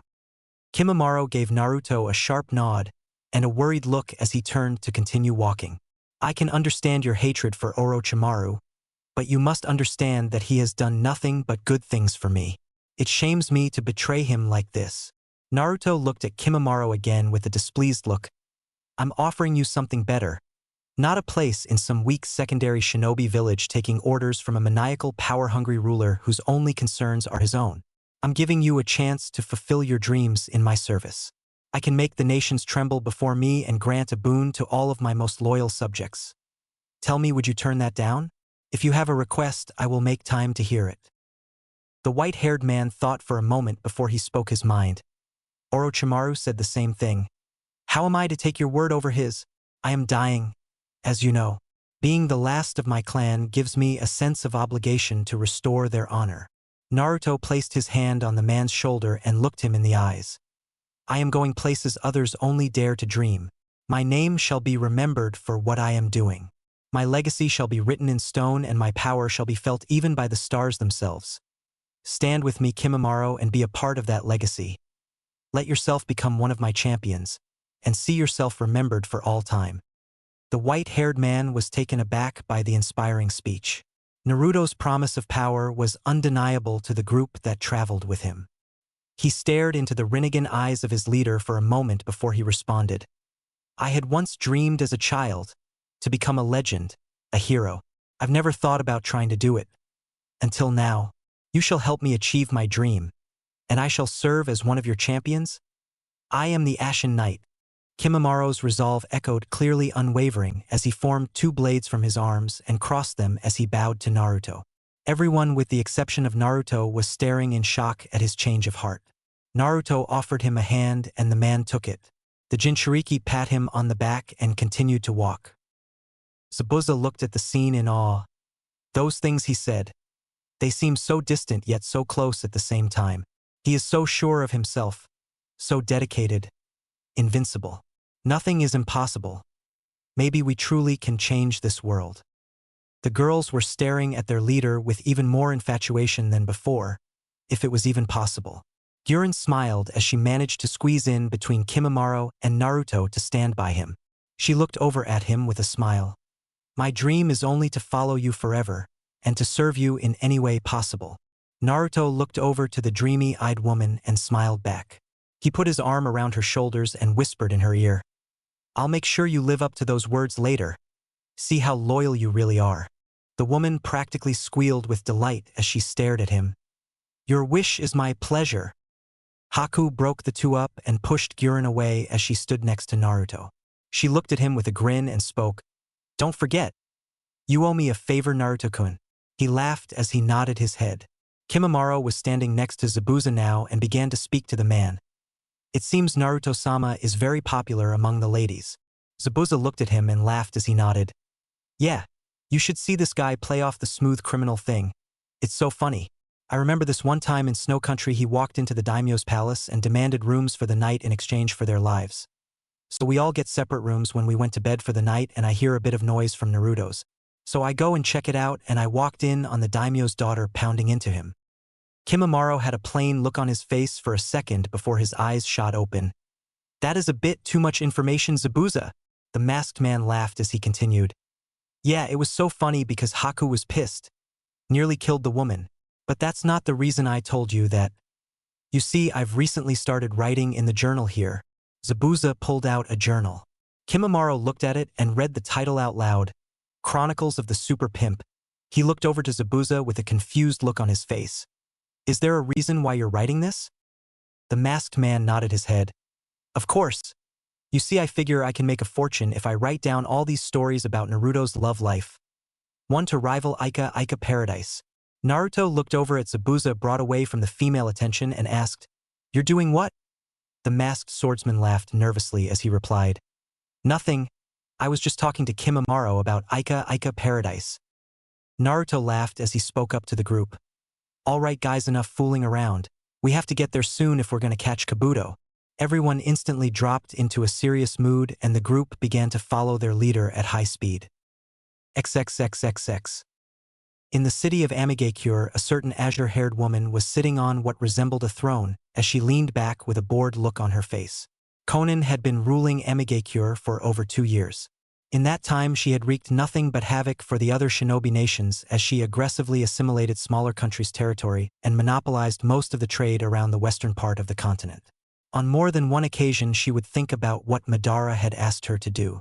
Despite his request, she found life pretty comfortable after she established herself as dictator. She hadn't even bothered with Takigakure like Madara had wanted, and had not even made an attempt to look for pain. Though the best thing she had done for Akatsuki was cause a beacon of chaos that drew attention away from the rest of them. She had, however, heard of disturbing reports about pain and the trail of death that followed him. Be perceptive, girl. You'll know what to do when the time comes. Fuck you, Madara, she thought as she glanced around her throne room with a bored, displeased look. Her mind wandered at the idea of Pain. I want to meet Pain. If I could get him on my side, I'd be unstoppable. A man suddenly ran in the room with a worried look on his face. Lady Konan, we have seen a large gathering of Konoha and Suna shinobi at the borders near Fire Country. What are your orders? Her amber eyes glanced at him emotionlessly as she went back to her daydream about Pain. He continued to stand there awaiting some kind of response. He watched her confused as she pulled a paper out of her pocket. She was twirling a piece of paper in her hands and used her chakra to fold it into an airplane, and it flew at the man. He caught it and looked at what it said. Konan watched him for a minute before she demanded, "Read it." The man nervously began to open the paper as he shook with fear. This is an ultimatum sent to Konan of Amigakure. By order of the 5 great shinobi nations, you are to surrender immediately and relinquish your power and submit to the obedience of the 5 Kages, or you shall force our hands. He looked at Konan confused as she twirled a kunai around her fingers. What do you want me to do? She looked at him annoyed and threw the kunai at him, and it slashed his face, leaving a huge cut. Blood began to pour down the horrified man's face before she stood up. You shall do your job. And if you don't wipe that look off your face, I'm going to kill you. Cowards are not accepted in my presence. Be gone. The man nodded as bowed to the floor. Of course, Konan-sama. Forgive my weakness. She gave him a pitiless look. Soon those arrogant fools are going to die. They will all kiss my feet before I kick their skulls in and stomp their eyes out. Get out of my sight, you pussy. The man got up and ran out of the room faster than the yellow flash himself could have. Konan paced around the room, staring out the window. She saw a familiar shadow come out of the wall, and it came into focus. It seems you have been enjoying yourself, Konan. Toby thinks you're starting to get a bit comfortable here. Don't forget your true purpose. She looked at a plant maw on the figure open, revealing a split down the middle man. Toby can eat a dick for all I care. Besides, I'm doing what he wanted anyways. So the fools are on their way into our trap, I assume. Zetsu nodded as he continued. Yes. Shizune informed me that the Hokage sent a platoon of Umbu and a strike team of Jounin. Although you haven't exactly been given the details of the trap, I have also made sure Kabuto lured Pain here. He will intercept them and most likely wipe them out for us. She looked at Zetsu confused. What? Why did you bring Pain here? Is this one of Toby's plans? Zetsu remained silent as a third figure walked into the room. The figure was a man in glasses known only as Kabuto. She looked at the man icily as she restated the question. Did Toby tell you to lure Pain here? You are a fucking idiot. Kabuto had a concerned look at Konan's comment as he looked to Zetsu. You told me she would offer protection from Pain, Zetsu. The plant man's dark half began to speak. You have served your purpose well, Kabuto, but your services are no longer required. Kabuto had a horrified look on his face as he turned only in time to see Konan stab him in the neck.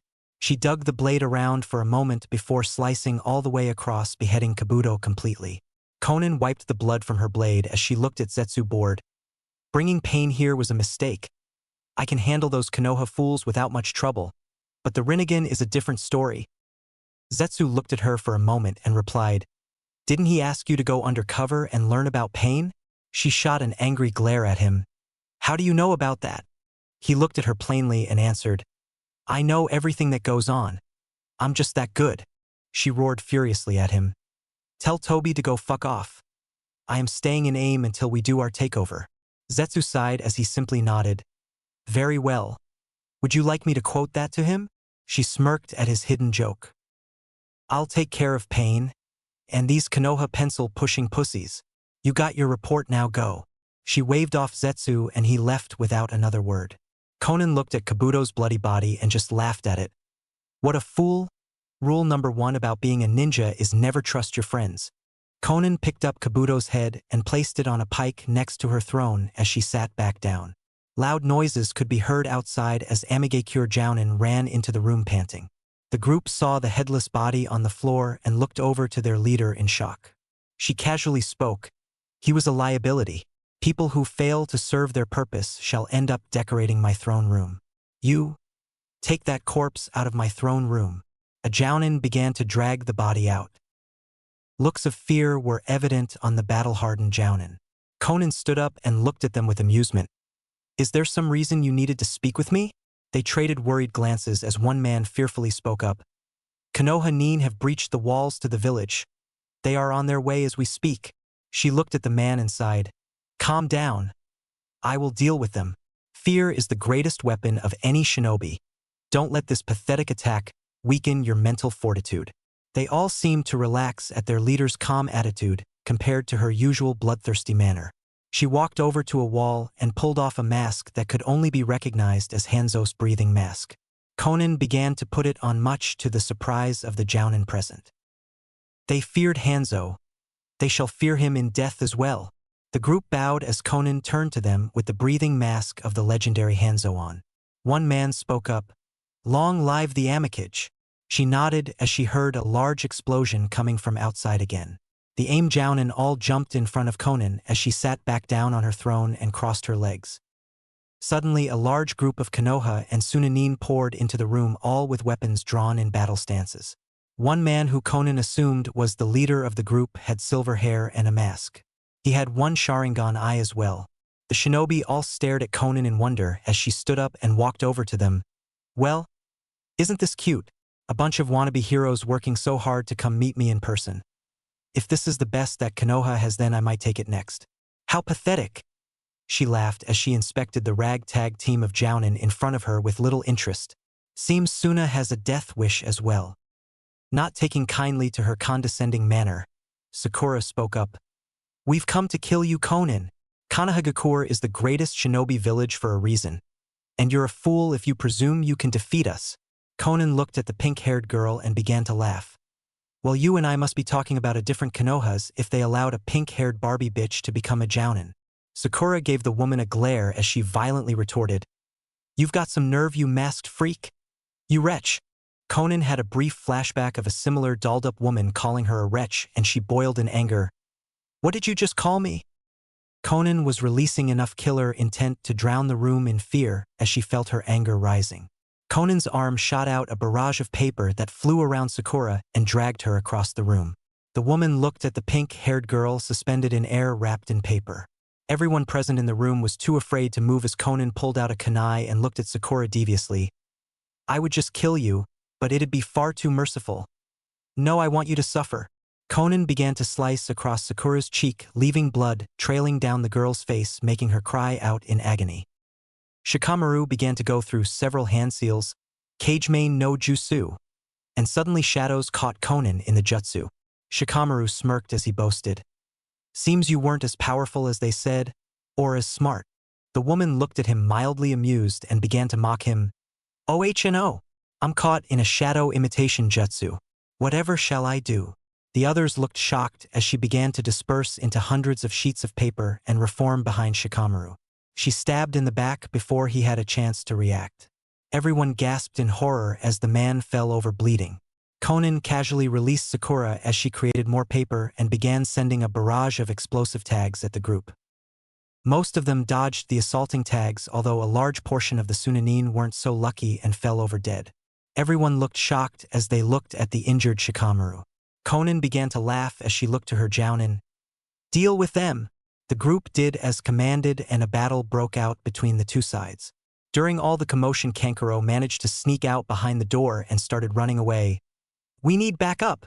Chuji managed to rush past the group and made a desperate lunge for Konan before she surrounded him in paper. Suddenly his form turned into a ball as he tried to break out. She went through several hand seals and the ball began to squeeze and a loud cracking sound could be heard. Konan looked up to see that her jounin were getting their asses handed to them by Yamato's Mokutan Jutsus and Kakashi's attacks. She sighed casually as she kicked the dead Chuji back to the group. A loud scream could be heard from the last of her jounin dying from a chidori piercing his heart. Konan looked at Kakashi and smirked. So the fabled Kopinin himself thinks he has the power to stand against me? Sasuke charged a chidori and ran at the woman and Yamato launched several wood attacks to hold her in place. She easily avoided the two attacks as she dispersed again and reformed. Anko's snakes began to fly at her but were beheaded as several paper swords formed and sliced them. Konan laughed as she launched them at the woman who narrowly dodged them. Sasuke went through several hand seals and blasted fire out of his mouth, but it was countered by hundreds of paper blasts repelling it back.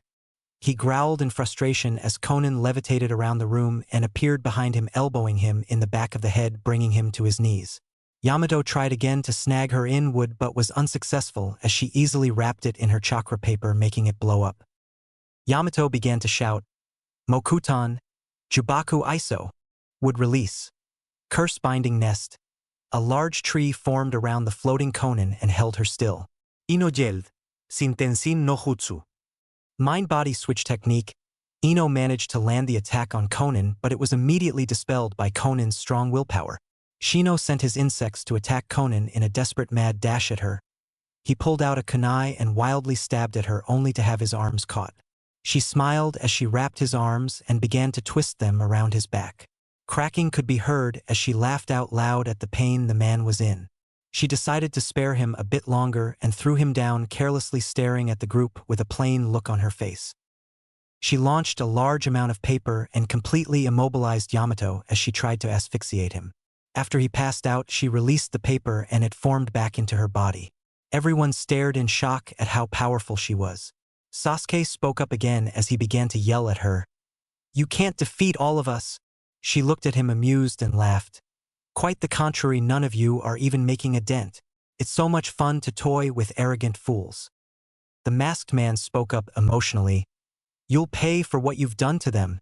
Suddenly, out of nowhere, Niji and Hinata both jumped at her in a tag team assault as they tried to use their gentle fist technique. She simply dispersed once again into paper and wrapped around Niji in explosive tags as they slid up his body and exploded, blowing him and Hinata away. The rest of the group looked shocked as Konan reformed and casually strolled closer to the group. Unfortunately, it looks as if your mission will have casualties. You have some nerve breaking into my village and trying to kill me. Those who sent you are fools. None can escape my wrath. Just look at this one.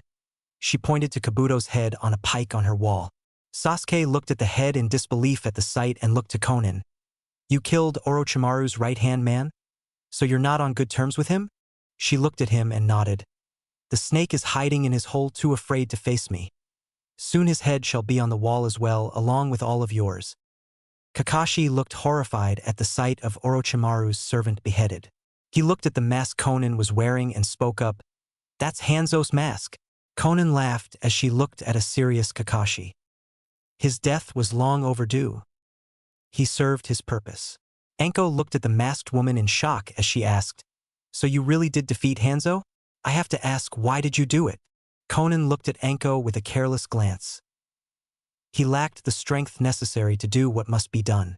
He was cruel tyrant, but a fearful one. He accepted his place in this broken land. The stagnant shinobi nations are too arrogant and divided.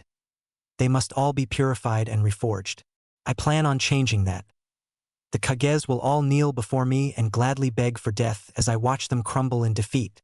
I shall be the empress of the world, and there is nothing you can do to stop me. The woman began to launch another super large barrage of exploding tags at Anko when suddenly, Shinra Tensei! An invisible shield blocked the entire blast, shielding the group from the explosion. Conan looked at the figure in awe as the smoke began to clear. She examined the orange hair, the pierced ears, the mask, and the haunting silvery purple eyes.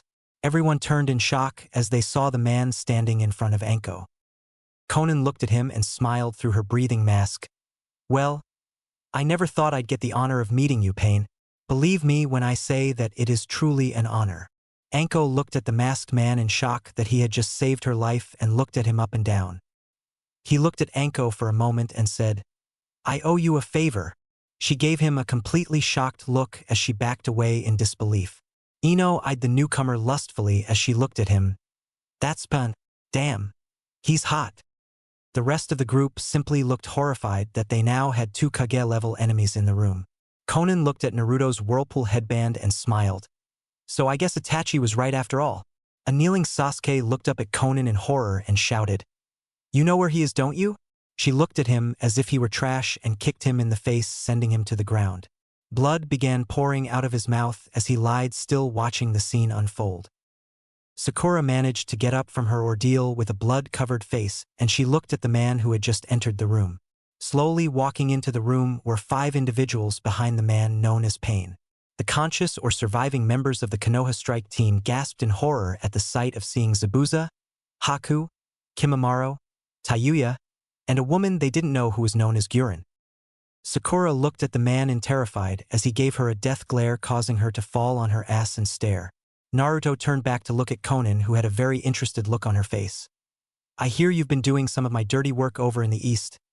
Wiping out towns, killing shinobi, causing mass panic.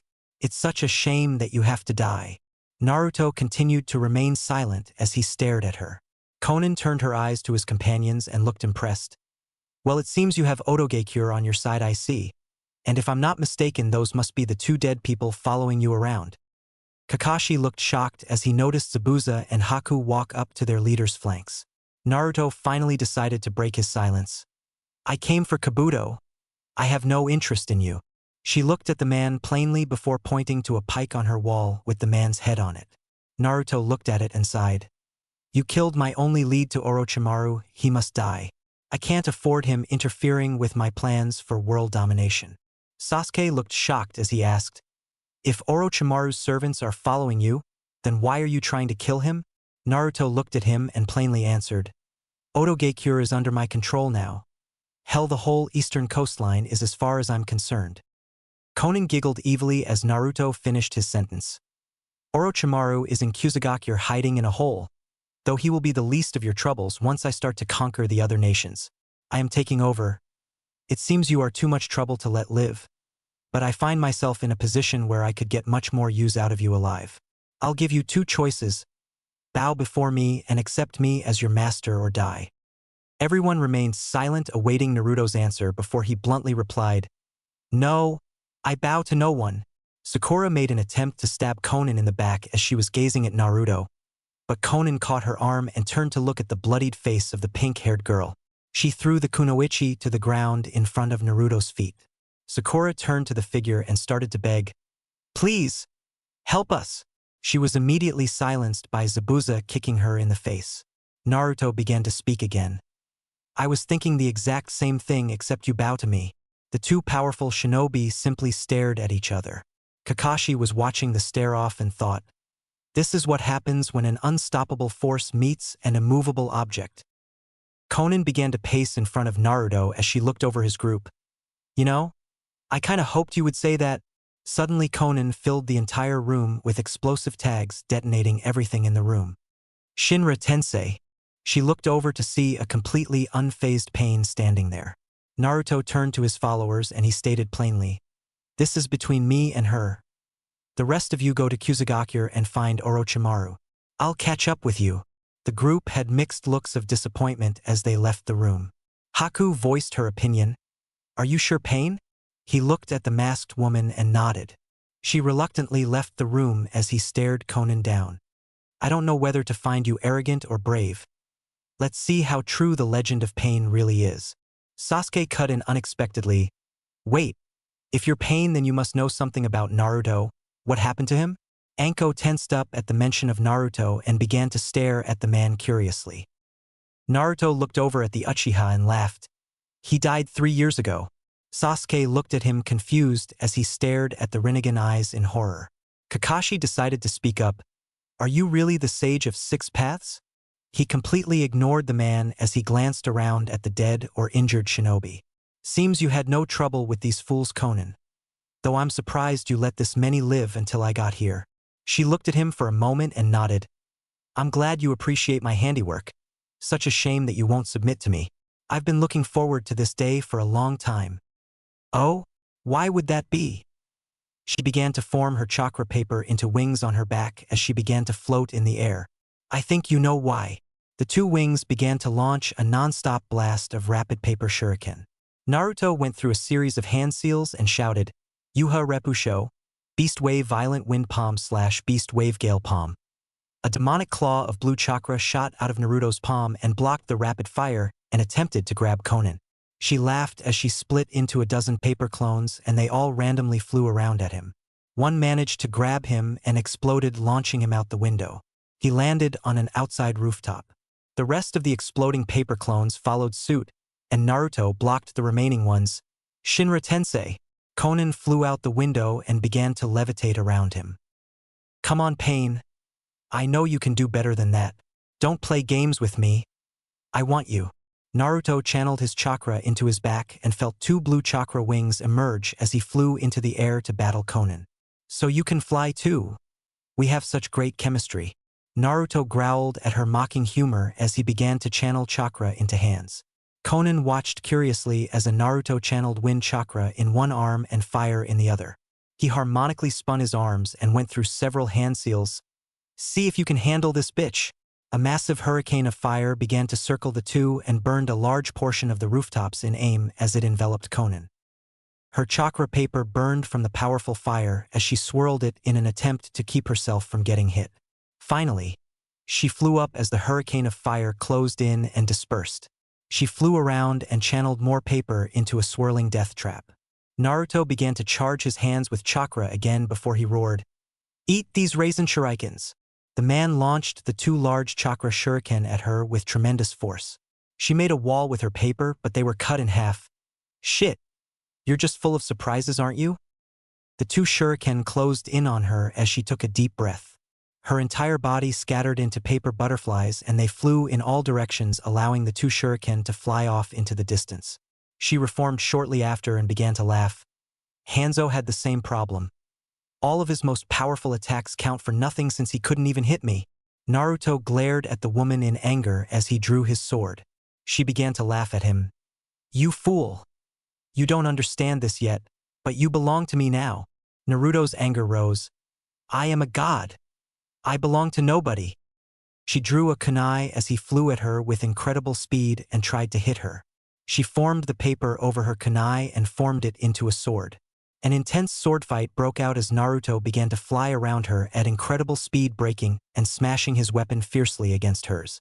She would split every time he made contact, much to his annoyance, and he began to charge his sword with energy. The sword glowed blue with chakra as he began to slice the paper into pieces. Conan tried to block the charged sword but had her own paper one shattered as it flew everywhere. Naruto charged his sword once again as he attacked. Futon. Ryujin Rasengan. A blue dragon made of chakra swirled out of the blade and tried to attack Conan. She smiled as she sent all of her paper at the entity, completely immersing it before Naruto realized that they were exploding tags. He was blasted a good distance away as he fell hard to the ground. Conan flew at high speed after him and formed dozens of paper clones made of exploding tags.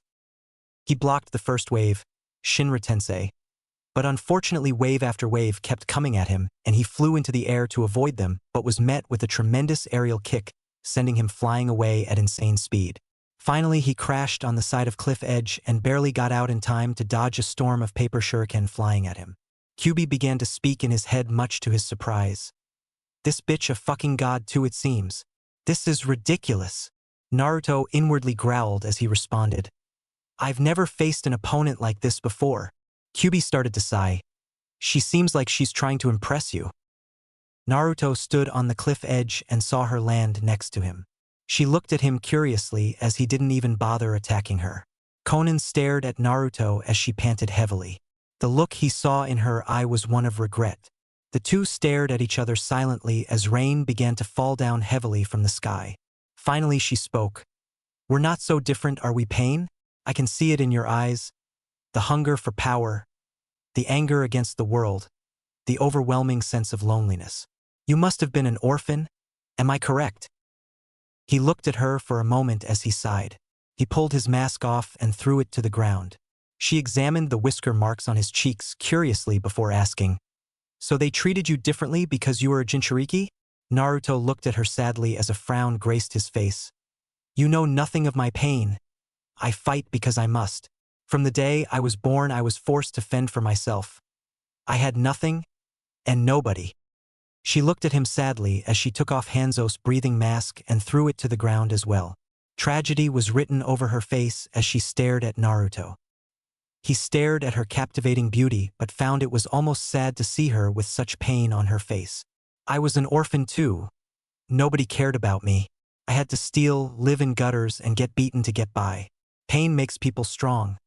It made me strong. How did it feel the first time you killed somebody, Pain?" He looked at her and sighed.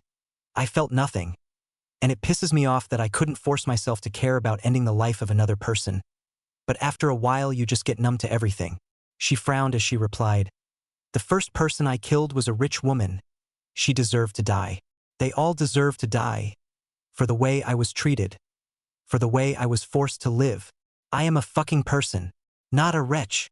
Naruto shot her a surprised look and stated, "We may have been born into the same shithole, but we're nothing alike. What makes you think any different?" She had an angry look on her face as she began to cry. "Why won't you just give me what I want?" Naruto looked at her angrily. "What is it that you want?" She shot him a furious look as she demanded. "Nobody stands against me anymore. I take what I want. If you don't give up, I'm going to kill you, Pain." Naruto looked at her and felt a surge of rage flow through him. "Nobody steps on me anymore. Submit to me, Conan, or you'll die." She began to glare at him as paper wings formed on her back once again. She flew high into the sky, soaking more rain. Naruto followed her as chakra wings re-emerged from his back as he followed her. She roared at him, "Never!" She began to surround the two in a typhoon of paper and they began to circle the skies. "I regret having to kill you, Pain. Together we could have been invincible." Naruto looked at her fiercely before he shouted back, "I am invincible! Chibaku Tensei." The ground beneath the two shinobi began to split from the earth and started flying high into the air beneath their feet. Conan found she couldn't move her feet as the two of them were on top of a massive ball of earth. She felt herself sinking into the ball, tried to break free but couldn't. Naruto began to laugh. "There is no escape from this. You're going to die." She smiled at him as he channeled his jutsu harder. "If I die, then you're coming to hell with me." Naruto was shocked as she suddenly began to laugh manically. "Kami no Shisha no Jutsu. Paper person of God. I'm pretty sure. She's going to kill you both. Use my chakra and you'll live." The vortex began spawn more paper as exploding tags rained non-stop on the two. Naruto stopped channeling his Chibaku Tensei and looked up in horror at the non-stop barrage of exploding tags. He looked at Conan, who had an amused look on her face before he began to run at her and embraced her. "Shinra Tensei." The shield blocked the hundreds of explosions surrounding him and Conan. He looked around desperately before he tapped into the Kyuubi's chakra. He felt the enveloping surge of red chakra surround him and Conan in a shell as the exploding tags continued to rain. The ball that had formed in the sky was shattered into millions of pieces as it rained down upon the landscape. Naruto continued to hold Conan as he fell from the sky and landed with a thud, only surviving from the chakra shell. After what seemed like a lifetime, the explosions finally stopped and the shell dissipated, leaving a completely exhausted Naruto. He looked up at the sky and felt the rain continuing to fall even after the massive attack. His eyes began to sting painfully and his head throbbed. The water felt intoxicating and he slowly drifted into unconsciousness as he released Conan from his grasp. The woman rolled over still in shock. She blurrily looked around as she attempted to stand but fell back over. She saw Naruto's unconscious form lying next to her and began crawling towards him. As she reached him, she leaned over his defeated form and pulled out her kunai as she held it over him. She stared at him in disbelief as she looked around at the devastation their attacks had caused. He saved me. I can't believe we're both still alive. Conan threw the kunai to the side and stared at the sleeping form of the man longingly. She hovered over him for a minute as she looked at his face. She felt tears begin to fall down her face again as she stared at his form. He cares about me. He risked his life to save mine even though we're enemies. Without thinking, she pressed her lips against his and soon felt an overwhelming sense of drowsiness wash over her as she passed out on top of Naruto. XXXXX. Kakashi and his teammates were carrying the wounded and dead teammates from their failed mission as they made their way out of the Aim Palace. Much to Kakashi's surprise, however, another large group of Suna, Nin, led by Kankuro had been there to greet them and help them carry the wounded and dead. Kakashi felt sad as he looked at all the dead people Chuji, Niji, and all of the Umbu that came with them. Shikamaru was thankfully still alive, though his vitals were failing fast. Several Suna medics were carrying him as they made their escape. Among the list of injured included pretty much everybody except for Kakashi and Yamato. Anko had strangely gone missing, as well as Shizune. Kakashi looked around for the women but couldn't find them. He became worried and sighed deeply. Sasuke stood next to Kakashi as the Suna Nin began fighting their way out of the city for them. What happened to Pain and Conan? Kakashi looked over to a large series of explosions off in the distance and sighed. I'm guessing they are still fighting each other. I don't know what Tsunade will think of that, but we are in for some serious trouble if we don't get the hell out of here. Kankuro ran up to Kakashi and began to shout. Kazekage sent reinforcements to cover our retreat, but we need to get out now. The two nodded as they followed the trail of Suna Nin out of the city on their way to Konoha. XXXXX. Shortly afterwards, a large group of shinobi were investigating the desecrated area in complete shock. One man shouted, "Over here, Shibuki-sama. We have 2 survivors." The man known as Shibuki made his way over to the scene and noticed the 2 unconscious figures. He took a moment to examine the 2 individuals and his jaw nearly hit the ground. This must be my lucky day. 2 of the most notorious criminals in the world, Pain and Conan, unconscious. You 3 get the chakra restraints for them. Double for each of them. My father will be pleased to receive our new prisoners. A random Jounin spoke up. You mean this is Ban the Invincible? That's Lady Conan as well. Shibuki shot a fierce glare. Don't do anything stupid. Those are 2 of the most dangerous people in the world. Judging by this mayhem, I'm guessing they had a battle. Take them to Taki. My father will know what to do. The Jounin obediently did so and took the 2 with them as they left. XXXXX. Meanwhile, Naruto's companions were following Zabuza high speed towards Kusagakure. Haku looked back at the massive explosions in the distance and sighed. We shouldn't just abandon him like this. What if he needs our help? Zabuza looked at the concerned woman and sighed. I didn't want to leave him alone either, but his orders were clear. Orochimaru will be on the move once he hears of this battle. Guren nodded as she added, yeah, the entire region is going to be unstable for a while. Still, that means Orochimaru already knows about this. Kimimaro sighed as he stated. He said he would catch up with us. I intend to fulfill his orders without question. Tayuya looked at him and laughed. So loyal, Kimimaro. Oh, I mean the Ashen Knight. He gave her a glare as he sighed. I thought it was fitting.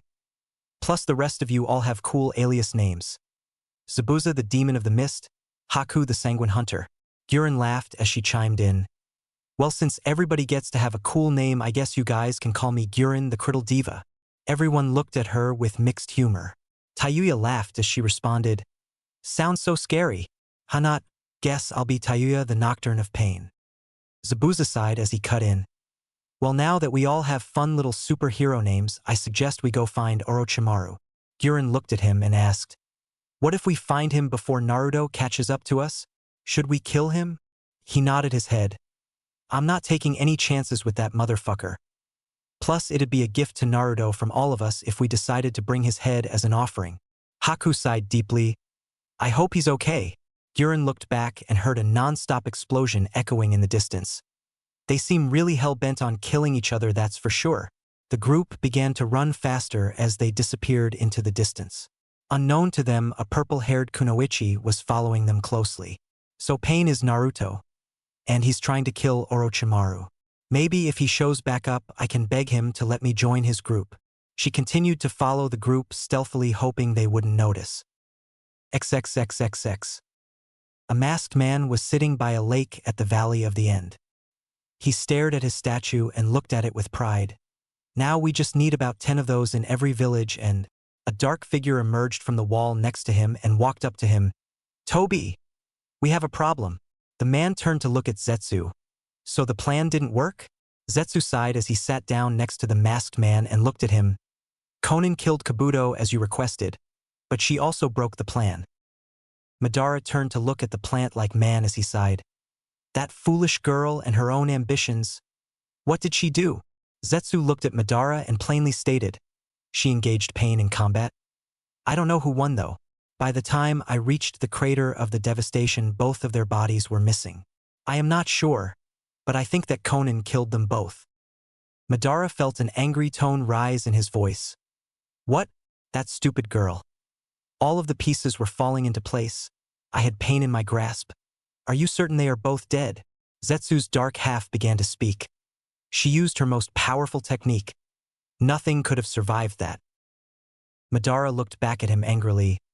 Damn! The Nine Tails can't be dead. He will eventually show up again. I don't want this incident hindering our plans any further. I want you to find the others and tell them to meet me back here. I assume by now we can formulate our plan to capture the Jinchuriki, and in time the Nine Tails shall reappear. Zetsu nodded as he stood up to leave. Before he left, Zetsu pulled a book out of his pocket. Shizun wanted me to give this to you. Apparently it is very valuable. Without another word, Zetsu left Madara alone. The Uchiha read title, Rakudo Sanin. This can't be it. The sound of footsteps could be heard and Madara turned to see who it was. A woman walked out of the shadows and sat next to him. The nations are in chaos. Konohagakure is vulnerable. He sighed as he looked at the book Zetsu had given him. Where did you find this book? She looked at him and smiled. I guess it belonged to the first Hokage. I saw it on Tsunade's desk. She claimed that Itachi's brother found it in the nine-tailed Jinchuriki's apartment. Tsunade said it was a historical account of the Sage of Six Paths written by his grandson. It also has commentary from cultists and scholars. He looked at the book interested as he began to open it and read. Shizun spoke up after a few minutes. What are my new orders, Toby? He sighed as he looked at her. Normally after I have no use for my agents I kill them, but not in your case. He took off his mask and looked at her calmly. His serene face matched the statue barely 50 feet from him exactly. Shizun was staring at him in shock. You're Madara? He laughed as he set the book down and stood up. Yes. You have served me so well since you were such a young girl, Shizun. You won't be going back to Konoha. Your informant days are over. She looked shocked as he offered her a hand up. Madara? I don't know what to say. He looked at her and put his hand on her head. Tell me more about the Nine-Tails Jinchuriki. You must have seen him before he left Konoha. And I am assuming Pain isn't his real name. Shizun leaned against the nearby wall and nodded. His name is Naruto Uzumaki. He's Kushina's son. Madara's eyes opened up surprised. You should have told me this sooner. Why didn't you?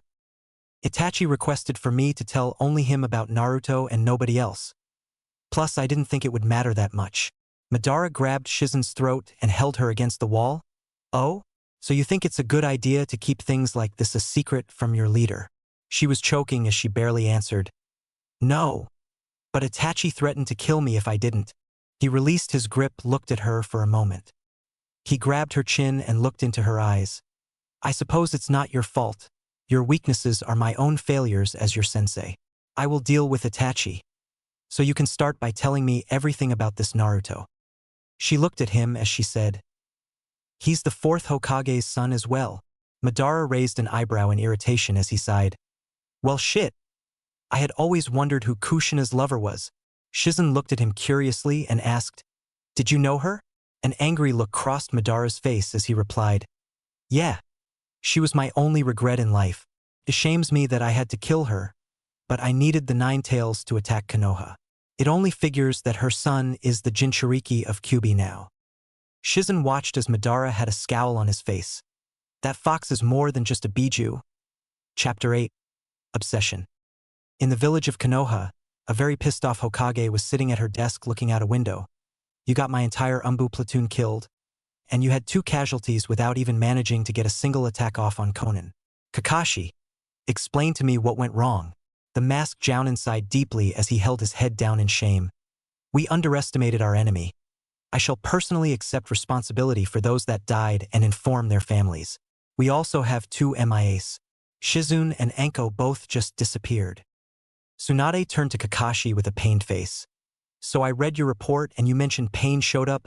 What the fuck happened? Kakashi shook his head in confusion. I'm not sure what happened, Tsunade. Konan was demolishing us, and then Pain shows up out of nowhere and saves Anko's life with some extremely strange jutsu. He and Konan were discussing Kabuto, who Konan had apparently killed before our arrival. It would seem Pain has been hunting Orochimaru. She looked at him curiously as she cocked her brow. What happened to the 2 of them? Your report simply mentions your retreat. Kakashi looked at Tsunade fearfully as he answered, Pain and Konan in the same room was something I never want to experience again. Thankfully, they were enemies. Konan tried to force Pain to submit to her authority, and Pain made a similar demand. It was like an unstoppable force meeting an immovable object. They were still battling even as we fled the city. Tsunade sighed deeply as she thought about it. Well, thank the gods they weren't allies or none of you would be alive. She began to stare at Kakashi, making him nervous. Tell me more about Pain. What did he look like? Kakashi thought for a moment and responded. He had orange hair and an Umbu outfit on when I saw him. He also had many piercings in his ears. He wore a mask similar to my own, which covered up the lower half of his face. His eyes were purple with a silver outline and had rings in them. My guess is it was the Rinnegan. Tsunade looked very unhappy. That's not fucking good. I've heard nothing but terrible things about those eyes. Kakashi looked confused as Tsunade elaborated. The Sage of 6 Paths was the only known person to ever have the Rinnegan bloodline. If Pain has it, that can only mean one thing, that he is the Sage. Kakashi looked shocked as Tsunade finished. He sighed. Is there anything we can even do against him then? Tsunade laughed as she responded. You said he protected your team, right? Maybe Pain isn't as evil as everyone thinks. He was also trying to kill Orochimaru. That alone makes him a possible ally. Maybe if we're lucky, he killed Konan for us. Kakashi looked worried as he replied. He said he wanted world domination. I don't think that qualifies as being a good guy. Tsunade interrupted him. I'll send scouts to look for Pain, because I think he would make an excellent Konoha shinobi. Kakashi bluntly replied. He won't answer to Konoha. Somebody that powerful is dangerous. Tsunade glared at him. I'll decide that for myself.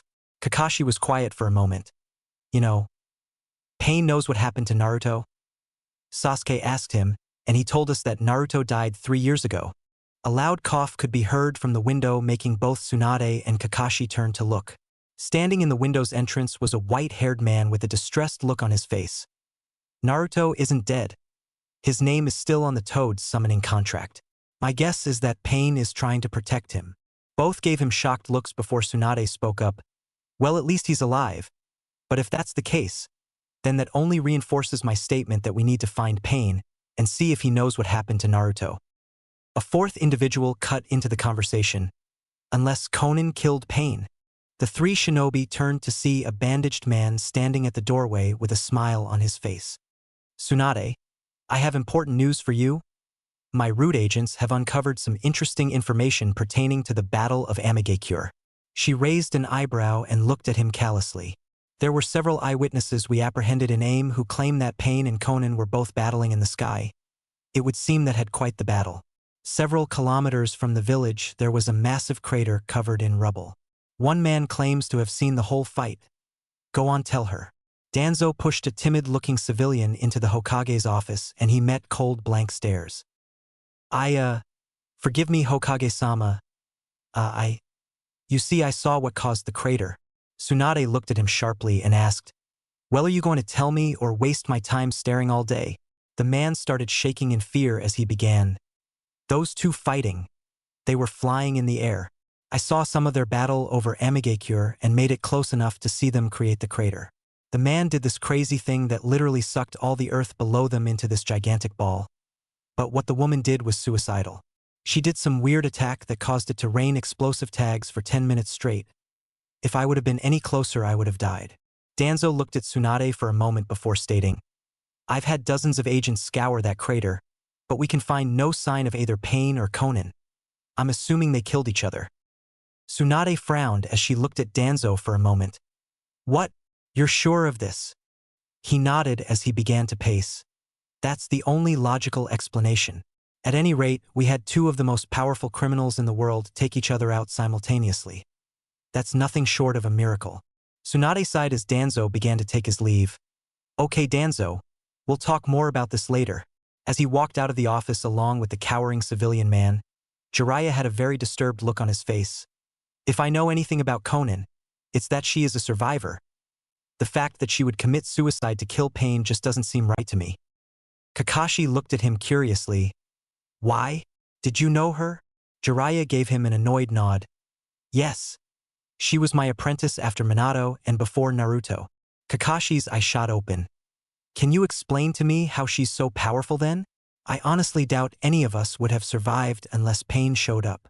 Jiraiya thought for a moment. Conan had a very interesting ability to fold chakra.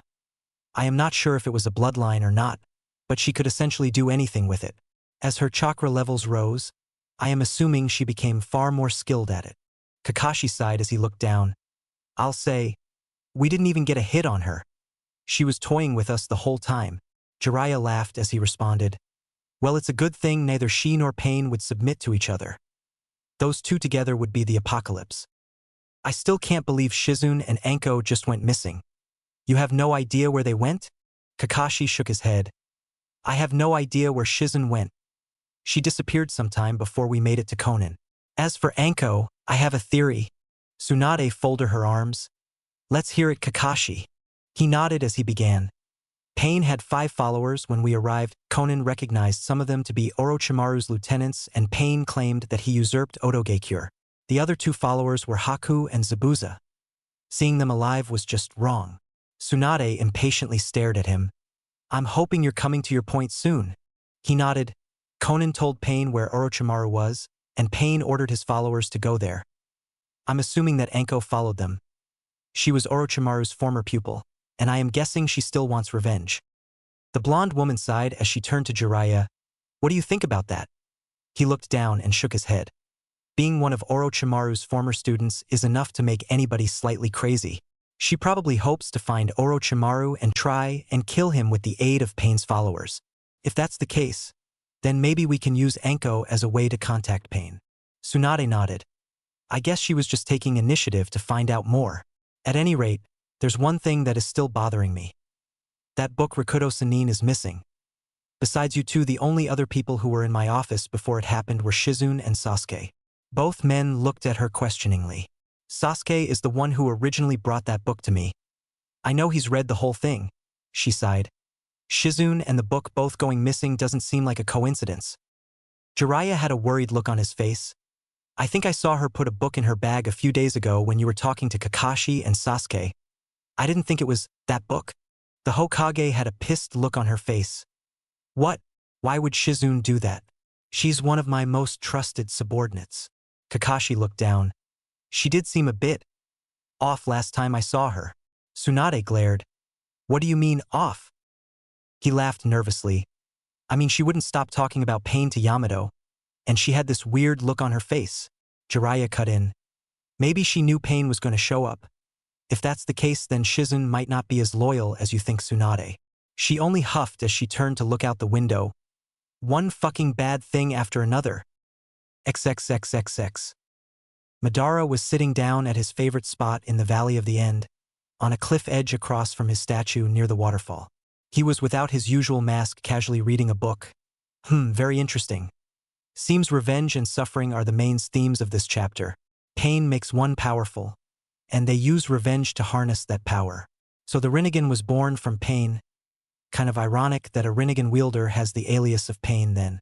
So inspirational. Let me see here, yes, chapter 12, The Man Who Became God. Madara eagerly began to read but was interrupted by a loud cough. He turned to see Itachi and Kisame standing behind him. He stood up and calmly turned around to face them. Silence filled the air for a moment before Madara spoke. I see you two got Zetsu's message to return. Tell me, did you find the Jinchuriki in Lightning Country? Kisame answered, yes, they have two Jinchurikis. One is the eight-tailed beast. Its container is the Raikage's brother, and the other is the Two Tails container, which is the Raikage's daughter. I don't know if Killer Bee and Yujito are related, but in this story they are. Madara sighed heavily. They will both be high priority to capture early. The duo nodded as Madara stared at Itachi for a moment. So, I hear you kept Pain's identity a secret from me, Itachi. Care to explain? The Uchiha had a plain, careless look on his face. No. Madara started to laugh as he paced around the younger man. I would prefer if we could do this the easy way, Itachi. The man continued to stare at Madara, and then a smile came to his face, confusing both Madara and Kisame greatly. Itachi began to start laughing as he spoke. Fuck off, pretty boy. The reason I didn't want you to find out is because you're Kushina's father, and would probably do something stupid. Kisame looked at Itachi perplexed and turned back to see an amused Madara, much to his surprise. Is that some kind of clumsy come on? Itachi, I respect the fact that you aren't a coward. However, Madara punched Itachi in the stomach at unseen speed and the Uchiha fell to the ground. Madara then punched Itachi in the jaw and an angry look flared on his face. If you ever bring up that stupid girl again, I'll put you in your own Tsukuyomi permanently. Itachi stood up and started to smirk. Very well, Madara-chan. Kisame just sighed as he glanced at Madara sitting back down and reading his book. I think Madara has a bit of a bromance going on with Itachi. Fucking weird-ass Uchihas. I think I'm spending too much time with them. What's with the book, Toby? Kisame asked as he noticed Madara carelessly ignoring the pair behind him. Madara turned to look at Kisame, annoyed. It's about the Sage of Six Paths. This book used to belong to Hashirama. Kisame looked to Itachi, who had a strange look on his face. Itachi wiped the blood out of his mouth and began to speak up. What happened to Conan? I've heard rumors. Kisame laughed. Who cares? Damn, is she a bitch? Madara turned from his reading again, annoyed by the question, and set the book down. The stupid girl tried to kill Pain. No, I mean Naruto. Itachi looked confused as he sat down next to Madara. You're serious? I had heard reports of her defeating Hanzo. I guess she got a bit too overconfident and thought she was invincible. Madara looked at him and scowled. Yeah, well, Zetsu said she committed suicide to kill Naruto, though I highly doubt he's dead.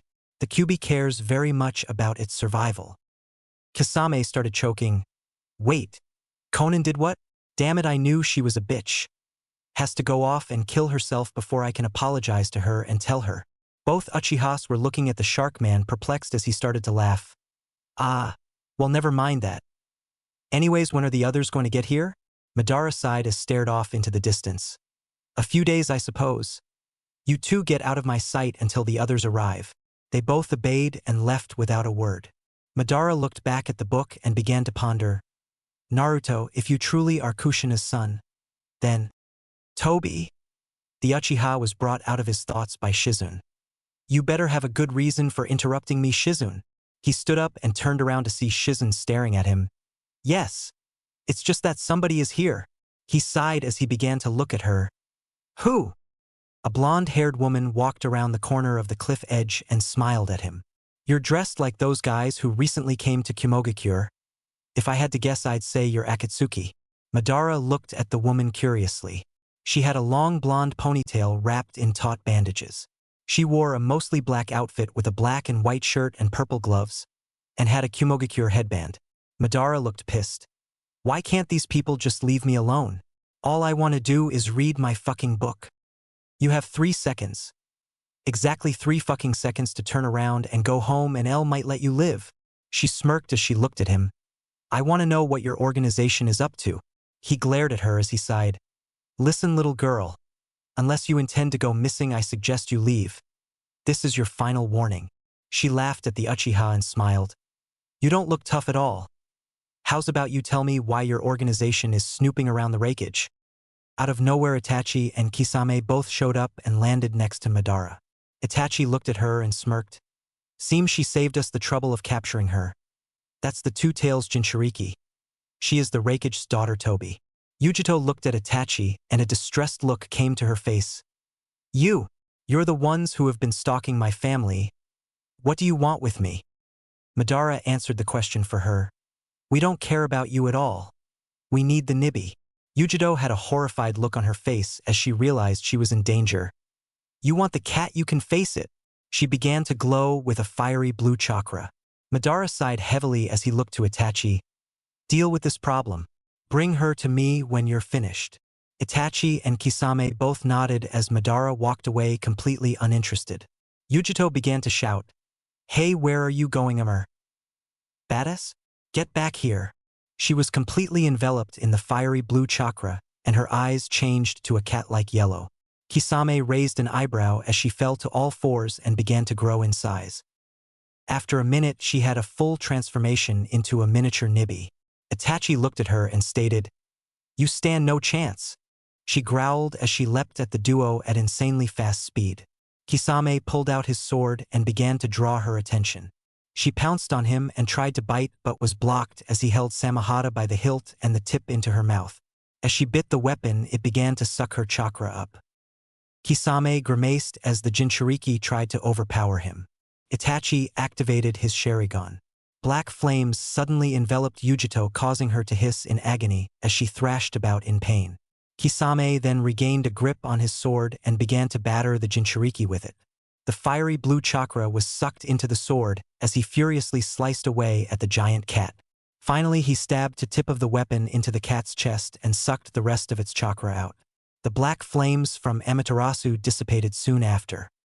Yujito was left lying on the ground, barely conscious after she returned to normal. She tried to stand up but soon felt somebody pick her up. Kisame slung the woman over his shoulder and casually walked back to Madara with Itachi. Kisame sighed. I think you and I picked the right partner, Itachi. That went smooth. The Uchiha nodded. Yes, Kisame, we have two suppression abilities. Plus our battle methods do complement each other well. Yujito began to squirm, trying to get out of Kisame's hold, but finally stopped since she was completely exhausted. Kisame nodded as he sighed. Yeah, if only it worked that well on the damn Ninetales. Yujito's eyes shot open as she asked, You tried to capture the Ninetales Jinchuriki? Who is it? The pair ignored her question as they made it back to Madara, who was reading his book again. Shizune was sitting next to him, staring at him with a worried look. Kisame dropped Yujito in front of Madara, and he looked at her for a moment before looking at Itachi and Kisame. Shizune, bind the girl. The woman looked at Yujito and nodded as she began to tie her up. Madara went over to the blonde girl lying against a wall, tied up, and knelt next to her. What do you people want from us, Jinchuriki?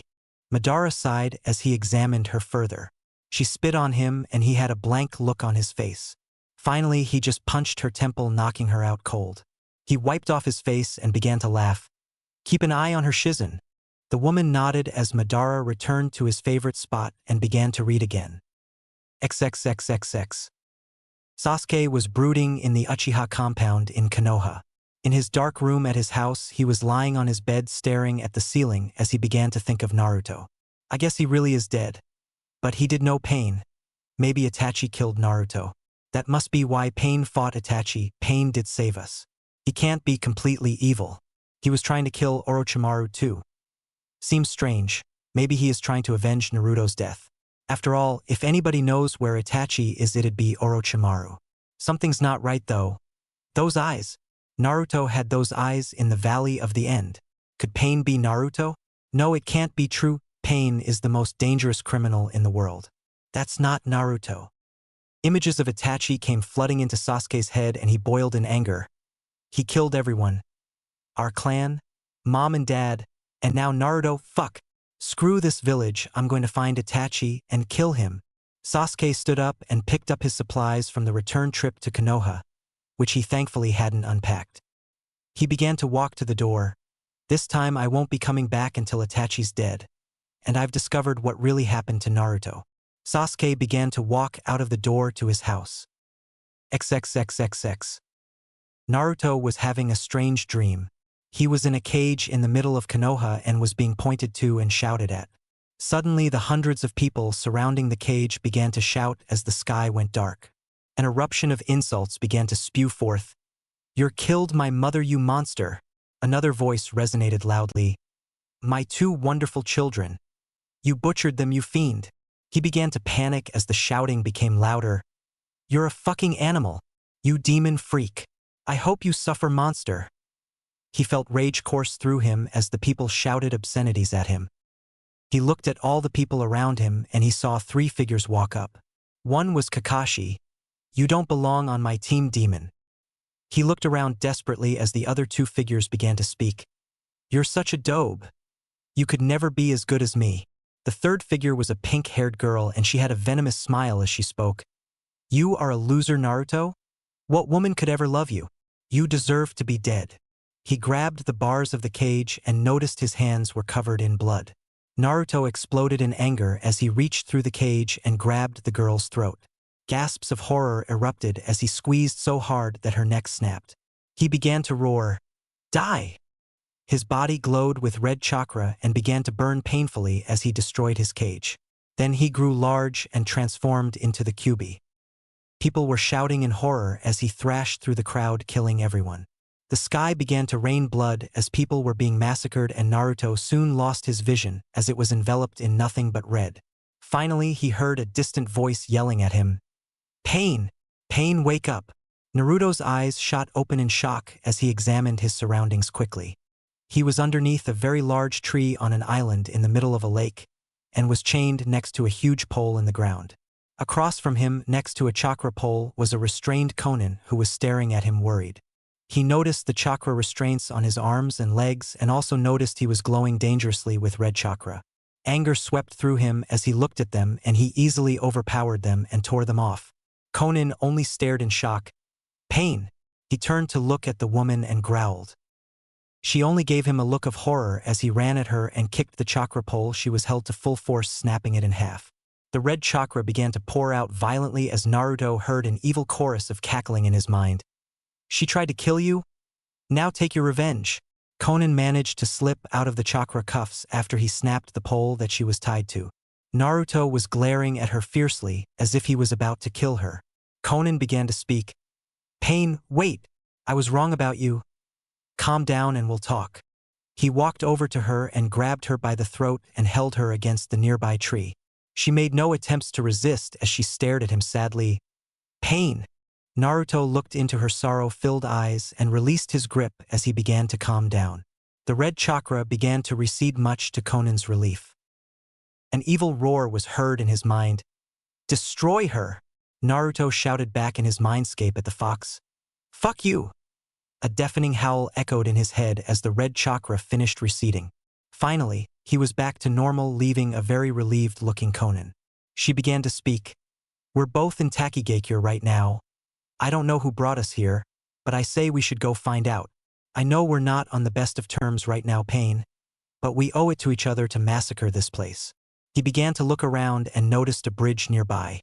Without another word, he began to walk towards it with a blank look on his face. Konin looked at him confused. "What's wrong with him?" She began to follow him and spoke up. "Aren't you going to answer me? Pain, are you with me or not?" He turned around and glared at her. "You're lucky I let you live. I don't have time to deal with your bullshit. My friends need me right now." She was giving him a strange look and darkly replied, "You saved my life, Pain? Or should I say Naruto?" His eyes opened in shock as she walked closer to him.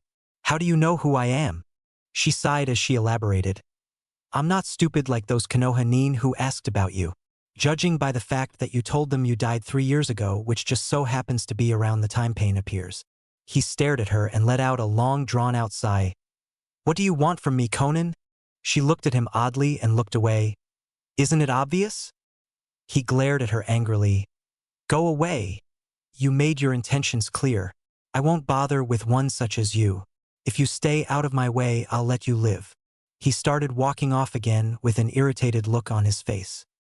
Her blood began to boil in rage as she yelled at him. "Then why bother to save my life? Did you do it so I could suffer more? Did you want to see me on my knees at your feet before you killed me?"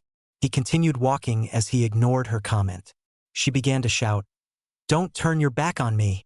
She ran over to him and tried to stab him with a kunai. He caught her arm and then the other one as it swung in. She gave him a pained stare as he held her hands in his own, causing her to drop the weapon. Damn it! Don't walk away. Please don't leave me. Naruto looked at her curiously as she began to look down in shame. She slowly began again. I'll do anything. I'm so tired of being alone. Naruto let go of her hands and she looked into his Rinnegan eyes. He gave her a confused stare. You want to come with me? Why? She began to blush as she gazed at him. Nobody has ever done anything like that for me before. I just can't stop thinking about it. About you. Naruto looked at her shocked and spoke in disbelief. What are you trying to say? She gazed longingly into his eyes and began to whisper.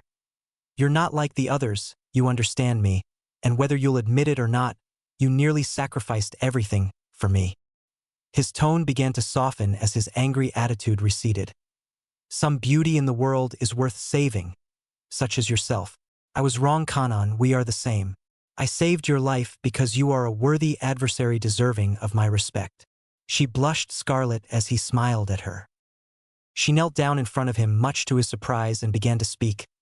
I'll follow you, Naruto. Allow me to be your second. Let me stand by your side. Kyuubi entered his mind once again. Maybe she will be useful after all. Naruto gave the kneeling woman a confused look. Why the change of heart? You seemed pretty hell-bent on me serving you last I checked. She reluctantly began again. I don't care about that anymore. Whether it's you or me, I just want to be together. He offered her a hand and spoke. Follow your God, my angel. Finally, she took his hand and he brought her to her feet. I'm yours forever, she stated as she continued giving Naruto a strange look. He inched closer to her face and began to speak with a seducing tone. We're going to seal this deal later. Conan's entire face turned red. She tried to look away, but her face was cupped in Naruto's hand. He leaned in closer and pressed his lips against hers. She resisted at first, but suddenly lost herself in the moment. She began to moan into the kiss and felt herself getting weak at the knees. She wrapped her arms around his neck and leaned into him. After several minutes of romantically making out, Naruto broke the kiss and left a very blissful Conan staring at him. She couldn't believe what just happened. I can't believe that just happened. Does he have feelings for me? Oh my God, why am I letting myself be weak in front of him? Straighten up, Conan. Her mental fortress refortified itself, and she had a blank look reappear on her face as Naruto looked at her. He spoke calmly. Before we go on a killing spree, let's see who's in charge. She nodded casually and they began to walk together across the bridge. Conan was walking awfully close to Naruto and was trying to work up the courage to wrap her arm around his. After an internal conflict, she decided not to, although she was very reluctant about doing so. As they reached the end of the bridge, they were surrounded by dozens of Taki Jounin, all staring in shock. One man spoke up as he walked in front of the pair. How did you break out of those chakra restraints? Naruto sighed as he bluntly replied. They call me invincible for a reason. Conan chimed in as he finished. We're leaving, but first tell us who's in charge. The man looked horrified as he started to back away. No. Pain and Conan working together? I'm so sorry. Please forgive my insolence. The man dropped to his knees at Naruto's feet and started to beg. Please don't kill us. Shibuki-sama is the one who brought you here. Naruto sighed as he looked at the man carelessly. Take us to him. The man stood up and shook fearfully as he led the duo into the village. The large group of Jounin followed the pair, eyeing them both vigorously. Naruto and Conan had blank looks on their faces as they walked into town past the citizens of Takigakure. Many of the villagers gasped in fear as they walked by. Looks of shock and disbelief were prevalent in the crowd, but they weren't the only looks Naruto was receiving. Without his mask, his face was completely unveiled for onlookers. Many of the women that saw him gasped in awe at his face, believing him to have a feral and sexy appearance. One woman even began to shout, "Oh my God! Pain, have my baby!" As they wandered closer to the center of the village to what resembled a tower, many more were fawning over the rogue, much to Conan's disapproval. Look, it's Pain! A loud chorus of giggling could be heard. He's so hot. The majority of the male Jounin present were shooting confused looks at each other while the female ones stared at Naruto. They finally reached the tower in the center of the village, and a man walked out of it with a timid look on his face. Naruto and Conan glared at the man as he walked up to the two. A large crowd began to gather around, much to the surrounding Jounins' displeasure, as many tried to reach for Naruto. Naruto began to examine the timid-looking man. He had long brown hair, jet black eyes, and a concave jawline. He was decently tall, but nothing out of the ordinary, and was adorned in a green shirt and gray pants with the traditional ninja sandals on. He looked at Naruto and Conan questioningly, and then to the Jounin who led them there and began to speak. "Jericho-san, why did you release the prisoners and bring them here before my father had time to meet them?" The terrified Jounin had a worried look on his face as he walked over to the man and spoke. "Shibuki-sama, forgive me, but Pain and Conan are allies. They freed themselves." Shibuki's eyes opened up in shock as he looked at the two figures glaring at him. He walked over to them and began to speak. "Please, forgive me for restraining you two, but it was for the safety of the village. We found you two together in a crater outside of Amigakure and decided to bring you here." Conan gave him a dark glare and asked, "What reason would you possibly have for bringing us here?" A cough could be heard from a middle-aged man walking out of the tower in the center of the village. "Forgive my rude accommodations, but my son had his reasons for bringing you here." Shibuki turned to the man identified as his father and began to speak. "My father speaks the truth. I originally went to aim to appeal to Lady Conan for aid against the IW. They are mounting a full offensive against us. They intend to invade." He gave a desperate look to Conan as he began to speak. "Please, we need your help." Naruto looked at the man and spoke up. 5 minutes ago I had every intention of turning this village into a crater. But I can understand that you are in a desperate situation, and will offer you my help." Conan gave a confused look at Naruto and spoke up in disbelief. "Pain, we don't have time for this. Plus these people chained us up. I say we kill them." Looks of fear swept through the crowd before Naruto turned to the woman. "Relax, Conan." The woman eased up and was silent as Naruto began to speak again. "My aid comes with a price, however. I demand the immediate loyalty of everyone in this village to a new shinobi alliance." Eager looks graced the features of Shibuki's father as Naruto continued. "Conan has already offered AIM support to my authority, and I recently usurped leadership of Odo. Surrender Takigakure's loyalty and resources and we'll protect you." Shibuki's father walked up to the duo and knelt in front of them. "We would be honored to serve you, Pain, and Lady Conan. As the leader of Taki, I, Bukurama, hereby pledge immediate loyalty to your cause." Shibuki gave his father a confused look. "Are you sure, father? What would the 5 great shinobi nations say if we allied with criminal leaders?" He turned to his son and sighed. "IW fears Conan, Kumo fears Pain, and Konoha fears them both. If they have so generously offered protection, we will accept it without question." Shibuki nodded as he turned towards the pair. His father began to speak again. "Make yourselves at home in my village. I'll cover the costs of anything. Take some time to relax and I'll gather the village elders to discuss our alliance and its politics tomorrow." The Jounins surrounding Naruto and Conan began to disperse, heading back to their posts, and the crowd started to dissipate slightly as Bukurama and Shibuki walked back into the tower. Naruto and Conan began to walk around the village. They received many looks of fear, but more of lust. Conan looked around at the women and began to get irritated at their giggling. She glanced at Naruto and sighed. "I don't really see a point in doing this, but your authority is without question." He nodded as he turned to her. "This would be a discreet base to watch IWA from. I originally took over Odo trying to find Orochimaru, but it can also serve to keep a close eye on Kumo." Conan remembered her original reason to take aim and started to frown as she looked back at Naruto. He looked at the woman curiously and tried to identify the reason behind her depression. "Something troubling you, Conan?" She looked at him and began to speak slowly. "We're not the only people trying to take over the world. There is an organization known as Akatsuki trying to do the same thing." He replied curiously. "You seem to know something about this organization? Anything you want to tell me?" She bit her lip as she looked down. "I am one of its 9 members. We all wear these black robes with red clouds."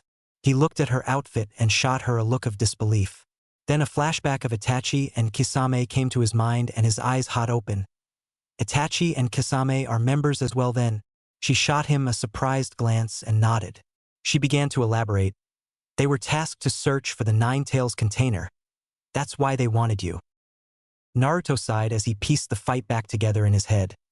Yes. So Akatsuki wants Jinchurikis, so they can use them to take over the world. Who's the leader of Akatsuki? She gave him a worried look and began to speak slowly. His name is Tobi. He's very powerful. He ordered all of us to meet again after we discovered the 9 Jinchuriki. Naruto gave her a querying look. Where? Where are they meeting? She sighed as she answered. The Valley of the End. He gave her a sharp look and spoke. When our business is finished here, we're going to go there. I wish to speak with him. She had a concerned look on her face and asked, What about your friends? Won't they need you to kill Orochimaru? He looked at her and smiled. They'll be fine. Plus, if they never get out on their own, they'll become too dependent on me. She reluctantly nodded, dreading the confrontation with her former allies. The pair silently walked through the streets of Takigakure. Many women made attempts to try and speak to Naruto, but were immediately put off as Konan either threatened them or glared fiercely. This continued for a little while, but then out of nowhere a woman stepped in front of them and was beaming at Naruto as she saw him. Your pain? Oh my god. This is really happening? HHH, I'm your biggest fan. She squealed as she ran up and jumped at Naruto, wrapping her legs around his back and her arms around his neck. Konan looked angry as she stared at the woman icily. Naruto looked at the woman and found her to be extremely attractive. She had minty green hair, tan skin, and the prettiest pair of orange eyes. Her outfit was drop-dead sexy as he examined it further. She wore a short sleeveless white midriff shirt with a fishnet undershirt beneath it, long white armlets, and fishnet shorts with a short white apron skirt. She also wore an orange clip in her hair. She began to speak again as Naruto was staring at her. Hey there, sexy. You like what you see? I sure as fuck like what I see. Konan glared at the woman and spoke up. Get lost, whore. Pain doesn't have time for trashy hustlers like you. The woman gave her an amused glance as she inched closer to Naruto's face. So Pain, you wanna fuck? Konan's eyes nearly shot out of her head as she began to yell. Get lost, you trampy slut. She looked at Konan again and smiled as she started stroking Naruto's face. Oh? You don't like it when I do this? Konan began to unleash some of her paper as she watched the scene in disgust. The girl gazed into Naruto's eyes and began to sigh passionately. Your eyes. They're so incredible. Konan was about to snap as she balled her fist in a jealous rage. The green-haired girl finally pressed her lips against his.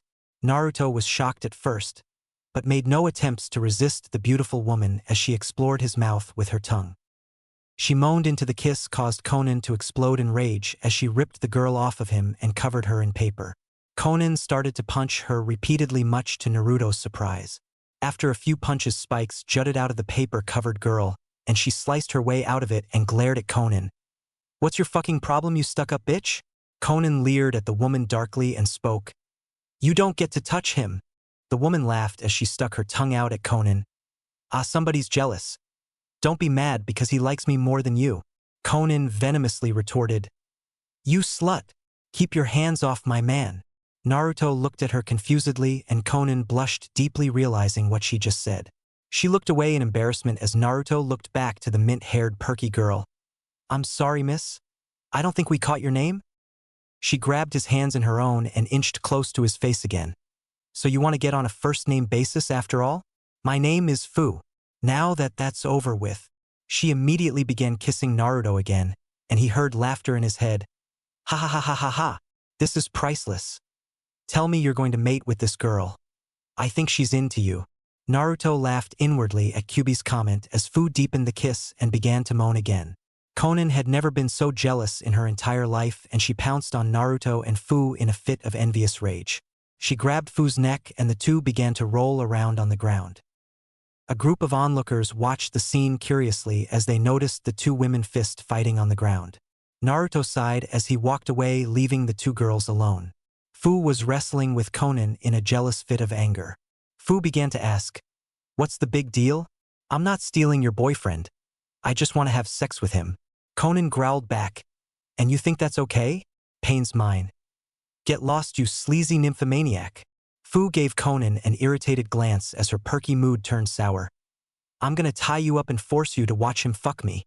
Conan wrapped the girl in paper again, but she easily sliced out of it with spikes that came from her arm. Fu began to imitate an orgasm. Oh yeah, pain. Right there.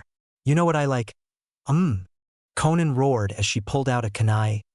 You're going to die, you slut. Finally, Shibuki intervened as he ran over. Fu, stop bothering our guests. And please don't insult Lady Conan. Fu stopped as she looked at Shibuki, and a frown graced her features, and she walked away with an angry look on her face. Shibuki turned to Conan. I apologize. Fu's a very strange individual. Her behavior is radical and obscene. She does some strange things for attention. Conan looked at him and sighed. Yeah, I'll say. Where's Pain? Do you know where he went? The man looked at her curiously and shook his head. No idea. But we have prepared guest rooms for you at the tower. So feel free to use them at any point during your stay here. She nodded as she gazed at the retreating mint-haired girl. Fu made it away from the commotion and sighed as she looked down. Damn bitch getting in my way. I finally meet Pain and this shit happens.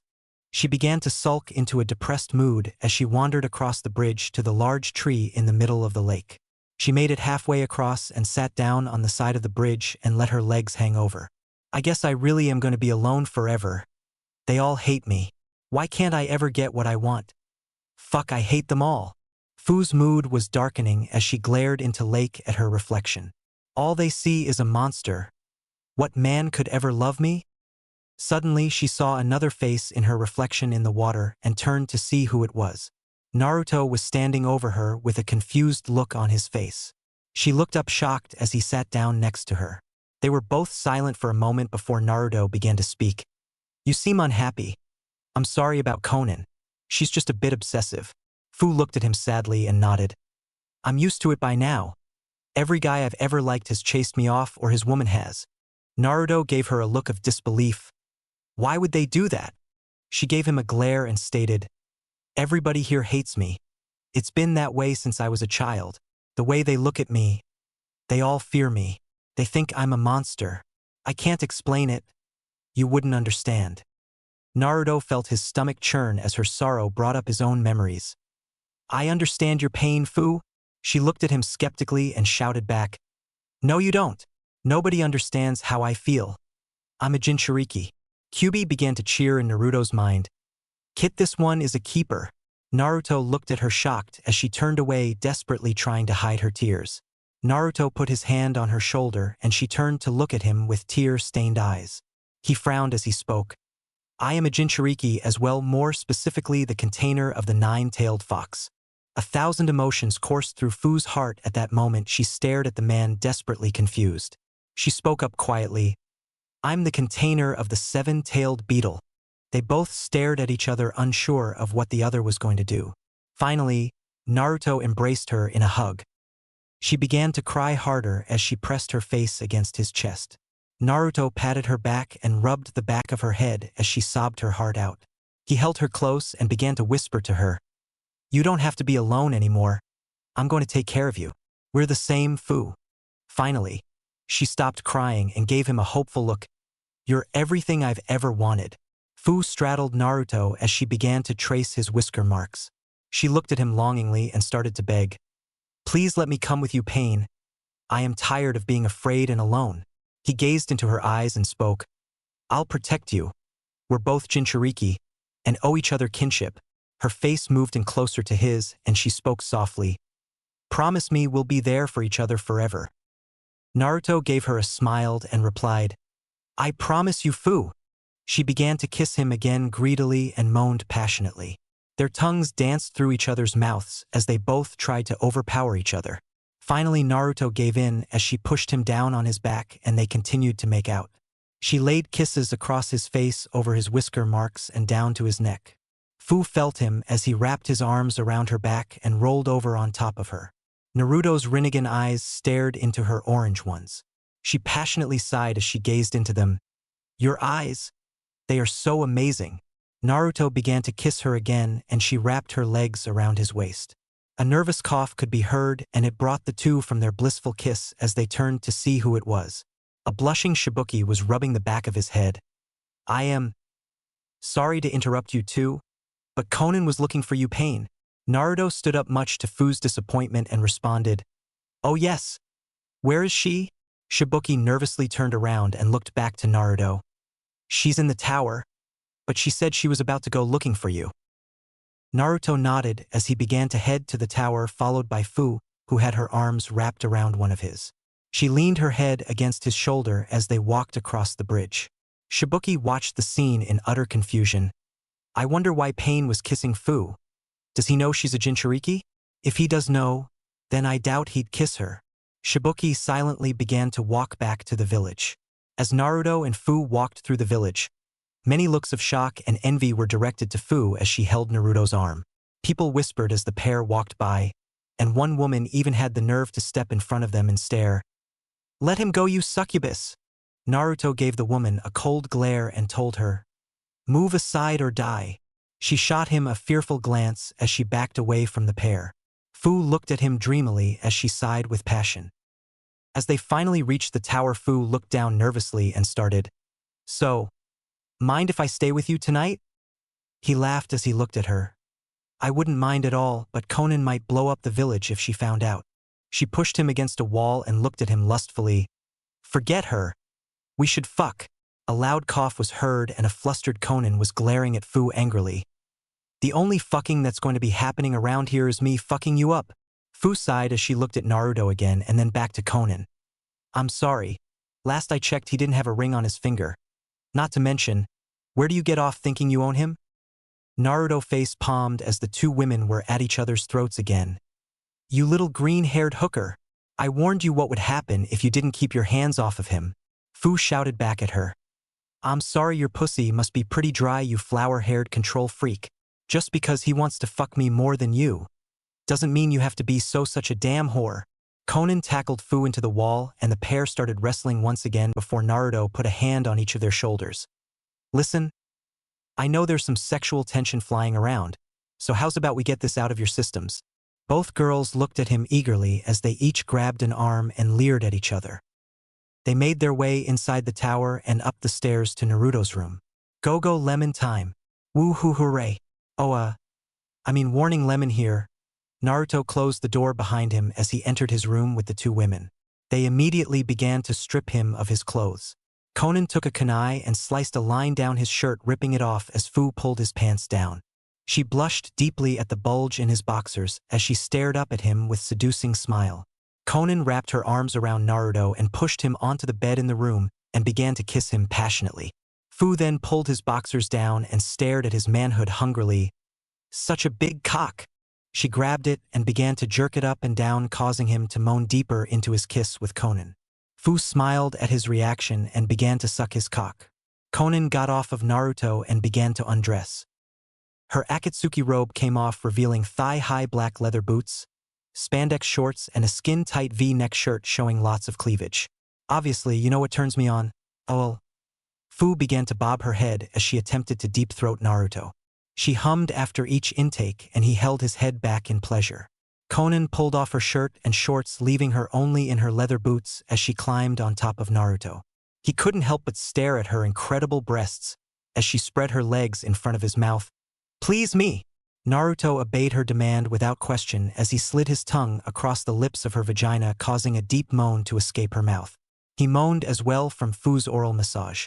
She began to pump his cock as she sucked it, adding to the pleasure. Meanwhile, Naruto was grabbing Conan's ass. He began to eat her out. She cooed as his tongue went deeper. Oh. He added to it as began to lick her clit, and she moaned loudly as he continued. Fu finally took her mouth off Naruto's manhood and began to get undressed as well. She pulled off her shirt and fishnet shorts and licked her lips as she jumped on the bed, pushing Conan off of Naruto. The woman hit the floor and looked angry as Fu lowered herself onto Naruto's cock slowly. Oh, OFSK.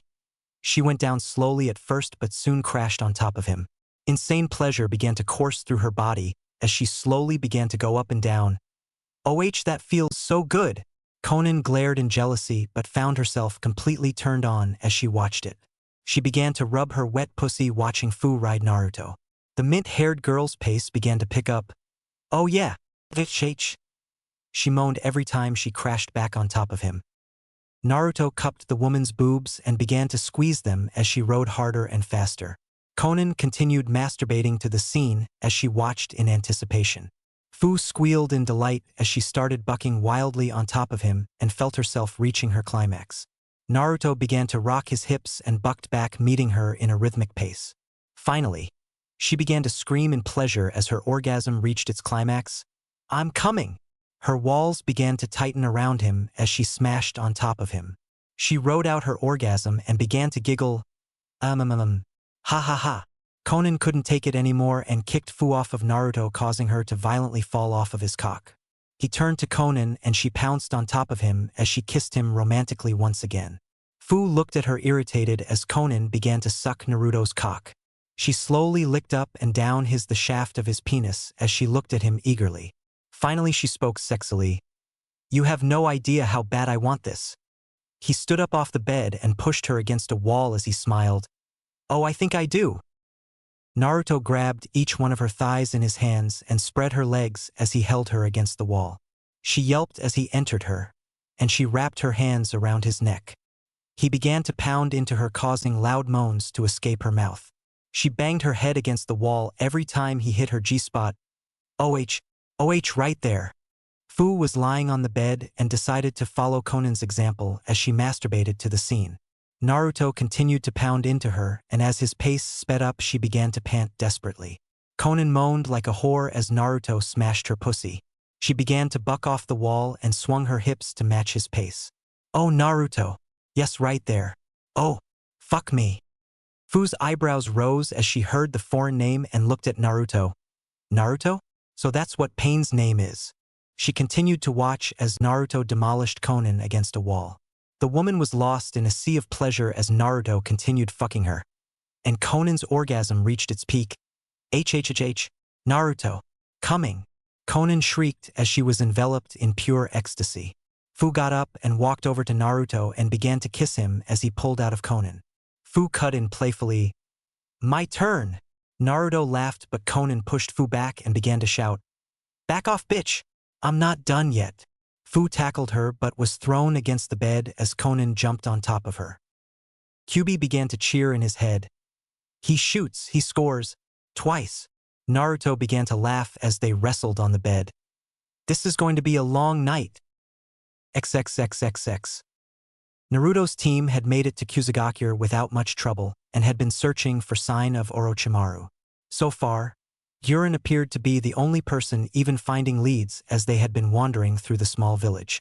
The group was incredibly bored as they eagerly awaited the return of their leader. Haku spoke up in a worried voice. "He hasn't come back yet. It's not like him to just forget about us. I wonder if he's okay." Zabuza spoke up casually. "He'll be fine, Haku, though I wish he'd get here soon. I don't have any inspiration for my book." Kimimaro shot him an annoyed glance as he sighed. "I still can't believe you made me read that junk." Guren looked at Zabuza curiously. "What book? What's it about?" Zabuza had his mask off and was beaming with pride as he pulled the book out of his pocket. "Say hello to Naruto's sex life? Chronicles of a Super Pimp. It comes complete with 5 separate one-night stands and several mutual developments with some of you." Haku face-palmed as Guren grabbed the book and began to read it. Her face got red as she read the part with herself and started blushing. "HY, I didn't surrender to my feral instincts as I begged for him." Zabuza laughed as he shot her a Jiraiya look. "It's all about perspective. But anyways, how did that lead of yours work out, Guren?" She sighed as she looked at Tayuya and Kimimaro. "We're going to have to go undercover and kill him. I'm pretty sure he doesn't know about us yet since Kabuto died before he could tell him." Zabuza looked at her and shrugged. "What are me and Haku supposed to do then?" She laughed as she pat him on the head. "Lots of bounty hunters pass through this town. I'm sure that'll keep you entertained." Tayuya chimed in cheerfully. "I'd rather do that than go undercover for Orochimaru." Kimimaro sighed as he spoke. "I have faith in Naruto-sama. Although it pains me to do this to Orochimaru, Naruto is my master now." Guren looked at him darkly. "If you blow our cover, I'll rip your fucking head off." He gave her a concerned shrug as he replied, "Don't worry about that. If anything, you should be giving that speech to Tayuya. She's the lowest ranking of his subordinates out of the 3 of us." She raised an eyebrow and crossed her arms. How's about you eat a dick, Mr. Ashen Knight? Or maybe we should have called you the powdered pussy. Haku sighed as she cut into the argument. I have no intention of sitting around in this town. I say we split up and meet again in Odo a few weeks from now. Zabuza gave her an approving look as he nodded. Yes, Haku, and I have unfinished business with Yagura. Guren shook her head in disapproval. Naruto wouldn't want us splitting up. It'll make it easier for our enemies to pick us off. Haku replied swiftly. But it also makes us a target if we're all gathered without Naruto-kun to protect us. Zabuza stood up and looked at Guren. You three take care and kill the snake for us. We're heading to Kirigakure. Guren sighed as she looked at Zabuza and Haku. Be safe, you two. Kimimaro, let's go. The two sound Nin followed Guren as Zabuza and Haku left the other way. Haku looked up to Zabuza and spoke. You think we stand a chance against Yagura? Zabuza looked at her, nodded his head. Our years with Naruto have made us strong. Plus Naruto knows that we had the intention of going there. Haku sighed as she looked forward. I hope so. As both sides split, Anko was standing in the middle of the village trying to decide which group to follow. Damn it! They're going for Orochimaru. But the other two say he's going to meet them in Kirigakure, Fusake. After a long internal battle, Anko decided to follow Guren, Tayuya, and Kimimaro. She began to get worried as she thought, maybe Orochimaru will believe me if I tell him I'm coming back, and then I can ask them about Naruto.